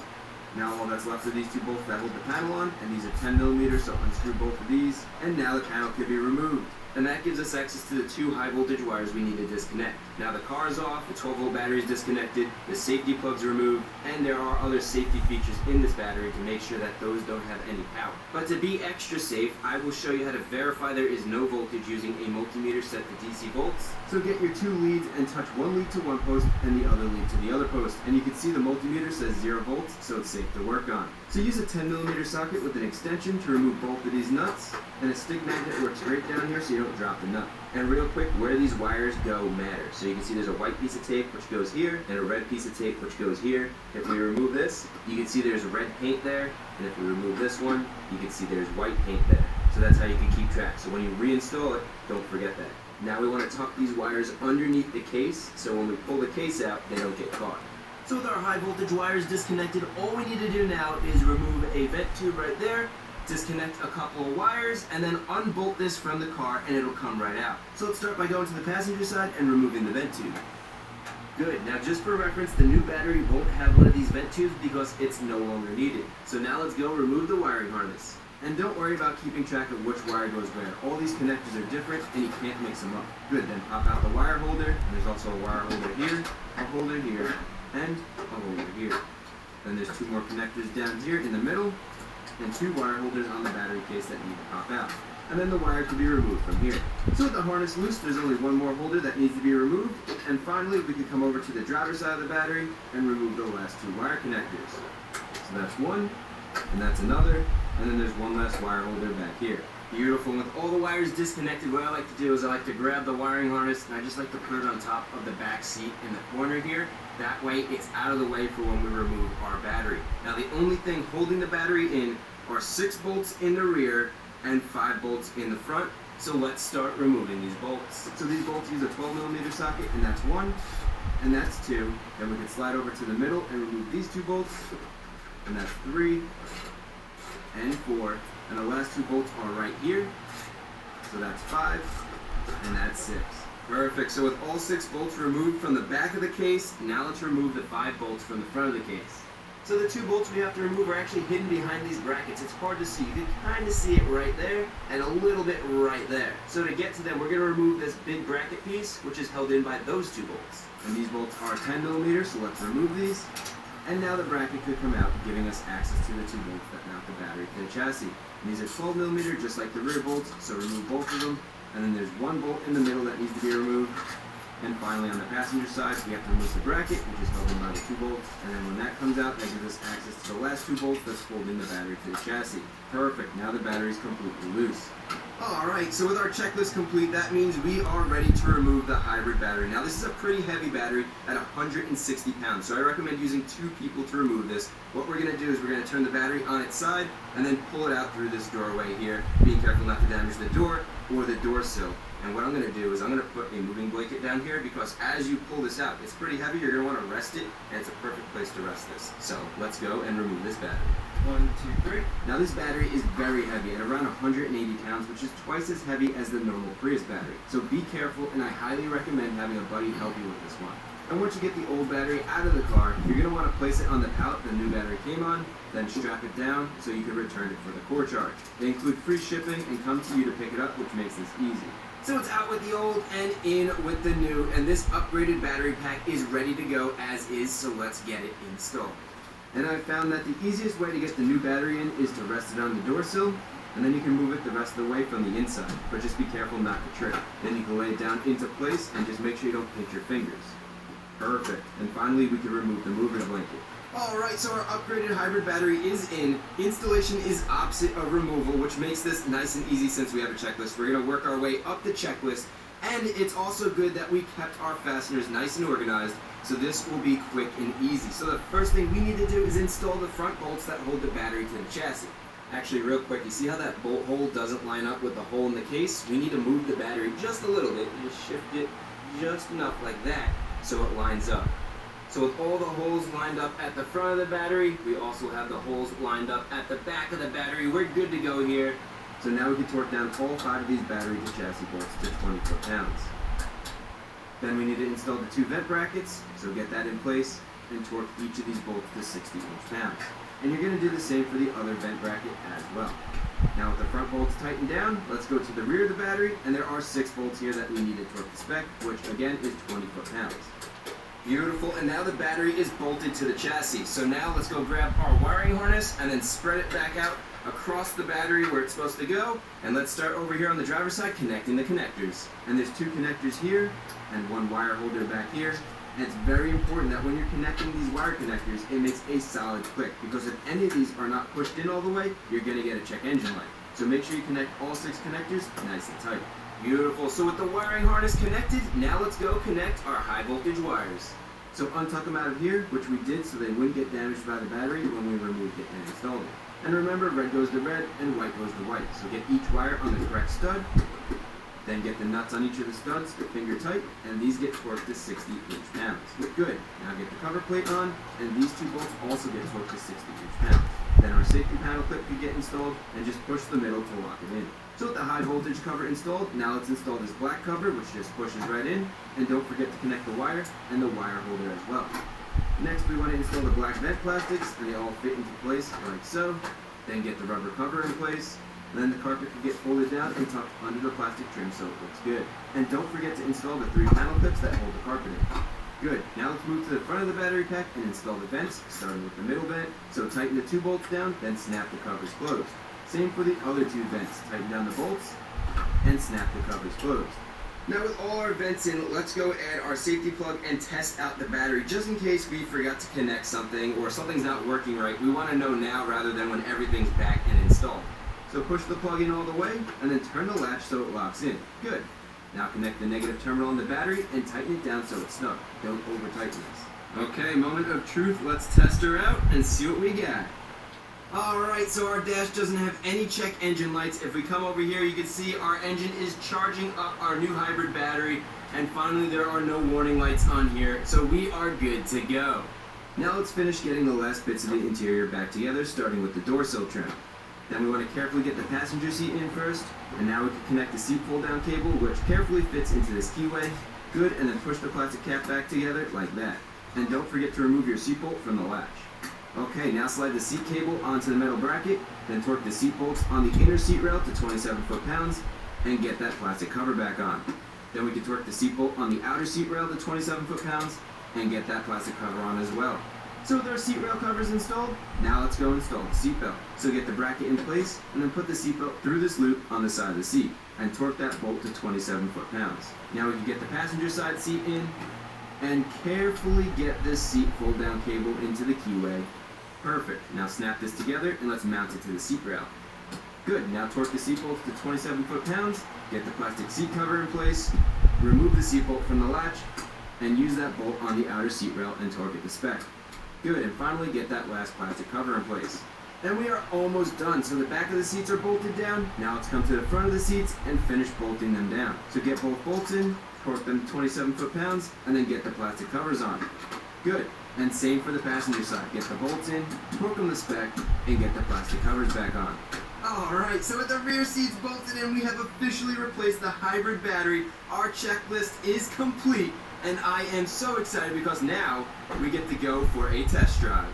Alright, check it out. So we have no dash lights, the battery's charging up, we have almost 30 miles a gallon on the dash, and the AC is ice cold. This car is driving great. I really like this car a lot. And don't worry, I will sell it this time.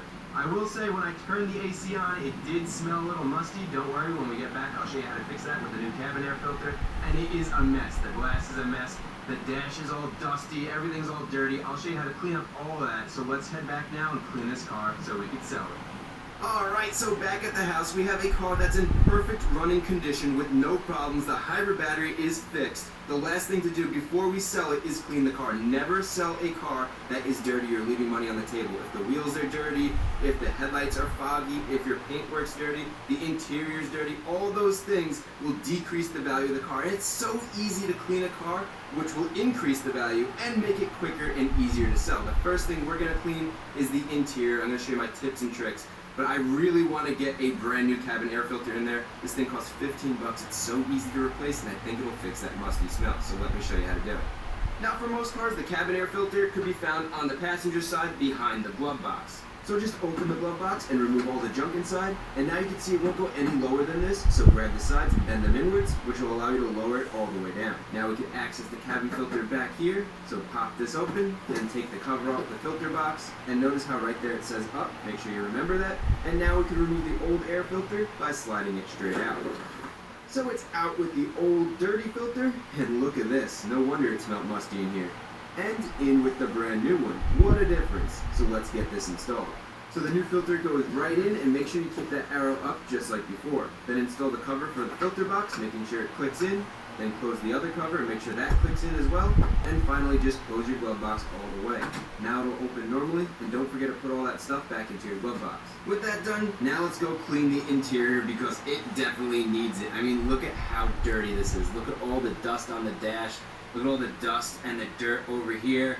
Even the screen is all messy. The center console is disgusting. Look at this down in here. I don't even want to touch that.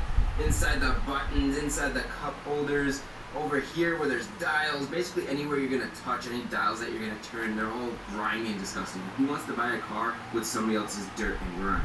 And to clean this up, all you need is some soapy water and a brush. And what you're going to want to do is spray the soapy water directly into the brush and then simply brush the surface you're trying to clean, making sure you don't miss any spots. Next, grab a microfiber towel and dry the surface completely. And this towel is absorbing all the dirty soapy water and leaving behind a nice clean surface. With that dry, then get another microfiber towel and spray it with some non-greasy interior protectant. And this works great on plastics, vinyl, and rubber. Now you can work that protectant into the dash, and already you can see how amazing this looks. The good thing is this protectant dries completely and it's non-greasy. It actually adds a UV protection layer and makes the dust and dirt wipe off easier. So now you know the process to clean all the plastics in the car. Just brush in the soapy water, then you soak up all that dirty water with a clean towel, and finally you wipe it down with your protectant to make it look brand new. And check out that before and after. And here's another before and after. Next, I've been wanting to clean the shifter the second I bought this car because it's so dirty. And again, it's the same process. And look at that. Here's a before and after. Dirty buttons, clean buttons. Dirty cup holder, clean cup holder. And a lot of people have a hard time cleaning deep cup holders like this, so real quick, just use a brush with some soapy water and brush it until all that gunk down there is loose. And then do the same thing to the other cup holder. Swirl that brush around and get all that dirt loose. And then you can take your microfiber towel and absorb all that dirt up and out of the cup holder. And finally, you can wipe this down with the protectant, and this came out amazing. Here's a before and after. So now you can apply this method of cleaning to the rest of the interior and watch the transformation. And attention to detail is key to make your plastics look brand new. I even like to clean the gas and brake pedals, and the brush works great at getting all the dirt out of the textured surface, but remember, never use any protectant on the pedals. Protectant makes it slippery, and that wouldn't be good, especially for your brake pedal. So I think you get the idea. Look at this interior. It came out incredible. The door panels look brand new. The dash looks amazing. The center stack here screens. All the buttons and dials are Prindle. Look at all this. The cup holders, they all came out looking brand new. And it is just a really nice place to be in this car. Steering wheel, I mean, you get the idea. Just pay attention to the little details, get into all the nooks and crannies with that brush, and it's going to make a huge difference. Now, we still have two things left to do. We have to get the carpets done and the seats cleaned. And the seats look decent, but wait till you see this. Now I'm going to use tape so you can easily see the difference. And I'm not going to work this in too much, just so you can see how much even a little cleaning will make a big difference. Now let's wipe this down with a dry towel, and even though the seats looked pretty clean before, look at that difference. Pretty much all seats will have a layer of grime. I mean, you do sit on them every time you drive. Okay, so now let's even this out and get the whole seat clean, and it's amazing how much lighter of a color these seats actually are when they aren't dirty. And finally, add some protectant so the seats can stay clean and the leather can stay hydrated. So I cleaned all the seats, they're looking amazing. You guys don't need to see every single seat getting cleaned, but I do want to show you this right here because there is a stain that is not coming up easily, so let me show you how to get that out. So my trick with stains is using a steam cleaner. The heat from the steam works really well on interior stains, whether it's seats or the carpet. It just helps make it a lot easier to remove them. And this stain is a pretty tough one, so I'm using a stiff bristle brush to really agitate that stain. So check that out. It's still there, but this is way better. Now I'm going to get a little more aggressive and very carefully use a plastic razor blade. This is a last-ditch effort to remove this stain because the brush just wasn't aggressive enough. And I'm really not pressing hard at all. I'm just using the edge to try to lift the stain as it gets blasted by the steam. So just take your time and don't be too aggressive, and eventually that stain's going to come out. Beautiful. Check that out. Here's a before and after. There's nothing like extra time to play. Enjoy a complimentary third night of eligible bookings at select properties through Next Travel. There's nothing like playing. Oral-B IO gently cuffs teeth to remove 100% more plaque for your perfect clean.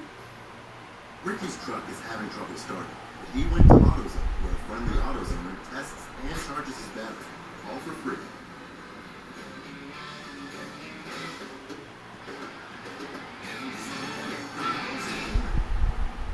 Supper members can get any footlong for just $6.99. All your favorites packed with crispy veggies and fresh sliced meats. Great bread, great meats, great sauce, great deal. Use this code in the app to get your $6.99 footlong today. Subway, eat fresh, feel good. Alright, so that looks way better. You can still kind of see a faded area there. Don't worry, over time that'll blend in just from use. But no matter what, that's way better than what it was. So, with all our seats nice and clean, with all our plastics nice and clean, that leaves us one thing, and it catches your eye right away when you open the door, and that's these dirty carpets. So to clean the carpets, first let's remove the floor mat, and it looks like we have a dried lizard under here. Then you're going to want to vacuum everything to get all the loose dirt out of the fibers. And don't worry about the stains right now, that's going to get cleaned in the next step. Next you want to get some soapy water and a brush, and you're going to spray down the carpet, and anywhere there's stains, spray a little bit extra there, that way it'll help clean it a little bit better.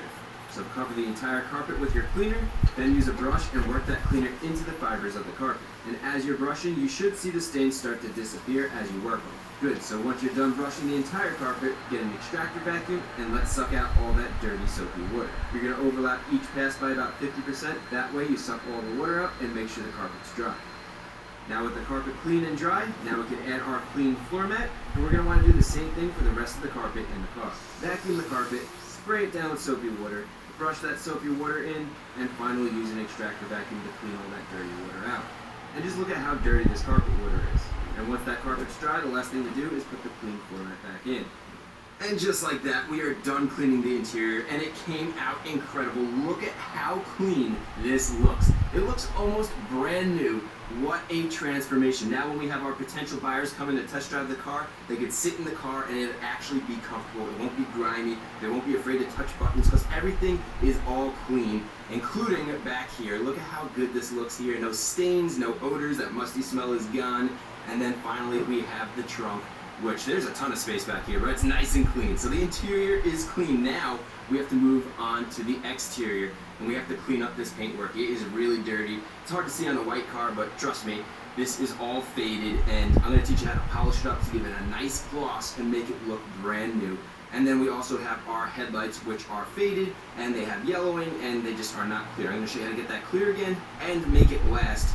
And then we also have our engine bay, which we need to match the rest of the car, that brand new look. So let's finish this up.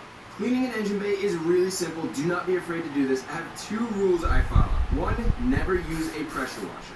Yes, the engine bay is designed to get wet. Cars drive through water and rain all the time, but these connectors are not designed to get high pressure water shot into them. It might not damage anything right away, but over time corrosion could cause issues. It's not worth it. You don't need to do it. Instead, just use a shower setting on the hose, which is low pressure. And then the other rule I have is never use any type of silicone, oil, grease, anything that will attract dust. Instead, use something water-based. This is the same stuff I used on the interior. It works great. And on the back, you want to make sure it says it dries so that there's no oily or greasy residue. And that's perfect. So the first step is to grab soapy water and a detailing brush, and you want to spray down the entire engine bay with that soapy water. Make sure you get everything completely saturated, and then you're going to use your brush to agitate all the surfaces. That way the dirt and grime get loosened up and they're easily washed away. So again, make sure you use your brush on the entire engine bay. The more surfaces that you can brush, the cleaner this is going to come out. Then grab your hose with the low pressure shower setting and rinse off the dirty soapy water. No high pressure is needed. Next, I'm using one of these handheld air dusters to blow off the water from the surface. You can also use an electric leaf blower, and this works great for spots that are hard to reach. And if you don't have something like this, don't worry. You can skip this step and move on to the next step, which is to grab a large absorbent towel and dry the engine bay. And you don't have to worry about getting this perfectly dry. The protectant we're using is a water-based protectant, so it's going to soak in and won't be a problem at all. Next, you want to grab the protectant and spray down the entire engine bay so it covers everything. Then use your brush to work that protectant into all the plastics and the rubber surfaces in the engine bay. Right now, you don't need the protectant to be even on all the surfaces. Just make sure you brush it all into every crevice. You really want complete coverage because it's going to soak into the plastic and the rubber. And then any excess later on, we're going to wipe off. Now let's use a microfiber towel and wipe up any of the remaining product. This is when it should start looking really good and have a nice, clean, new-looking surface. And just look at how amazing this is coming out.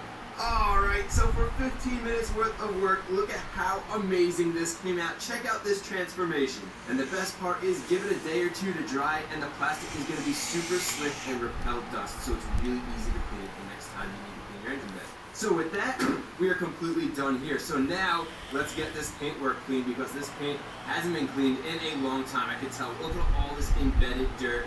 And it doesn't have a glossy shine to it, which we will bring back. Plus, we'll do the headlights, we'll get the glass, we'll get the wheels done. This car is going to look like $1 million when we're done cleaning her, so let's finish this up. So the first thing to do is rinse down the car. I'm using a 25-degree nozzle on the pressure washer, and I'm staying about 2 feet away from the paint, that way we don't damage it by accident. And the goal here is to remove as much loose surface dirt as we can so we're less likely to scratch the paint when we wipe it down with a wash mitt. Now that the whole car is rinsed down, let's clean the glass using our favorite glass cleaner, and my trick to get the glass super clean is to use a fresh plastic razor.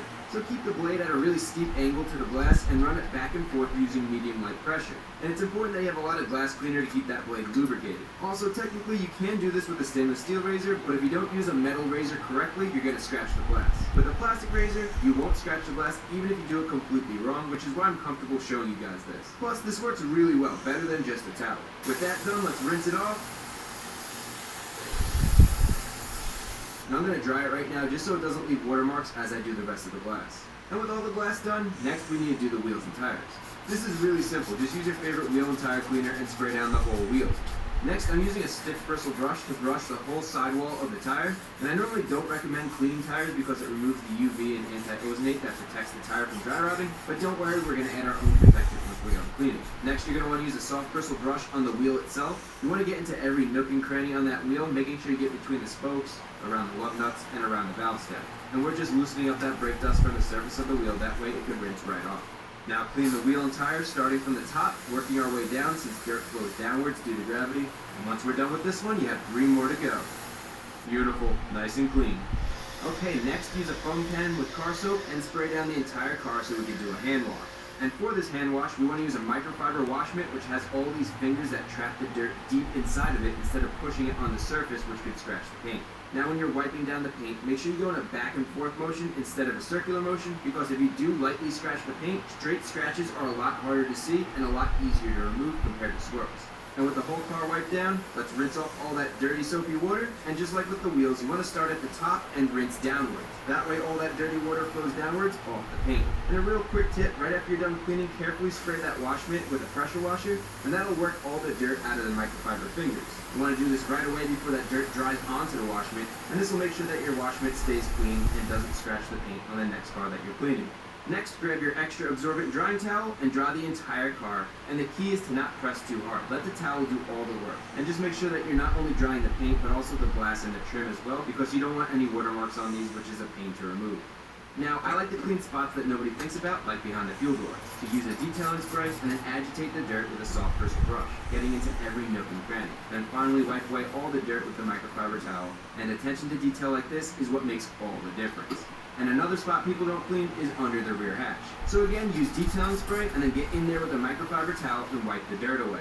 So clean around the entire rear hatch, and this attention to detail is going to set this car apart. Oh. Tidy Cats Breeze. Unstinks waste unlike any other. Live life unlittered. When your teeth are sensitive, even drinking cold water can hurt. Nobody should put up with the pain of sensitivity. New Sensodyne Clinical Repair helps create a shield that protects exposed areas of teeth after 60 seconds. My patients will love it. Pay it off faster with the low-rate platinum card. Navy Federal Credit Union. Our members are the mission. Are you telling me that this isn't Alaska? Oh, hey. I got it! You did it! Put your refund to work with tires you can trust. At Mr. Tire Auto Service Center, get up to $100 back on trusted tire brands, including Pirelli, Knepson, Goodyear, Cooper, and more. Visit MrTire.com today, valid through the end of the month. Alright, so this is looking great, but we still have to polish and wax the paint. And to do that, I'm using a 2-in-1, so polish and wax all in one. It'll help remove little scratches, and it'll provide a protective layer of wax. And I'm going to be using this small DA polisher to get the job done. Okay, so get a couple of dots of polish on the foam head, and then dab it onto the paintwork to spread it out. Then you want to start on a low speed to spread it out so you don't sling polish everywhere. Good, with all the polish spread out, now we can speed it up and work our polish into the paint. And it's important that you keep the polisher moving, that way you don't overheat the paint. And as you go back and forth, you want to overlap your passes about 50%, that way you don't miss any spots. Also, you don't need a lot of pressure. Let the polisher do all the work. Just keep it flat and smooth. And once you're done, buff off the area with the clean microfiber towel, making sure that you don't leave behind any residue, and check out that shine. So you're going to want to repeat this process one body panel at a time, and I love the transformation. And check this out, keep an eye on the reflection in the paint. Look at how nice this is coming out from a simple polish. And a quick tip, if you have polish on your emblems like this, when you wipe it off, it's not going to remove the polish from the embossed letters and in the crevices. So just use some detailing spray and then get a soft bristle brush into those letters. And again, attention to detail is the name of the game. Look at how good this came out. It might not seem like much, but look at the difference. And with the car polished and waxed, look at how amazing this came out. For a quick 2-in-1 polish with wax in it, the gloss is absolutely incredible. Especially for a white car, this came out way better than I ever expected. Now the paint wasn't horrible to start with, but still, this has a nice deep gloss and it really pops. But the only thing is, these tires are not matching the rest of the car. So we're going to use the same exact protectant we've been using on the interior and on the engine bay, and not only will it protect the tire from dry rotting, but it's going to look really good as well. So with some cardboard on the ground so we don't stain the driveway, spray protectant into the brush, and then just brush that into the sidewall of the tire. And using a brush allows you to get into all the texture and letters on the sidewall, that way it can soak in everywhere and look even. Now do all the other tires, and holy smokes, look at how amazing this car came out. It looks absolutely incredible. The last thing to do to finish this up so we can put it up for sale is to restore these foggy headlights because they're yellowed, they're faded, and they don't look good. So all you need to do is grab your favorite headlight restoration kit. It doesn't matter the brand, just make sure it has a clear coat in it so it lasts more than a couple of months. These kits are great because it comes with everything you need. Well, everything except the soapy water. So grab the tape, and we're going to tape around the edge of the headlight so the paint doesn't get scratched. And a little tip, if you pop the hood, now you don't need to tape that section at the top. Okay, now just tape the paintwork where it meets the headlight, and I try to slide the tape in the gap between the headlight and the body panel like that. And this is not sticking because this car is polished and waxed. Okay, we'll do the best you can, tape around the entire headlight, and then we can start sanding. Now we have two sandpapers. We have the 1000 grit and then we have the 3000 grit. The 1000 grit is more aggressive, the 3000 grit is finer and more like a polish, so we're going to start with the 1000 grit. And they give you a nice Velcro pad to put the sanding disc on, make sure it's centered just like that, looks good, and now we can sand this. So grab your soapy water and spray down the sandpaper. Also spray down the entire headlight because we want a wet sand. And you're going to want to sand in a back and forth motion, not circles. So go back and forth with a medium to heavy pressure. That way we can sand away that oxidized yellow surface layer. And if you're wondering, the soap in the water helps give you a smoother finish and prevents the sandpaper from clogging up. Okay, so now let's wipe down the lens to remove all the dirty water, and check out all the yellow we removed. That's exactly what you want to see. Okay, so let's remove the 1000 grit sandpaper, and now we're using 3000 grit, which will give us a smooth finish. So spray the lens down with some soapy water, and spray the sandpaper as well. And again, sand in a back and forth motion, not in circles, and this time use a medium to medium light pressure. You don't want to press as hard because you don't want that sandpaper digging in. We want a smooth finish. Also, make sure you don't just sand side to side. You want to go up and down as well. Okay, so let's wipe this clean and check it out. This is looking really good, and we're not even done yet. Okay, so now we can remove the tape because we're done sanding. And a little trick before you put the clear coat on, use some alcohol on a towel and wipe the lens down, and this will show you exactly what it's going to look like when that clear coat goes on. That way you can see if you missed any spots. And in this case, we're good to go. And don't worry, the lens is going to fade back once that alcohol evaporates. That's completely fine. Now we want to grab our clear coat wipe, and we're going to start from the top using a medium pressure and wipe horizontally across the lens. You want to overlap each wipe by about 50%, that way you get complete coverage. And this is a self-leveling clear coat, so it goes on pretty decent, but it'll smooth out as it dries. Beautiful, and check it out, that came out absolutely incredible. Here's a before and after. Now we just need to let this dry for 1 hour. As we're doing that, let's do the other headlight. And this one's even worse. That's much better. Now with the headlights looking amazing, let's do one last thing to hopefully make this car easier to sell. And that is to install a dash camera. This small 4K dash camera was on sale for $100. And there's so many situations where you wish you had a good 4K dash camera, especially with all the bad drivers out there. And this is really quick and easy to install. It was inexpensive enough, and I'm hoping this gives us a little bit of an edge to make it a little bit easier to sell a car because a lot of people want dash cameras these days. Okay, so you guys have seen me do this before. You want to hide the camera behind the rearview mirror so it's out of sight. And now we can remove the protective backing from the double-sided tape, then push it into place so it sticks. Good, and now let's also take off that protective screen cover. Next, we want to install the charging cable, which goes right into the cigarette lighter. Then we want to pop out the plastic trim with the trim removal tool. That way we can fish the wires behind and out of sight. So peel this back. Then we're going to remove the glove box, and this is the same exact process as before when we replaced the cabin air filter. Now we can fish the wires back behind all this. That way you can't see them. So pull the wires all the way through, just like that. And if this was my car, I'd make a little hole in the plastic trim around here for the wire to fit in, but I don't want to do anything permanent just in case the next owner wants to remove this. So just push this trim back in place nice and tight, and that looks pretty good. Now let's take the wire and run it to the side where the door is, over here. Pull that all the way through.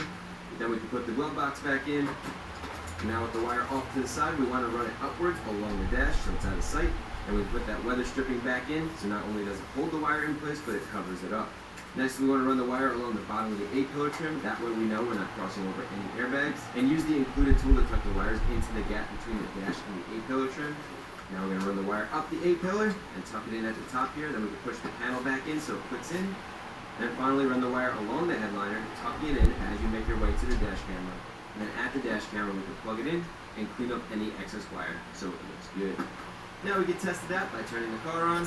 There's Vantrue dash cam should power on in a couple seconds. Perfect, just like that.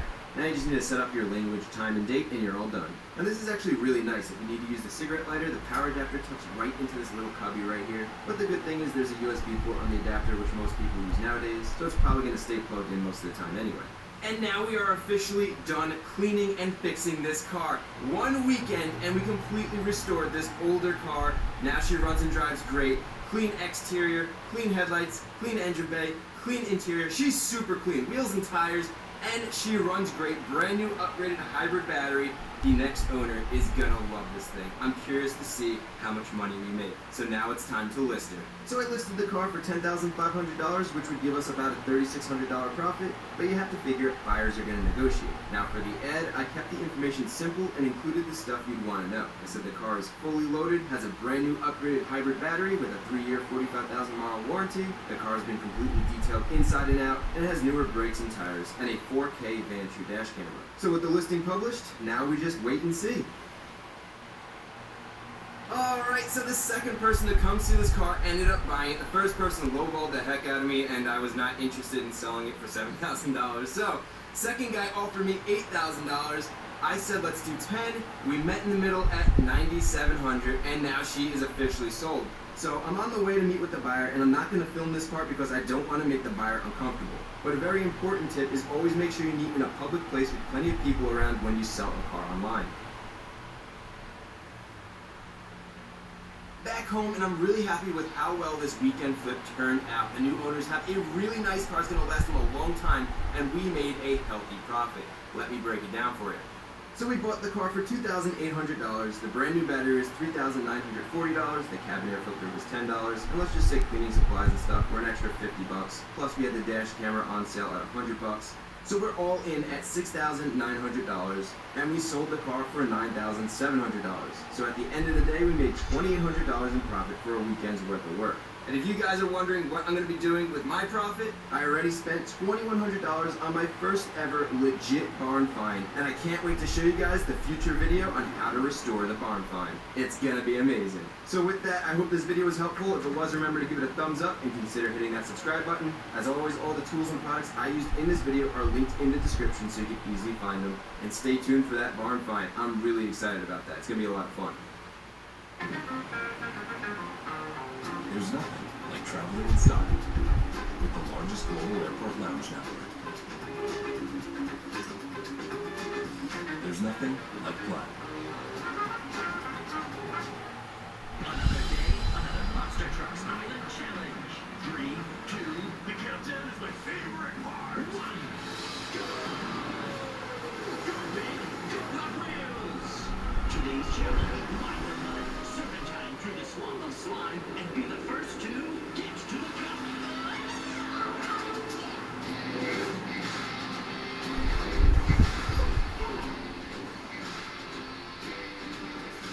Looks like Race Ace is having some trouble getting going. It's tough to get a grip in this gunk. Gunk is my middle name. It's actually Gunkster Gunk in the foot. Or neither. Despite the stalling, Gunkster's off to a quick start. He's made one of mine.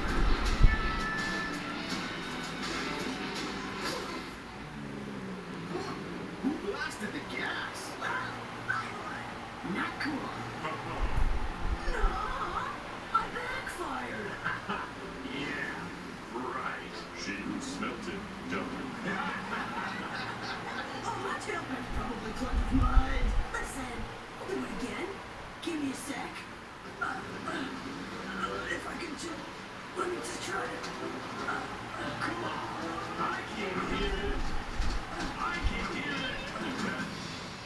Win. And with that out of the way, the trucks gotta slip, slide, and spin their way through this sludge to get to the next stage. Casey Gunkster hits a home on the trucks. Is someone involved Raven? Because I think I'm seeing green in the swamp of slime. Looks like Devil Derby and Rhyhorn know they can't power through the swamp because that slime is toxic with a capital T. Solid move there by Devil Derby, jacking into position. But here comes your favorite bad boy, Bone Shaker. Watch out! As the others forge ahead, Race Ace is trying to slide back into contention. And there it is, the Champions Cup.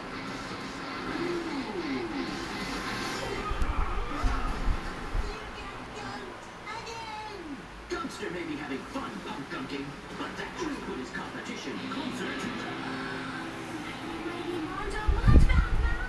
This is gonna get messy. Devil Derby's going for it. Now it's 5 alarm, but the extra weight of her ladder sets her sideways. This is real down. Yeah, it's starting to sink in. Challenge accepted! Race Ace doing what Race Ace does best. Challenge withdrawn. Times like these, a monster truck needs to dig deep. Coming through. Really not helping, Bigfoot. Here comes Gunkster. He will stop at nothing. This is a blast. At least he didn't say you. There he goes again. He loves Gunk. Can he make it? Hey, a little help here would be nice, guys. I'm not helping. You're on your own, Gunkster. Yeah, you've been pump gunking us all day, dude. Sorry, guys. I never win the cup. The mud is kind of my thing. I mean, I'm the one who always says, you got gunked. He does say that. Looks like the trucks are pulling a mega multiple maneuver. Can they? Will they? Yes! They launch Goatster into the cup. It's over! Goatster wins the Champions Cup. Hey, listen, I know I can be a little gunky sometimes, but I just want to thank you all for helping me in. And I win! You get lumped again! Nice to know some things never change. You can take the Goatster out of the goat, but never the goat out of the Goatster. Previously on Monster Trucks Island.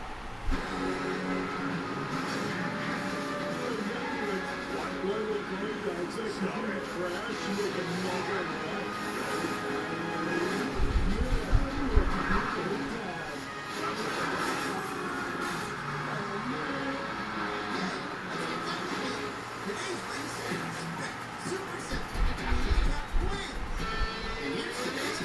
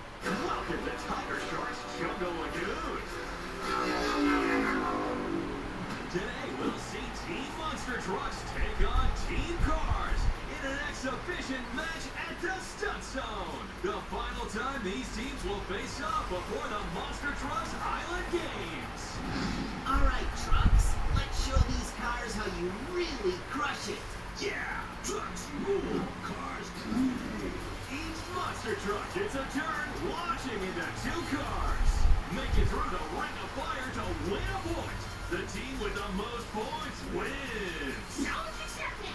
Umbrella Squad. Let's do it. Tiger Shark. RV there yet. Warp Speeder.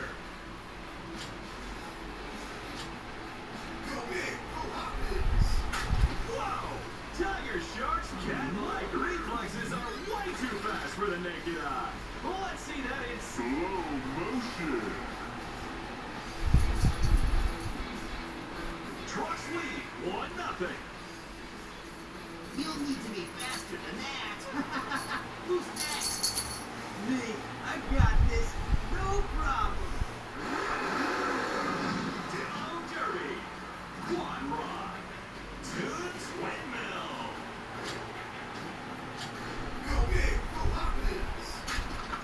Whammo! Demo Derby sends the cars flying with that one. Look out! Trucks lead 2-0. Nice try, but not fast enough. Mega Rex, you're up.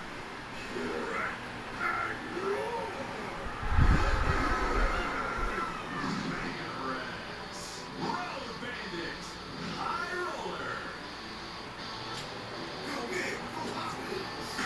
Now that's what I call a mega fail. The cars take a bite out of the dyno with a 1-2 combo.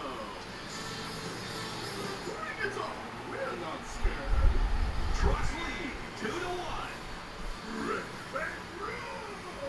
Boom! Straight her neck. There's no way these cars can outstunt me.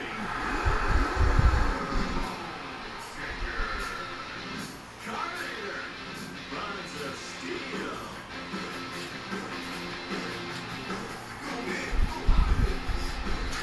Bone Shaker with a shakedown. He flies through the ring of fire like he's got a world to save. Ha! Toasted those buns extra crispy. Trucks lead 3-1. All right, Bigfoot, your turn. I'll stomp them out of here. And stomp the stomp. Mattel Green Maria.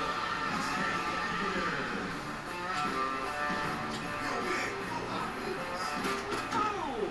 They felt that smash on the moon. Bigfoot and the cars launched into a direct hit for Mega Crush. Trucks win 4-1. Nice try, little cars. We want a rematch. We'll get our revenge at the Monster Trucks Island game. Good luck. You're gonna need it. That's right, little cars. Let's send back to headquarters for an update. Good news! The Monster Trucks Island games are coming soon! Watch as Monster Trucks and Hot Wheels cars stop, race, and battle it out in the legendary Titan Tire Stunt Zone! Now, back to the action! Let's see what Tiger Shark has up his sleeve today. Trucks must navigate the crushed car jungle lines, then launch through the scary Tiger Shark jaws, and then skid across the beach into a splashdown finish. The monster truck that outlasts the rest wins the Titan Cup. And now for our first matchup.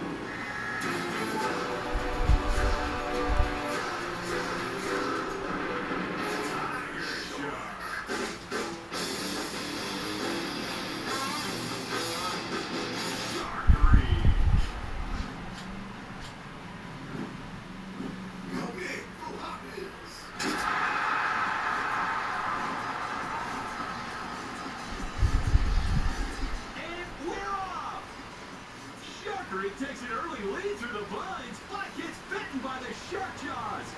And Tiger Shark races away to a splashdown finish. Fear the frenzy.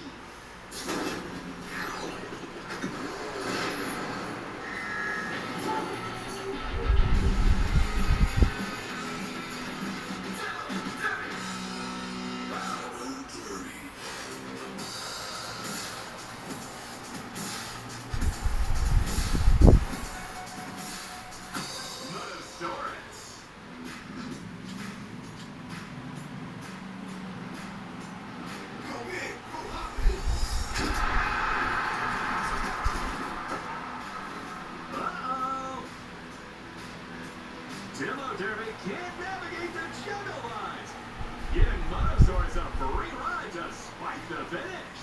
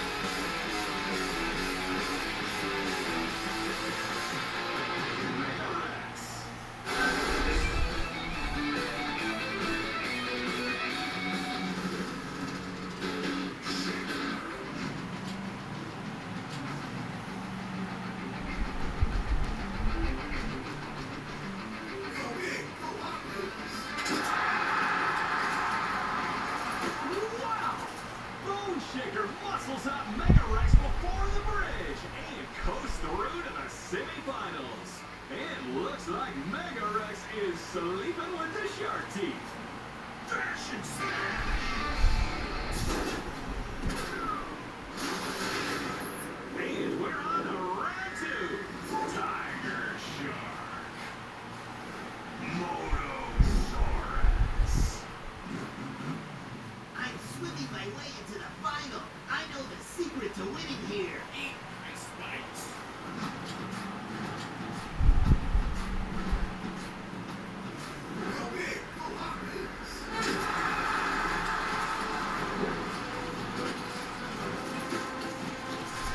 What a comeback!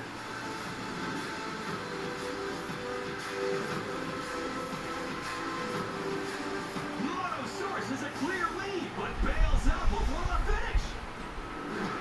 Tiger Shark steals the win and moves on. Never a doubt. Fear the frenzy.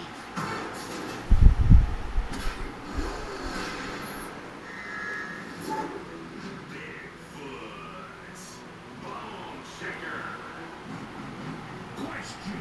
Do you know how to swim? I know how to win. See you on the track.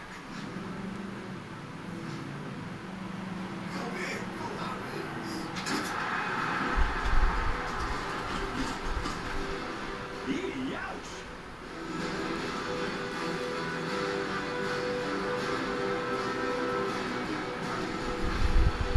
Looks like Bone Shaker got snared by the shark bones, and Bigfoot stomps his way to the championship.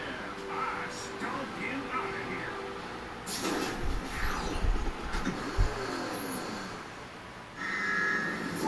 Well, it all comes down to this. Our finalists have conquered Tiger Shark's tricky slope, and their path to the Titan Cup is nearly complete. He's big, he's fast, and he's ready to stomp his foot into the Titan Cup.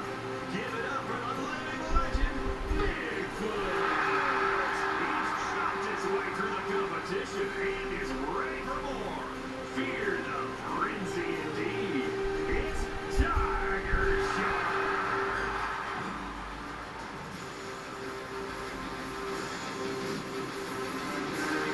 This may be your home track, but this is my Titan Cup. We'll see about that. Watch out for that extra row of shark teeth.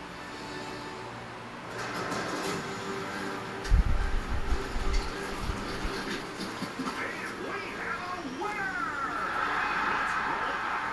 They are tired of tire through the lines.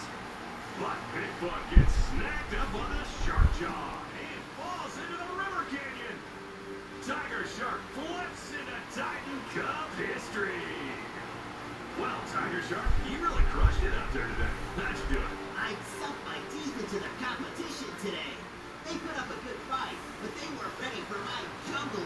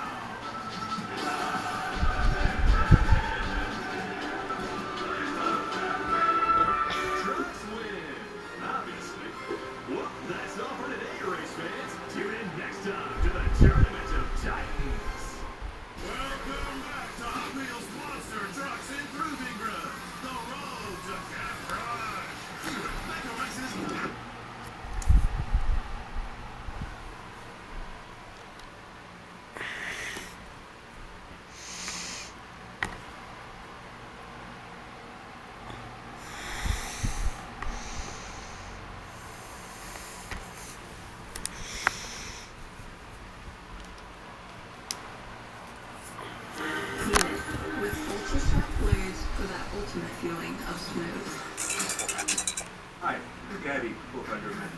We grew up loving those sweet whiskey treats.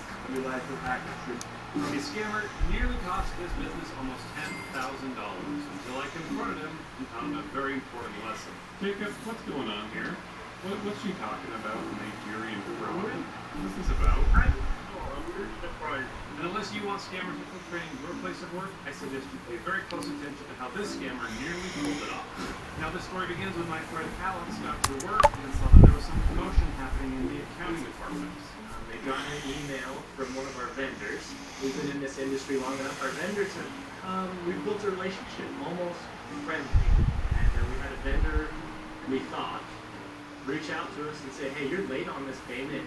Because you're late, we need you to pay differently than you normally do. Send us a wire transaction. And the accountants thought the email was real because attached to it was an invoice for some products that they had actually ordered a week earlier. It was just under $10,000. Okay, so it's a good amount. Good amount. You know, we're not talking incredible amounts of money, but definitely a good chunk of change. And the instructions on this email were to send a wire transfer to a different bank in New Mexico, which was very weird considering this vendor is in Utah, literally 30 minutes away from Alex's office. So the team started to ask questions and they pulled up the email once again. So we started looking closer and closer, and we see that this email is not from the exact email address we think. Instead of a lowercase l, there's an I that's been placed in there. So this clearly is an imposter who's impersonating the vendor that they regularly do business with. But how in the world did the scammer get access to this invoice and know who to email? I wanted to find out. So I pretended to be an accountant with Alex's company and I called up this Jacob. Hello? Hello? Hi, looking for Jacob. Is this him? Yeah, this is Jacob. Hey, Jacob. Hello? Hey, it's Ben. Yeah. It's Ben over here in accounting. How are you? I'm fine, thank you. What about you? Oh, doing great. Hey, I heard that you are looking for payment on this recent invoice. Is that right? That's correct. Is it? I'm waiting for it right now.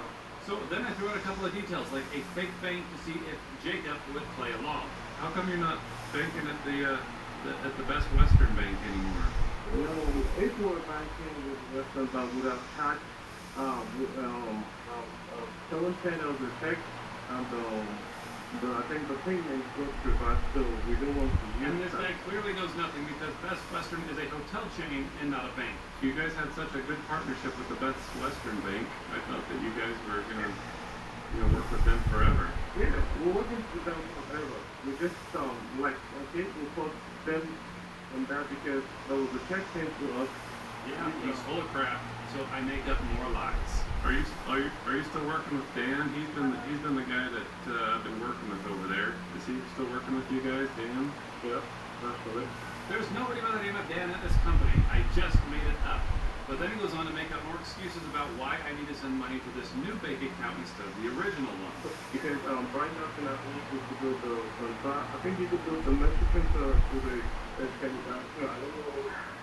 Right, so that's what I'm asking if we could provide another bank information because we just go from about 3 new bank information, that's right. Oh, you have multiple bank accounts I can send to. Is that right? Yeah, that's correct.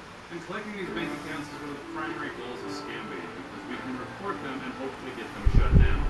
And sometimes when the bank flags these accounts, they notice other pending transactions from victims that they can cancel.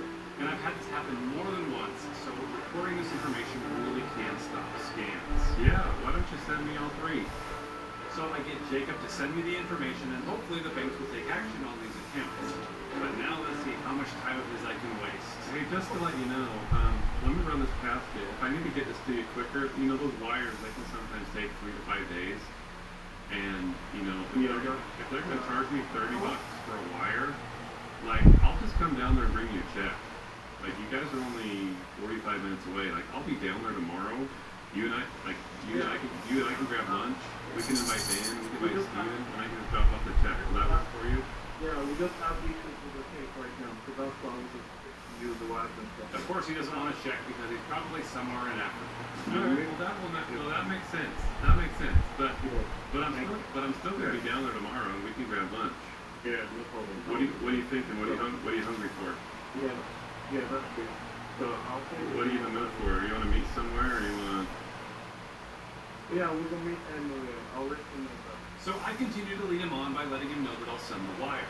But we have to get back to how he inserted himself into this transaction in the first place. How did he know who Alex's company does business with? And how did he get a copy of the invoice? Well, this video is brought to you by the letters BEC, Business Email Compromise. And I talked to security tech YouTuber Liron Segev to see how common this is. When it comes to the business side of it, we have seen a lot of very targeted attacks. And he showed me all kinds of cool little devices that a hacker may have access to, though what he told me is that more often than not, it simply comes down to social engineering. They will look at the company, they would find out everything that they can about the company. It's who works where, who's got access to what are their company's routines, who are they engaged with, are they on social media, are they sharing pictures of what they're up to, what their production is like, maybe some behind the scenes photos and videos. You know, we're all on social media, everybody likes to share and overshare. And that's gold mine for these guys to get it. Because they've done their homework, they know who the suppliers are. They know who the company's dealing with. They know the fact that they have a big launch coming up. They've got all these wonderful little details. And when they start crafting an email, this is very, very tailored to that business. It sounds to me in this case that they were able to fish the person and create maybe a link that they would click on. That link could have come up as their own company's website. It could be their web access to their company's email. It could be to one of their external systems. Maybe they use QuickBooks or an accounting system. The hacker would have got that information if they'd done a little bit of recon about the company. They could have seen who they engage with. And if this employee wasn't on their toes, they would have just simply entered their username and password on a phishing page. And when you go through the sent mail, you have a full communication of what's going on, who they're dealing with, what's the correspondence like. From there, it would have been very, very simple to craft that story of, hey, you haven't paid, you got to pay here. Here is a new invoice, and simply go that way. And that appears to be exactly what happened. Someone at Alex's company had their email hacked. The original invoice that came through was deleted and then resent from another email address that looked nearly identical to the vendor with the updated wiring instructions. When you list on Apartments.com, renters will start coming out of the woodwork. Is it a dishwasher? Wow, Allie, you're obsessed with Olive Garden's tender braised beef tortelloni. And we're obsessed with your 5-paragraph petition demanding its return. Fan favorites are back for a limited time, starting at $12.99. But unlike that petition, they won't go on forever. We've all accepted that everything we do online is good. Every search, every click, every purchase is recorded somewhere. Most people don't even think about it. It's just a possibility to do, right? But it shouldn't be. It doesn't have to be. That's why it's supposed to be. You generate these unique identities for anything you do online. So there's no information that stays private and we stay interested. It's simple. You can shop, sign up, and communicate all over that. The world where people don't give up their privacy just to exist online.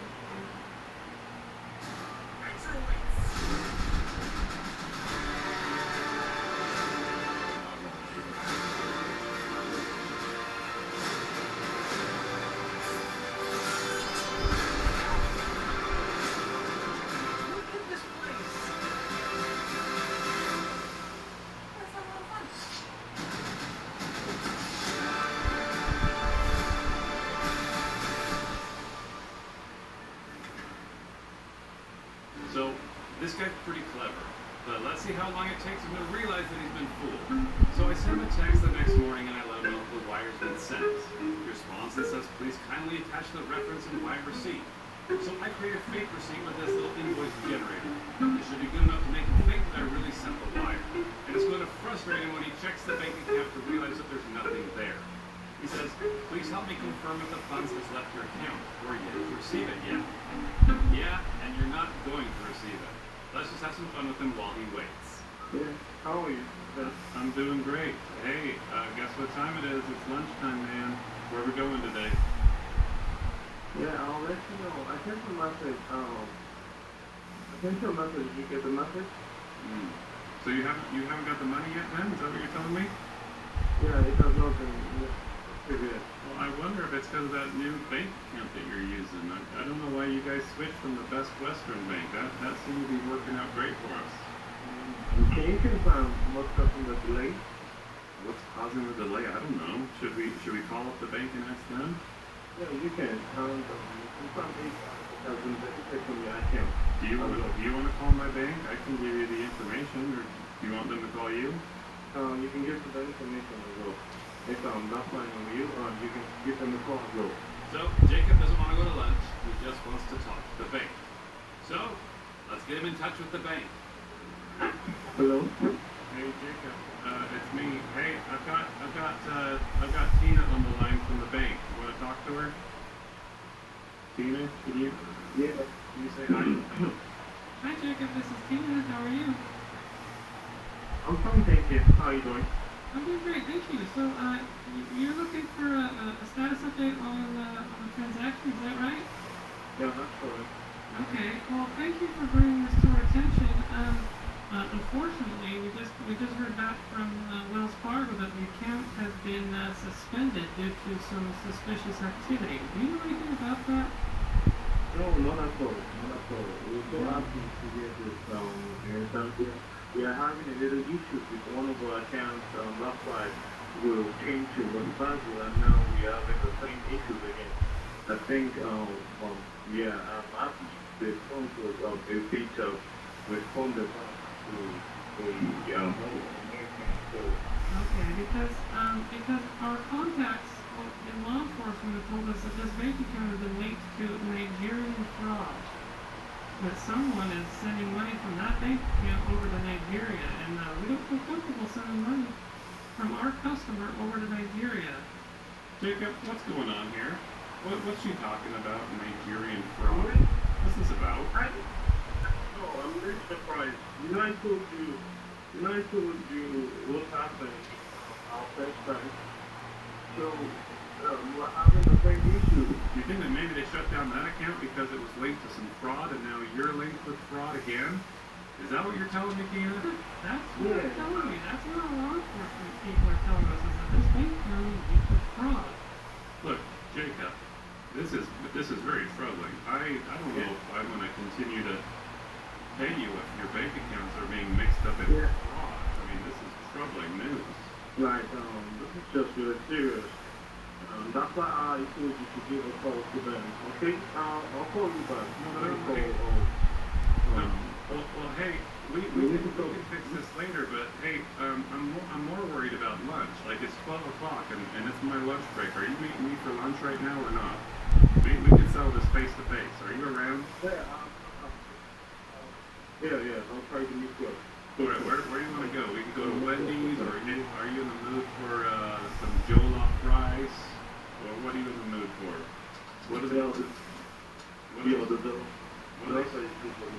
I know a great place that has some great Nigerian food. They serve Jollof rice, they serve egusi soup, they serve pepper soup, they've got akara, pounded yam. Oh my gosh, this sounds great. Hey Ben, do you mind, that's really weird, but do you mind if I invite myself and tag along and join you guys?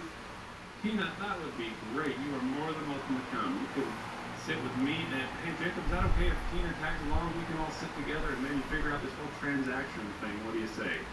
Tina, do you want me to text you the address, Tina? That would be great, man. I can't wait. Jacob? You know the place, Jacob? You need me to pick you up? Where are you at? I'll pick you up if you need me to pick you up. Well, needless to say, Jacob did not join Tina and I for lunch. He did not get the money that he spent so much time trying to get because the bank account has since been flagged. But he did teach Alex and myself an important lesson on business email compromise. I wonder if this Jacob would have better luck being an ethical hacker like Leron, where he doesn't scam people, but he points out weaknesses and vulnerabilities in other companies' systems. There's pretty good money in that. Or he can just keep sending phishing links, but I hope he's not successful because then you all know how to avoid something like this. For the love of everything, don't think that it could never happen to you. It's not what if, it's just gonna be when. It's just gonna happen. So you've got to have this attitude of it can happen to you. You just gotta be aware of it. Anyway, I want to thank you for checking out this video, and I hope you stay safe. I'll see you in the next one. Hey Holmes, find me a 3-bedroom home in Atlanta, near a Whole Foods. Show me the kitchens. Ready to see what you will find with Holmes AI?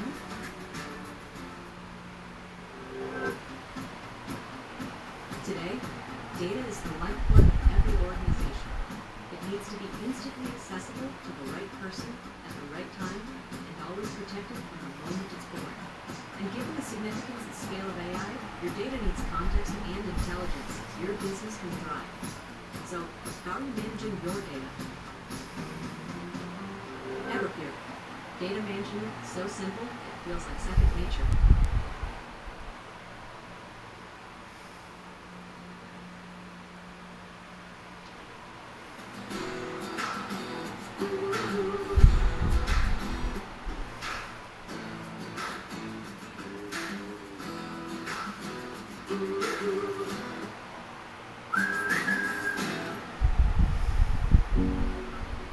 Amica Insurance is proudly customer owned. We know what keeps you going, and we work harder to protect it. Visit amica.com today. Hey guys, Chris Fix here, and today I'm going to show you the entire process of how to replace a hybrid battery, and in this case we're going to be working on my Generation 3 Prius. So this video will cover from 2010 to 2015, and this is my 2013 Prius I just purchased. I found it on AutoTempest for $2,700 because, well, it has a bad hybrid battery, and hopefully when we're done with this, the car will be fixed, and it'll be worth about $8,000, leaving us room for a healthy profit. Now these Generation 3 Priuses are getting up there in age and mileage, and that's causing these batteries to fail, and when they do fail, that is very expensive. And just to give you an idea, I got a quote from a local dealership to replace the hybrid battery, and it would cost $4,600. So we're talking a lot of money here. So instead, we're going to be installing an aftermarket battery pack from Electron Automotive. This is about $2,200, saving us $1,000 over OEM. Plus, we're going to be doing this with common hand tools ourselves, saving us $1,000 in labor, so over $2,000 saved by doing this ourselves. And the best thing is, this is an upgraded battery pack. So this battery pack has more power than OEM, and also when you're using the regenerative braking, this charges up quicker. Plus we have a 3-year 45,000 mile warranty versus the OEM 1-year 12,000 mile warranty. Now the most important thing when getting an aftermarket battery pack is making sure you get a high quality one, and I've actually used this company before. Check this out. This right here is the Prius I replaced the hybrid battery on over 4 years ago. I made a video on it. It's a Gen 2 Prius, so 2004 to 2009, just in case you guys have this year Prius. I'll put a link in the description to that video below. And the reason why I asked the owner to bring the car by real quick is because the proof is in the pudding. This is a daily driver for over 4 years, no hybrid battery issues. It's been fixed, and this car is a great example of that. So I've used this company before with good results, and they have a full service shop out in California, which is why I'm comfortable recommending them to you guys. So I want to thank them for supporting the video and making these high quality battery packs that don't break the bank for a bunch of different hybrid cars. That way we can fix these cars instead of junking them. And I'm going to show you how to do that right now. So all these tools and products I use in this video will be linked down in the description. That way you can easily find it. Let's grab our safety glasses and get them on, and let's go get started. Now before you go buy an expensive battery pack, let me show you real quick how to tell if your battery's bad. Now the good thing about the Prius is it clearly lets you know that the battery's bad. So if we go to start her up and take a look at the dashboard, you can see it comes up right away to check the hybrid system. Additionally, you'll notice that the fuel economy will go down. Right now I'm only getting about 30 miles a gallon, but with the new battery, I bet we can get over 60. And we'll test out that bet at the end of the video. And finally, the best for sure way to know that you have a bad battery is to plug in an OBD2 scanner like this. That way we can scan the computer. So under the steering wheel, you can plug in the scanner into this port right here. And since this car is already turned on, just open up the app on the phone and scan the codes. And here are the results of the scan. If we look down at the permanent codes, we have P0880, that says to replace the hybrid battery, P3011 saying block 1 is weak, and P3013 saying block 3 is weak. So if you see codes like this, you can be pretty confident that your battery needs to be replaced. So now we know for sure the hybrid battery is bad. Let's shut the engine off and let's replace it. Now the hybrid battery is located in the rear of the car, so we're going to be working out of the trunk. So let's pop that open, and just to give you an idea, the hybrid battery is located right about here. So let me show you how to easily get to it. First, let's remove the trunk liner, then we can remove the floor lid, followed by the cargo tray. And just like that, you can already see our hybrid battery right here. Now we do have to remove a couple of other things to get to the full battery, but before we do anything else, once I can see this orange plug, this is the safety plug, I like to remove it. So all you have to do to remove it, pull that out, turn the lever, and that comes right out just like that. This safety plug kills the voltage when it's removed, so now the battery is safe to work on. That's why I like to remove it right away. So with that removed, now let's go and disconnect the 12-volt battery. So pop this tray out, as well as this little side panel to get access to the battery. Now I'm using a 10mm wrench to loosen up the negative cable, and a ratcheting wrench works great here. And with this loose, we can disconnect it from the battery and tuck it away so it won't touch the negative terminal. So with our battery disconnected, now we can come to the other side and remove these plastic trim pieces. So remove the lid, and then there's a plastic nut you can unscrew by hand, and then this tray comes right out. With that out, now let's head over to the back seats and remove the privacy shade. This just pops out. Good.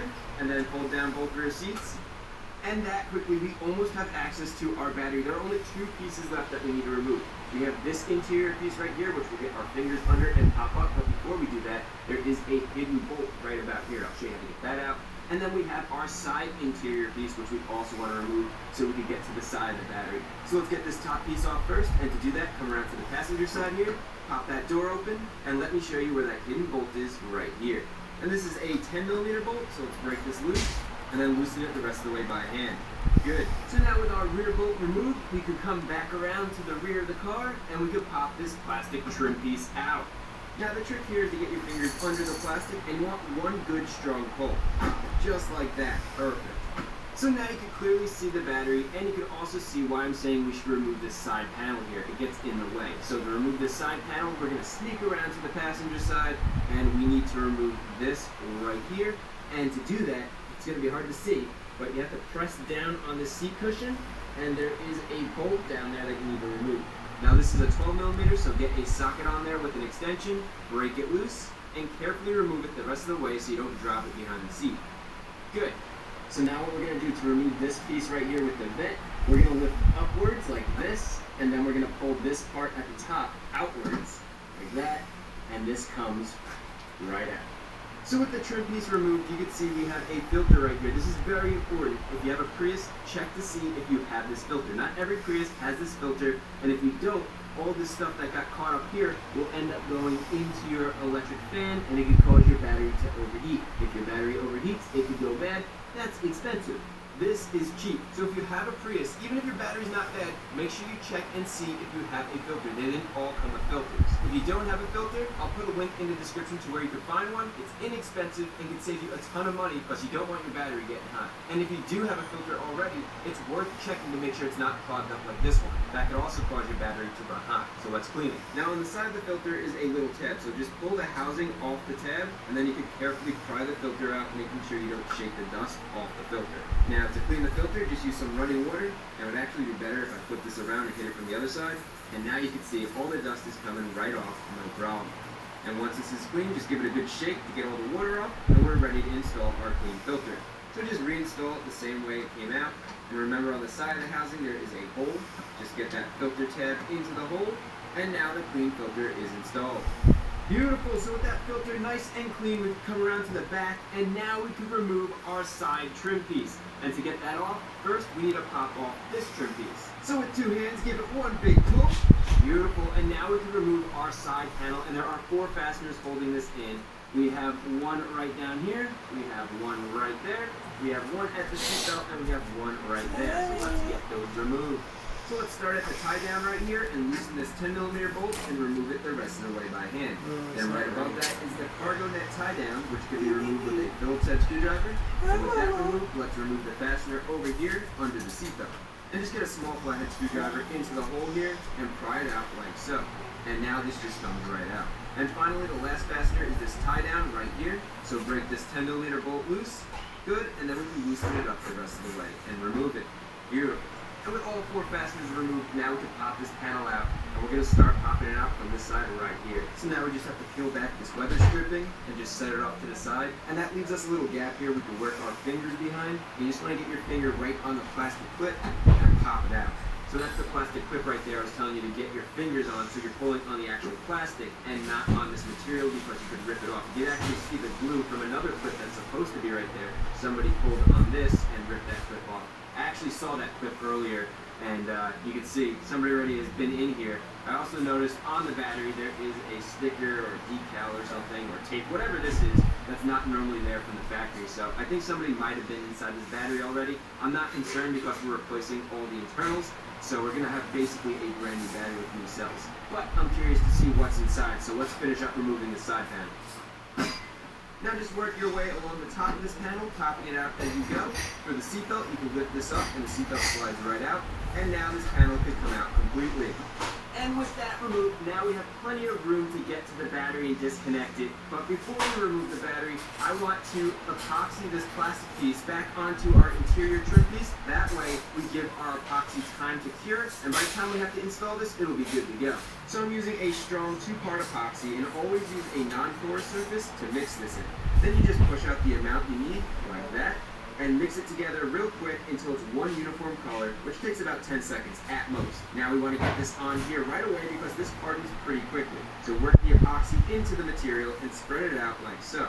And you can make out the original orientation of the clip on the panel. So let me get this in the same position and then push it into place. And finally clamp this down to hold it tight against the material for a good strong cure. So as we let that cure, let's go back over to the car and disconnect the hybrid battery, and we'll start right on this side. So let's remove this black vent, and to do that, we need to remove this clip right here. So get your panel clip pliers and work it under the clip, and then pry up until it pops out. Good, and now we can remove the vent from the battery. Next, we have this white plastic piece that needs to be removed, and there's a white clip right here. So push the plastic off the clip, and then there's another clip down here, so just get...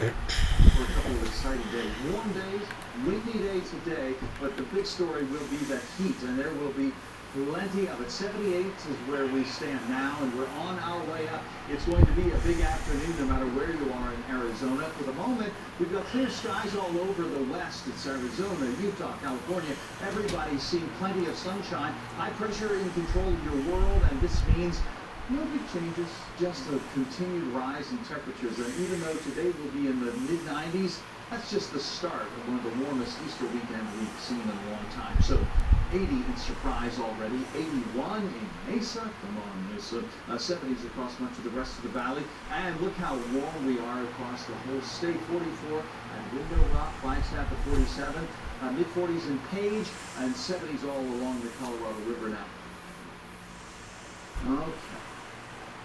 Okay. Who's been at work? I think it's Fluellen.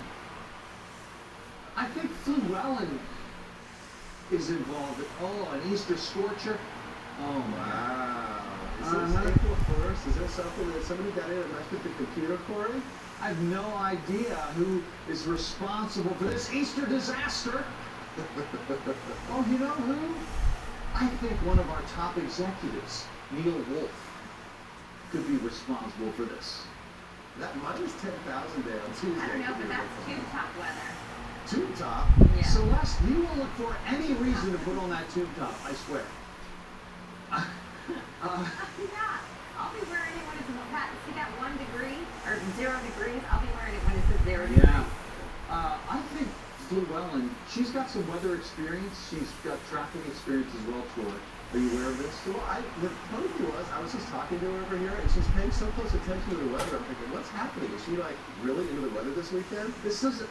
She was waiting for it, Corey. I realize I heard a tornado on Saturday. I don't know. I realize I watched some YouTube hurricane on Friday during the show. I'm not that attentive to the Weather Center at all times. I don't know who was getting into this mess here. But I'm not responsible for any of these numbers. I think Celeste, didn't she build all that stuff? Or, I mean, potentially it could be some lucky. Oh, is it Rodriguez? What does that mean? You are the worst. Like an assault. Yeah, I've been attacked. Look, I'm getting close to retirement, Celeste. You've got many, many years. I can't have this be my legacy. Yeah, the hurricane, the tornado. My goodness, Easter Sunday's been blowing up. There's fire everywhere. My goodness. Do not observe this. April Fool's. You handled it well. Good job, Corey. Celeste, was that you? Yeah. She was part of it. How did she get involved? She's not even allowed in the building anymore. What? EP Mel said, she tasked me with finding out when we were away from the weather center. So I ratted on you and said he's away. Then she came in and did something. Then Celeste built the maps. I don't know what Llewellyn did, but she was part of it for sure. She's got a look on her face over there. HGTV has taken over the iconic Bachelor Mansion. They thought picking a soulmate was hard. Just wait till they have to pick the right shade of makeup. Bachelor Mansion Takeover. All new. Tomorrow night at 8 on HGTV. Here in Georgia, skilled opinions and sharp minds come together, crafting more than just tires. We craft confidence that doesn't waver, strength that's unrelenting, and performance that never quits. Performance you can trust when the road disappears, or when it stretches farther than you thought possible. They're not just built for the road. They're built for the people who drive. Day after day, decade after decade, for 20 years, we've made tires here in our factory, shaping a product that reflects the best of American hard work and made to perform when it matters most.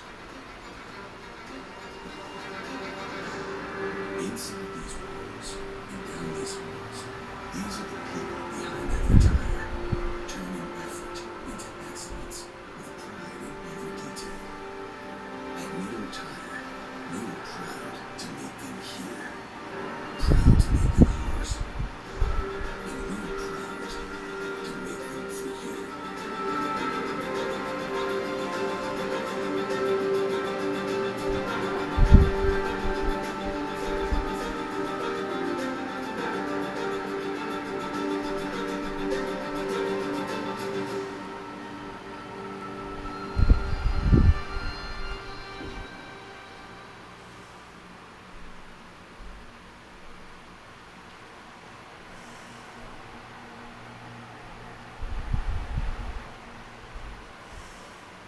See that brand new Hyundai Santa Fe? Yeah. I mean, hey, finish this bucket on your own. Enjoy your new car. Hyundai Getaway Sale.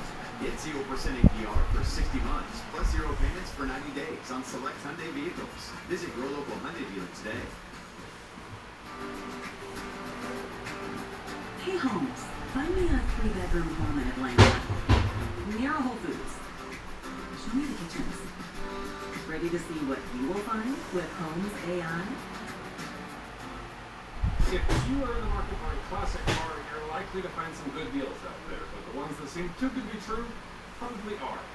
I'll show you.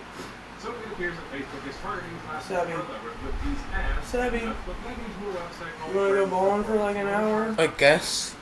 Alright, it's 11. Yeah, I know. So we gotta leave at like 11:30. Yeah, I know. I'm gonna take a poop and a quick shower. Yeah, I We know. can eat there or afterwards. We can Yeah, I know. Okay, I'm here ready. You ready? Yeah. Close over here and we'll wipe your face off. Yeah, I know. So I did, and that's when I get connected to their sales manager, Bob.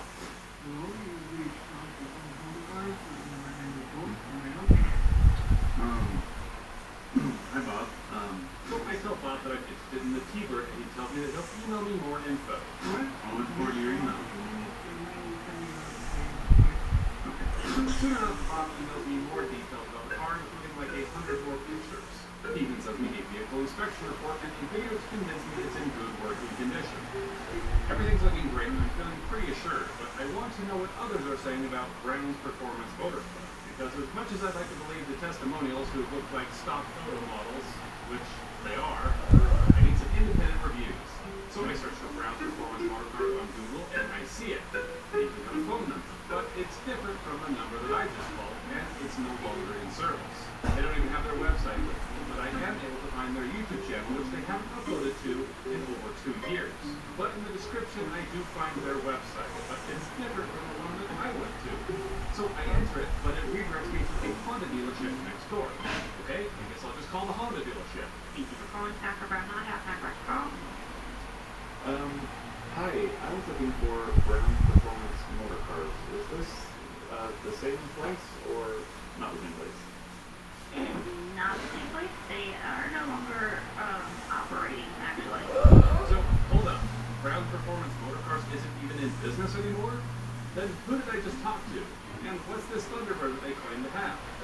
That's when I started doing some reverse image searching, and I'm able to see this exact picture is from a car broker called Garage Kept Motors in Grand Rapids, Michigan. Okay, so who really has this Thunderbird, and who is stealing pictures from who? Well, one way to see who's more reputable is to look at how long each site has been around for, and you can do this by going to whois.com and entering the URL. Here you can see that Garage Kept Motors registered their site back in 2013, while Brown's Performance Motorcars registered theirs just a few months ago.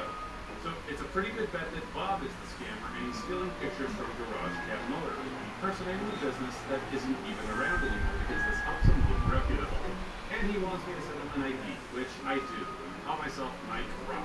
Hello, it's Mike there. Last name, Roch. And maybe it's my design work or the name, but he must have caught on because he never responds to my calls or my emails again. Hey, has anybody seen Mike Roch lately?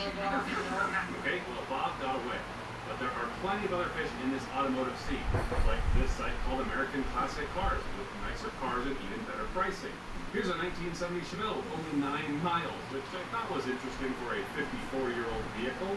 But I started thinking this site might actually be real because you can see that the cars were photographed at a location with the company logo prominently displayed. But when I visit the address they have listed, I can't see a car lot of any kind anywhere. But this is a nice place with a lot of inventory and an impressive showroom. It's got to exist somewhere, so I start searching around for classic car showrooms and brokers to see if anything looks similar. But there's so many and I need to narrow it down. So I see that they're next door to a church, and that makes me think that maybe they're somewhere in the south. Soon I find one in Alabama called Auto Investors that just so happens to be next to a Baptist church. And what do you know? It's the place from the picture. And when I go to their website, I can see every picture that American Classic Cars is using was taken here and then later photoshopped with a new logo. So I definitely want to talk to these guys, but their phone number doesn't work, so I email them about a 66 Mustang saying my name is Eileen Dover. And I get a response from Tyler who attaches more pictures and a video. I thought this is my chance to see who's really behind this, so I write him back saying I'm actually interested in the red Mustang, and I hide a trackable redirect link from Brad's IP address. But he doesn't click on it, and he never responds. Dang it, these guys are savvy. But I'm not going to give up until I can expose these scammers once and for all. So I try a third time, and I find a website called RollyTruckAutoSale.com, which is supposedly based in Austin, Texas. I can see that there is a Rolly Trucks in Austin, but it doesn't really look like they sell classic cars. Red flag number 1. And the website, according to Whois, was registered only about 2 months ago. Red flag number 2. Then I check out a 69 Camaro, and I reverse image search it, and I can see that this car is actually from Street Greens, Texas, a legitimate classic car dealership in Fredericksburg, Texas. Red flag number 3. But I called up to inquire about the Camaro, and I spoke to a guy named Tony who told me all about the car. A couple of parts of the car, so we get it from Brad Adoption 2 weeks ago. Now, if he's really there in Austin, Texas, he won't have a problem with me showing up to check it out in person. So I bring it up to see what he'll say, but he plays it cool. I'd like to take a look at it.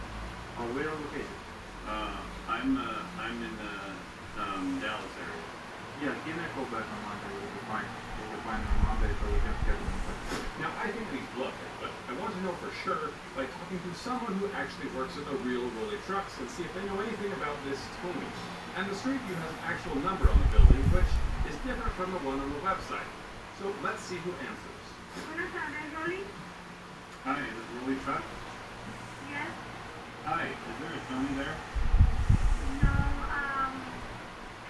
that is, maybe, that many people thought about that guy. That guy is just a scam. It's a scam. I don't know, somebody made the fake with the name. Oh, that's not you. No. Okay, so once again, the scammer is impersonating an actual car business with no web presence in order to give him more credibility. So the next day, I see how far this guy will take this lie, and I ask him to send me the title, because I want to know if he really is the owner of the car. And he actually does. That's the vehicle's VIN number, and it looks like it's currently owned by Rolly Trucks. But I want to talk to a car expert, so I visit my friend Colby at Auto Group Direct because he knows a thing or two about buying and selling cars. From first appearance, I could say that the words aren't really bending. at the same time the paper is bending. So this could easily be a picture of a real certificate of title from Texas, and then they just lay over like a digital print of the VIN and the title number. Can you verify with anybody, like with the state or with the... Yeah, so what I would do is I would call Texas Motor Vehicle Enforcement Division, and they will be able to tell you by giving them either the title number or the VIN number who, well, I don't know if they'll tell you who the previous person was that owned it.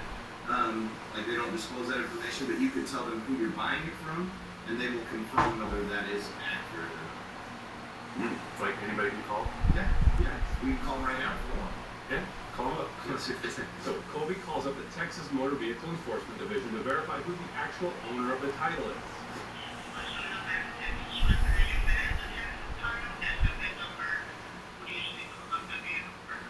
And there you have it. The title is fake. Guys, you will not believe how many people are being scammed from this. In fact, the odds of falling victim to online crime is 1 in 4. And a great way to push the odds in your favor is to sign up with Aura, the sponsor of this video. Aura protects your devices, finances, and privacy all in one place. Their AI-powered technology delivers fraud alerts 250 times faster than the competition. So if your personal information is found leaked on the dark web, or a person has been added to your home or vehicle title, you can take action quickly. Aura can protect your devices from malware by scanning new files downloaded to your device. You'll be alerted so you can review or delete it. Aura has a whole suite of other tools like Password Manager and parental control, and even a call assistant that blocks spam calls. And the best part is they have a US-based specialist that will work around the clock to be there for you in the event that something happens. You can try out Aura for free for 2 weeks when you use my link, aura.com/pleasantgreen. You'll see what you think and check if you've got any personal info floating around the dark web that needs your attention. It's time to rethink your security, so go to aura.com/pleasantgreen and get started today. So I call him up again to see if he can send me back with the title or a picture of the title on a desk or in his hand so I know for sure he has it. But he never sends it. He never answers another one of my calls. These guys... See that brand new Hyundai Santa Fe? Yeah. And again, finish this puppy. Enjoy your new car. Your Hyundai Getaway Sales. Get 0% APR for 60 months, plus 0 payments for 90 days on select Hyundai vehicles. Visit your local Hyundai dealer today. At L'Oreal, I feel trusted to own my projects. Life's too short for a boring career. It's here, the new party shop in Michael's. Discover hundreds of new party supplies, plus over 700 balloon styles. Celebrating is easier than ever with Michael's. Everything to celebrate anything.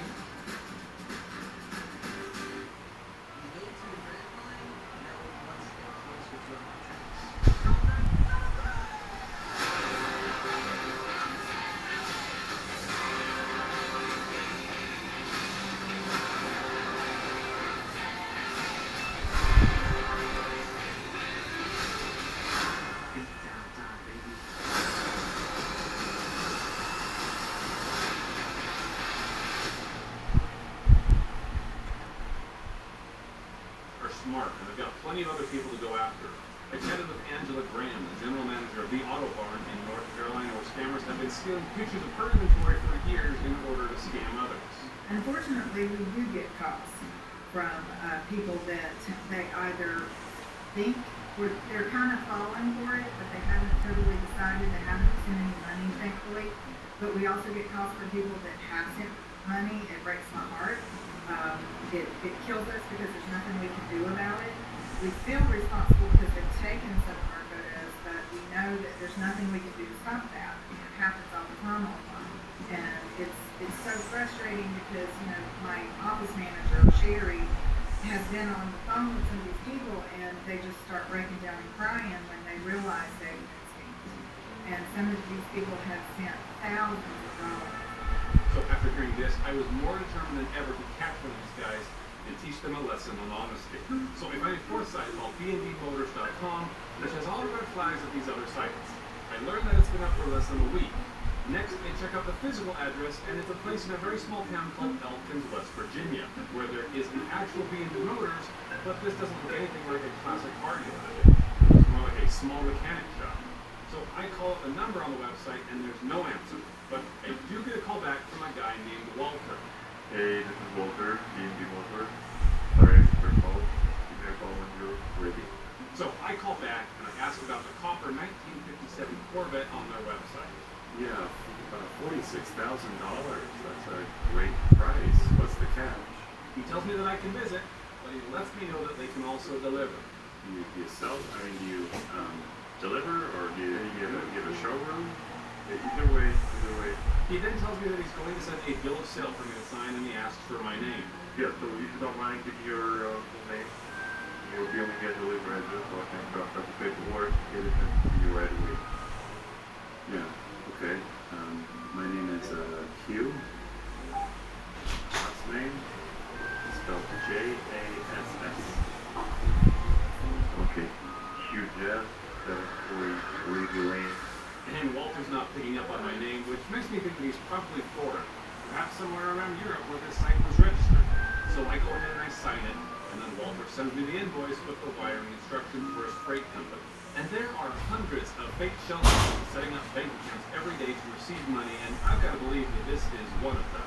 And to make him think that I've made the payment, I work with my friend Gambit, who's developed a tool to generate a bank statement showing that I've made a wire transfer. He's also able to generate screenshots showing the money coming out of my account, and Walter is convinced that the money is on its way. Well done, Gambit. Be sure to subscribe to his channel for more scam baiting and more uses of this tool. So then I asked Walter if he could send me a picture of the Corvette. Are you able to send me a picture of it in your lot right now? Just to make sure that it's clean? Yeah, of course. Somebody sends me a picture of the Corvette in the showroom, and I say, beautiful. Is that today? And he responds, yes, sir, just now. Except I highly doubt that, so I do a reverse image search, and I don't get an exact match. But searching for a copper Corvette, I'm able to find it at idealclassiccars.net, an established dealer in Florida. Walter's just photoshopped his brand onto the license plate to claim it as his own. So now I think I have enough to confront this guy. Once I got the confirmation, we'll come back to you with more details about the delivery and the ADA and all the stuff that you. Okay. You still have it though, right? You still have the card? If you don't want to go, I guess we can skip it. Picture. I don't know. I want to go, that but picture looks like another picture that I saw. What picture? Here, let me text it to you. Looks like that's a different website. Why is it on a different website? I don't know. Maybe the website that we call the dealership, where you can buy the vehicle. I don't know actually about this one. That's the same picture that you sent me. Okay. Is that your showroom? Yes, sir. Yeah, once So that showroom was in Florida. Did you just copy that picture? No. No, we have the vehicle, sir. Once we are gonna load it up in the trailer, I will send you a picture of the Walter, trailer. you just took a picture of that photo, and it's the same photo from a shop in Florida. You just stole the photo and put your name on the license plate. Look, sir, that is our car. So why is it on a website in Florida? I don't know, I have to check. Let me double You say you took that picture today? What do you mean you have to check? You took that picture yourself? No, yes, but I don't know why it's on another website. Maybe because that's where the car is from?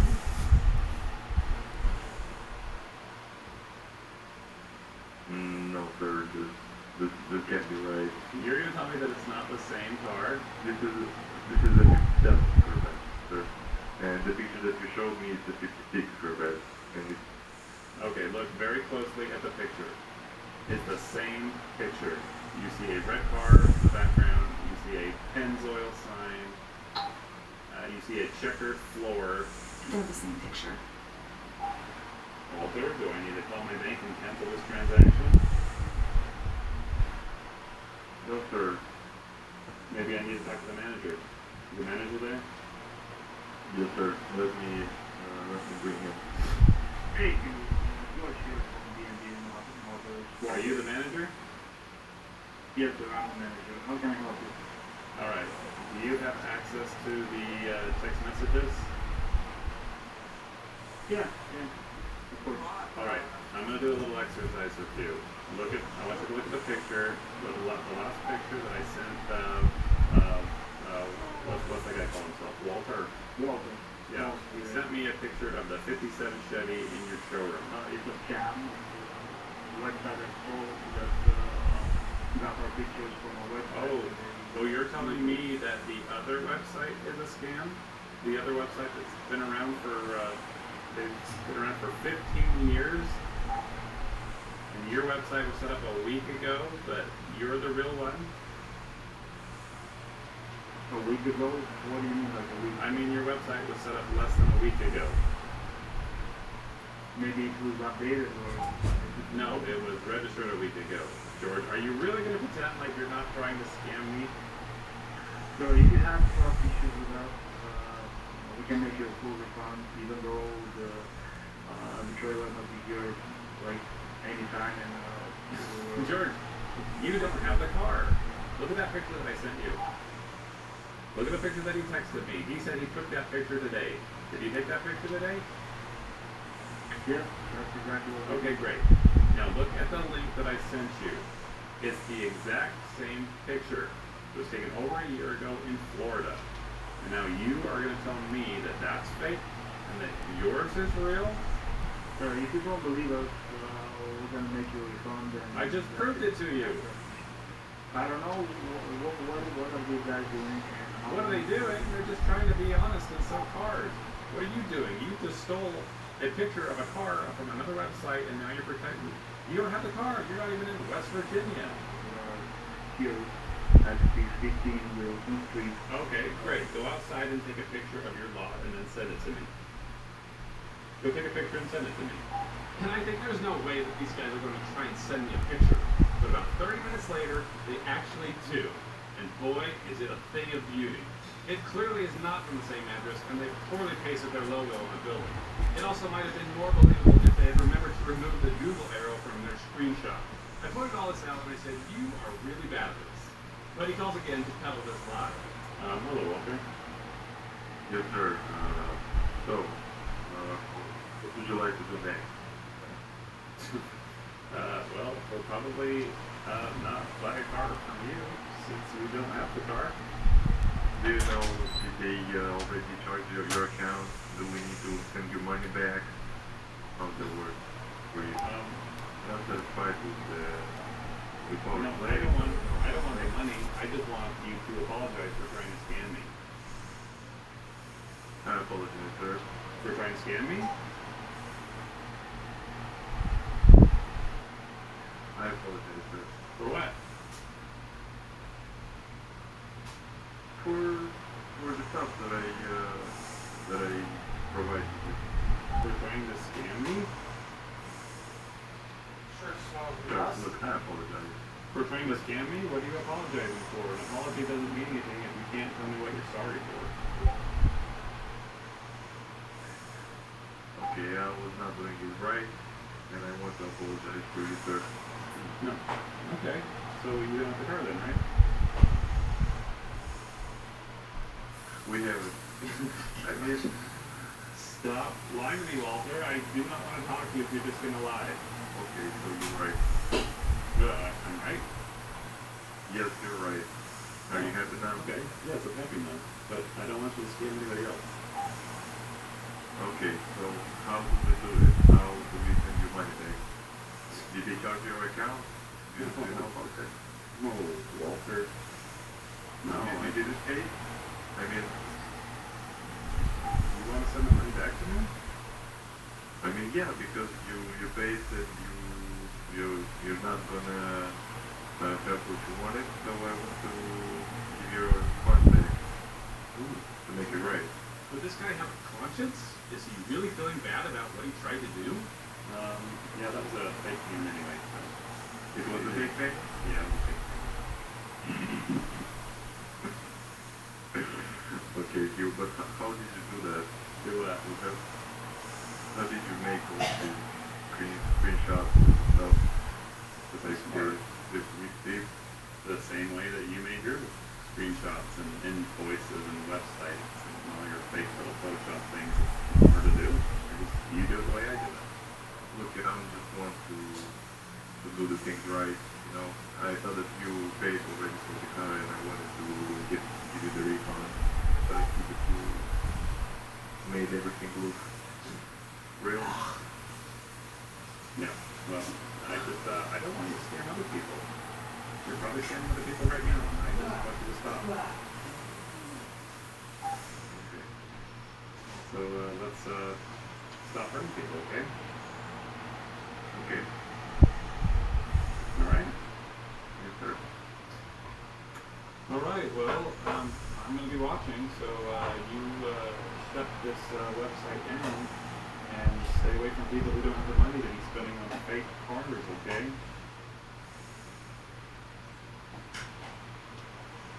Okay, sir. Thank you. Okay. Take care. Hey, Walter, by the way. Yeah. Huge ass. You get it? You get a huge ass. Yeah, I get it. Well, at least he can laugh at himself. Hopefully he's learned a good lesson. And hopefully the site is down by the time that you're seeing this video. And I was sure to report this bank account to the Bank of America fraud team so they can flag it and hopefully stop any other money that might be on its way over. But hopefully I've given you all some ideas of what you can do to verify the authenticity of a website or a car or anyone who's trying to do business with you online. I hope that you have a good day and that you find your dream cars out there. Just don't buy them from scammers.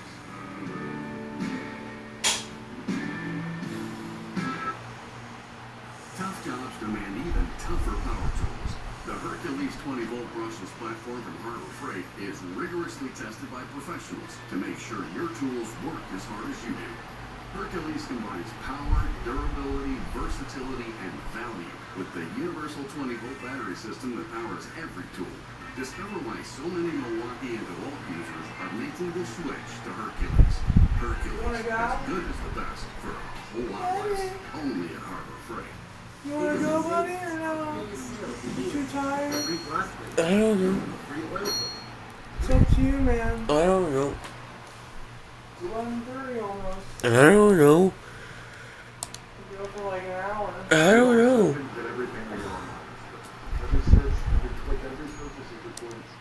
Some scammers are pretty clever, and some are just dumb.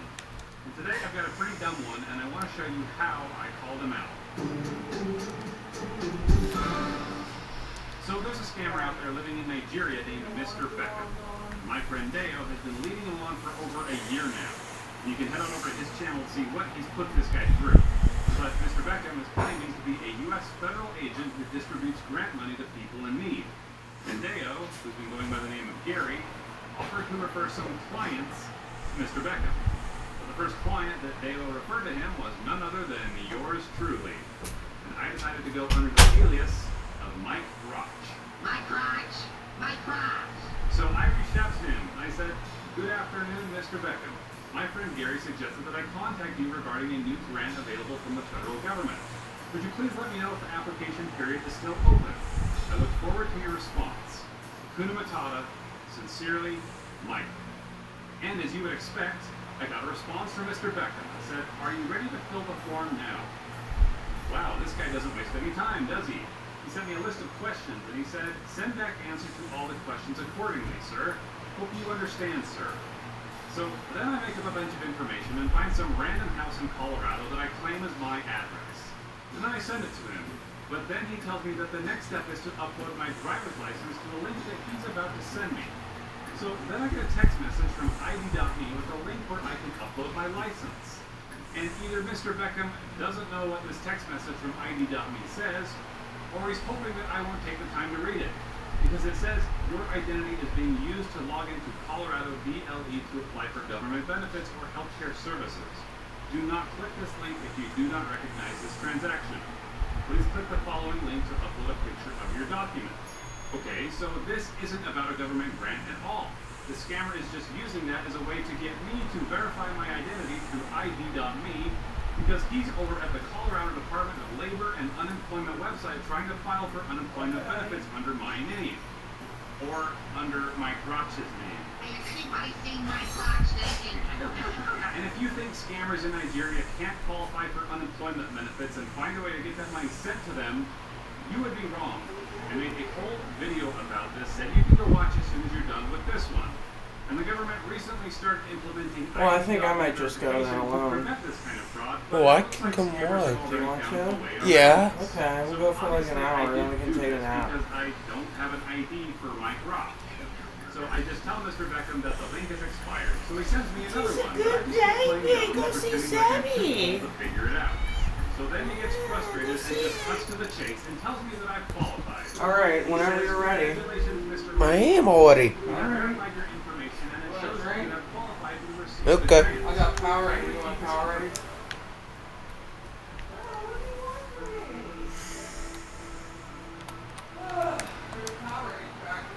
Yeah, I know. Yeah, I know.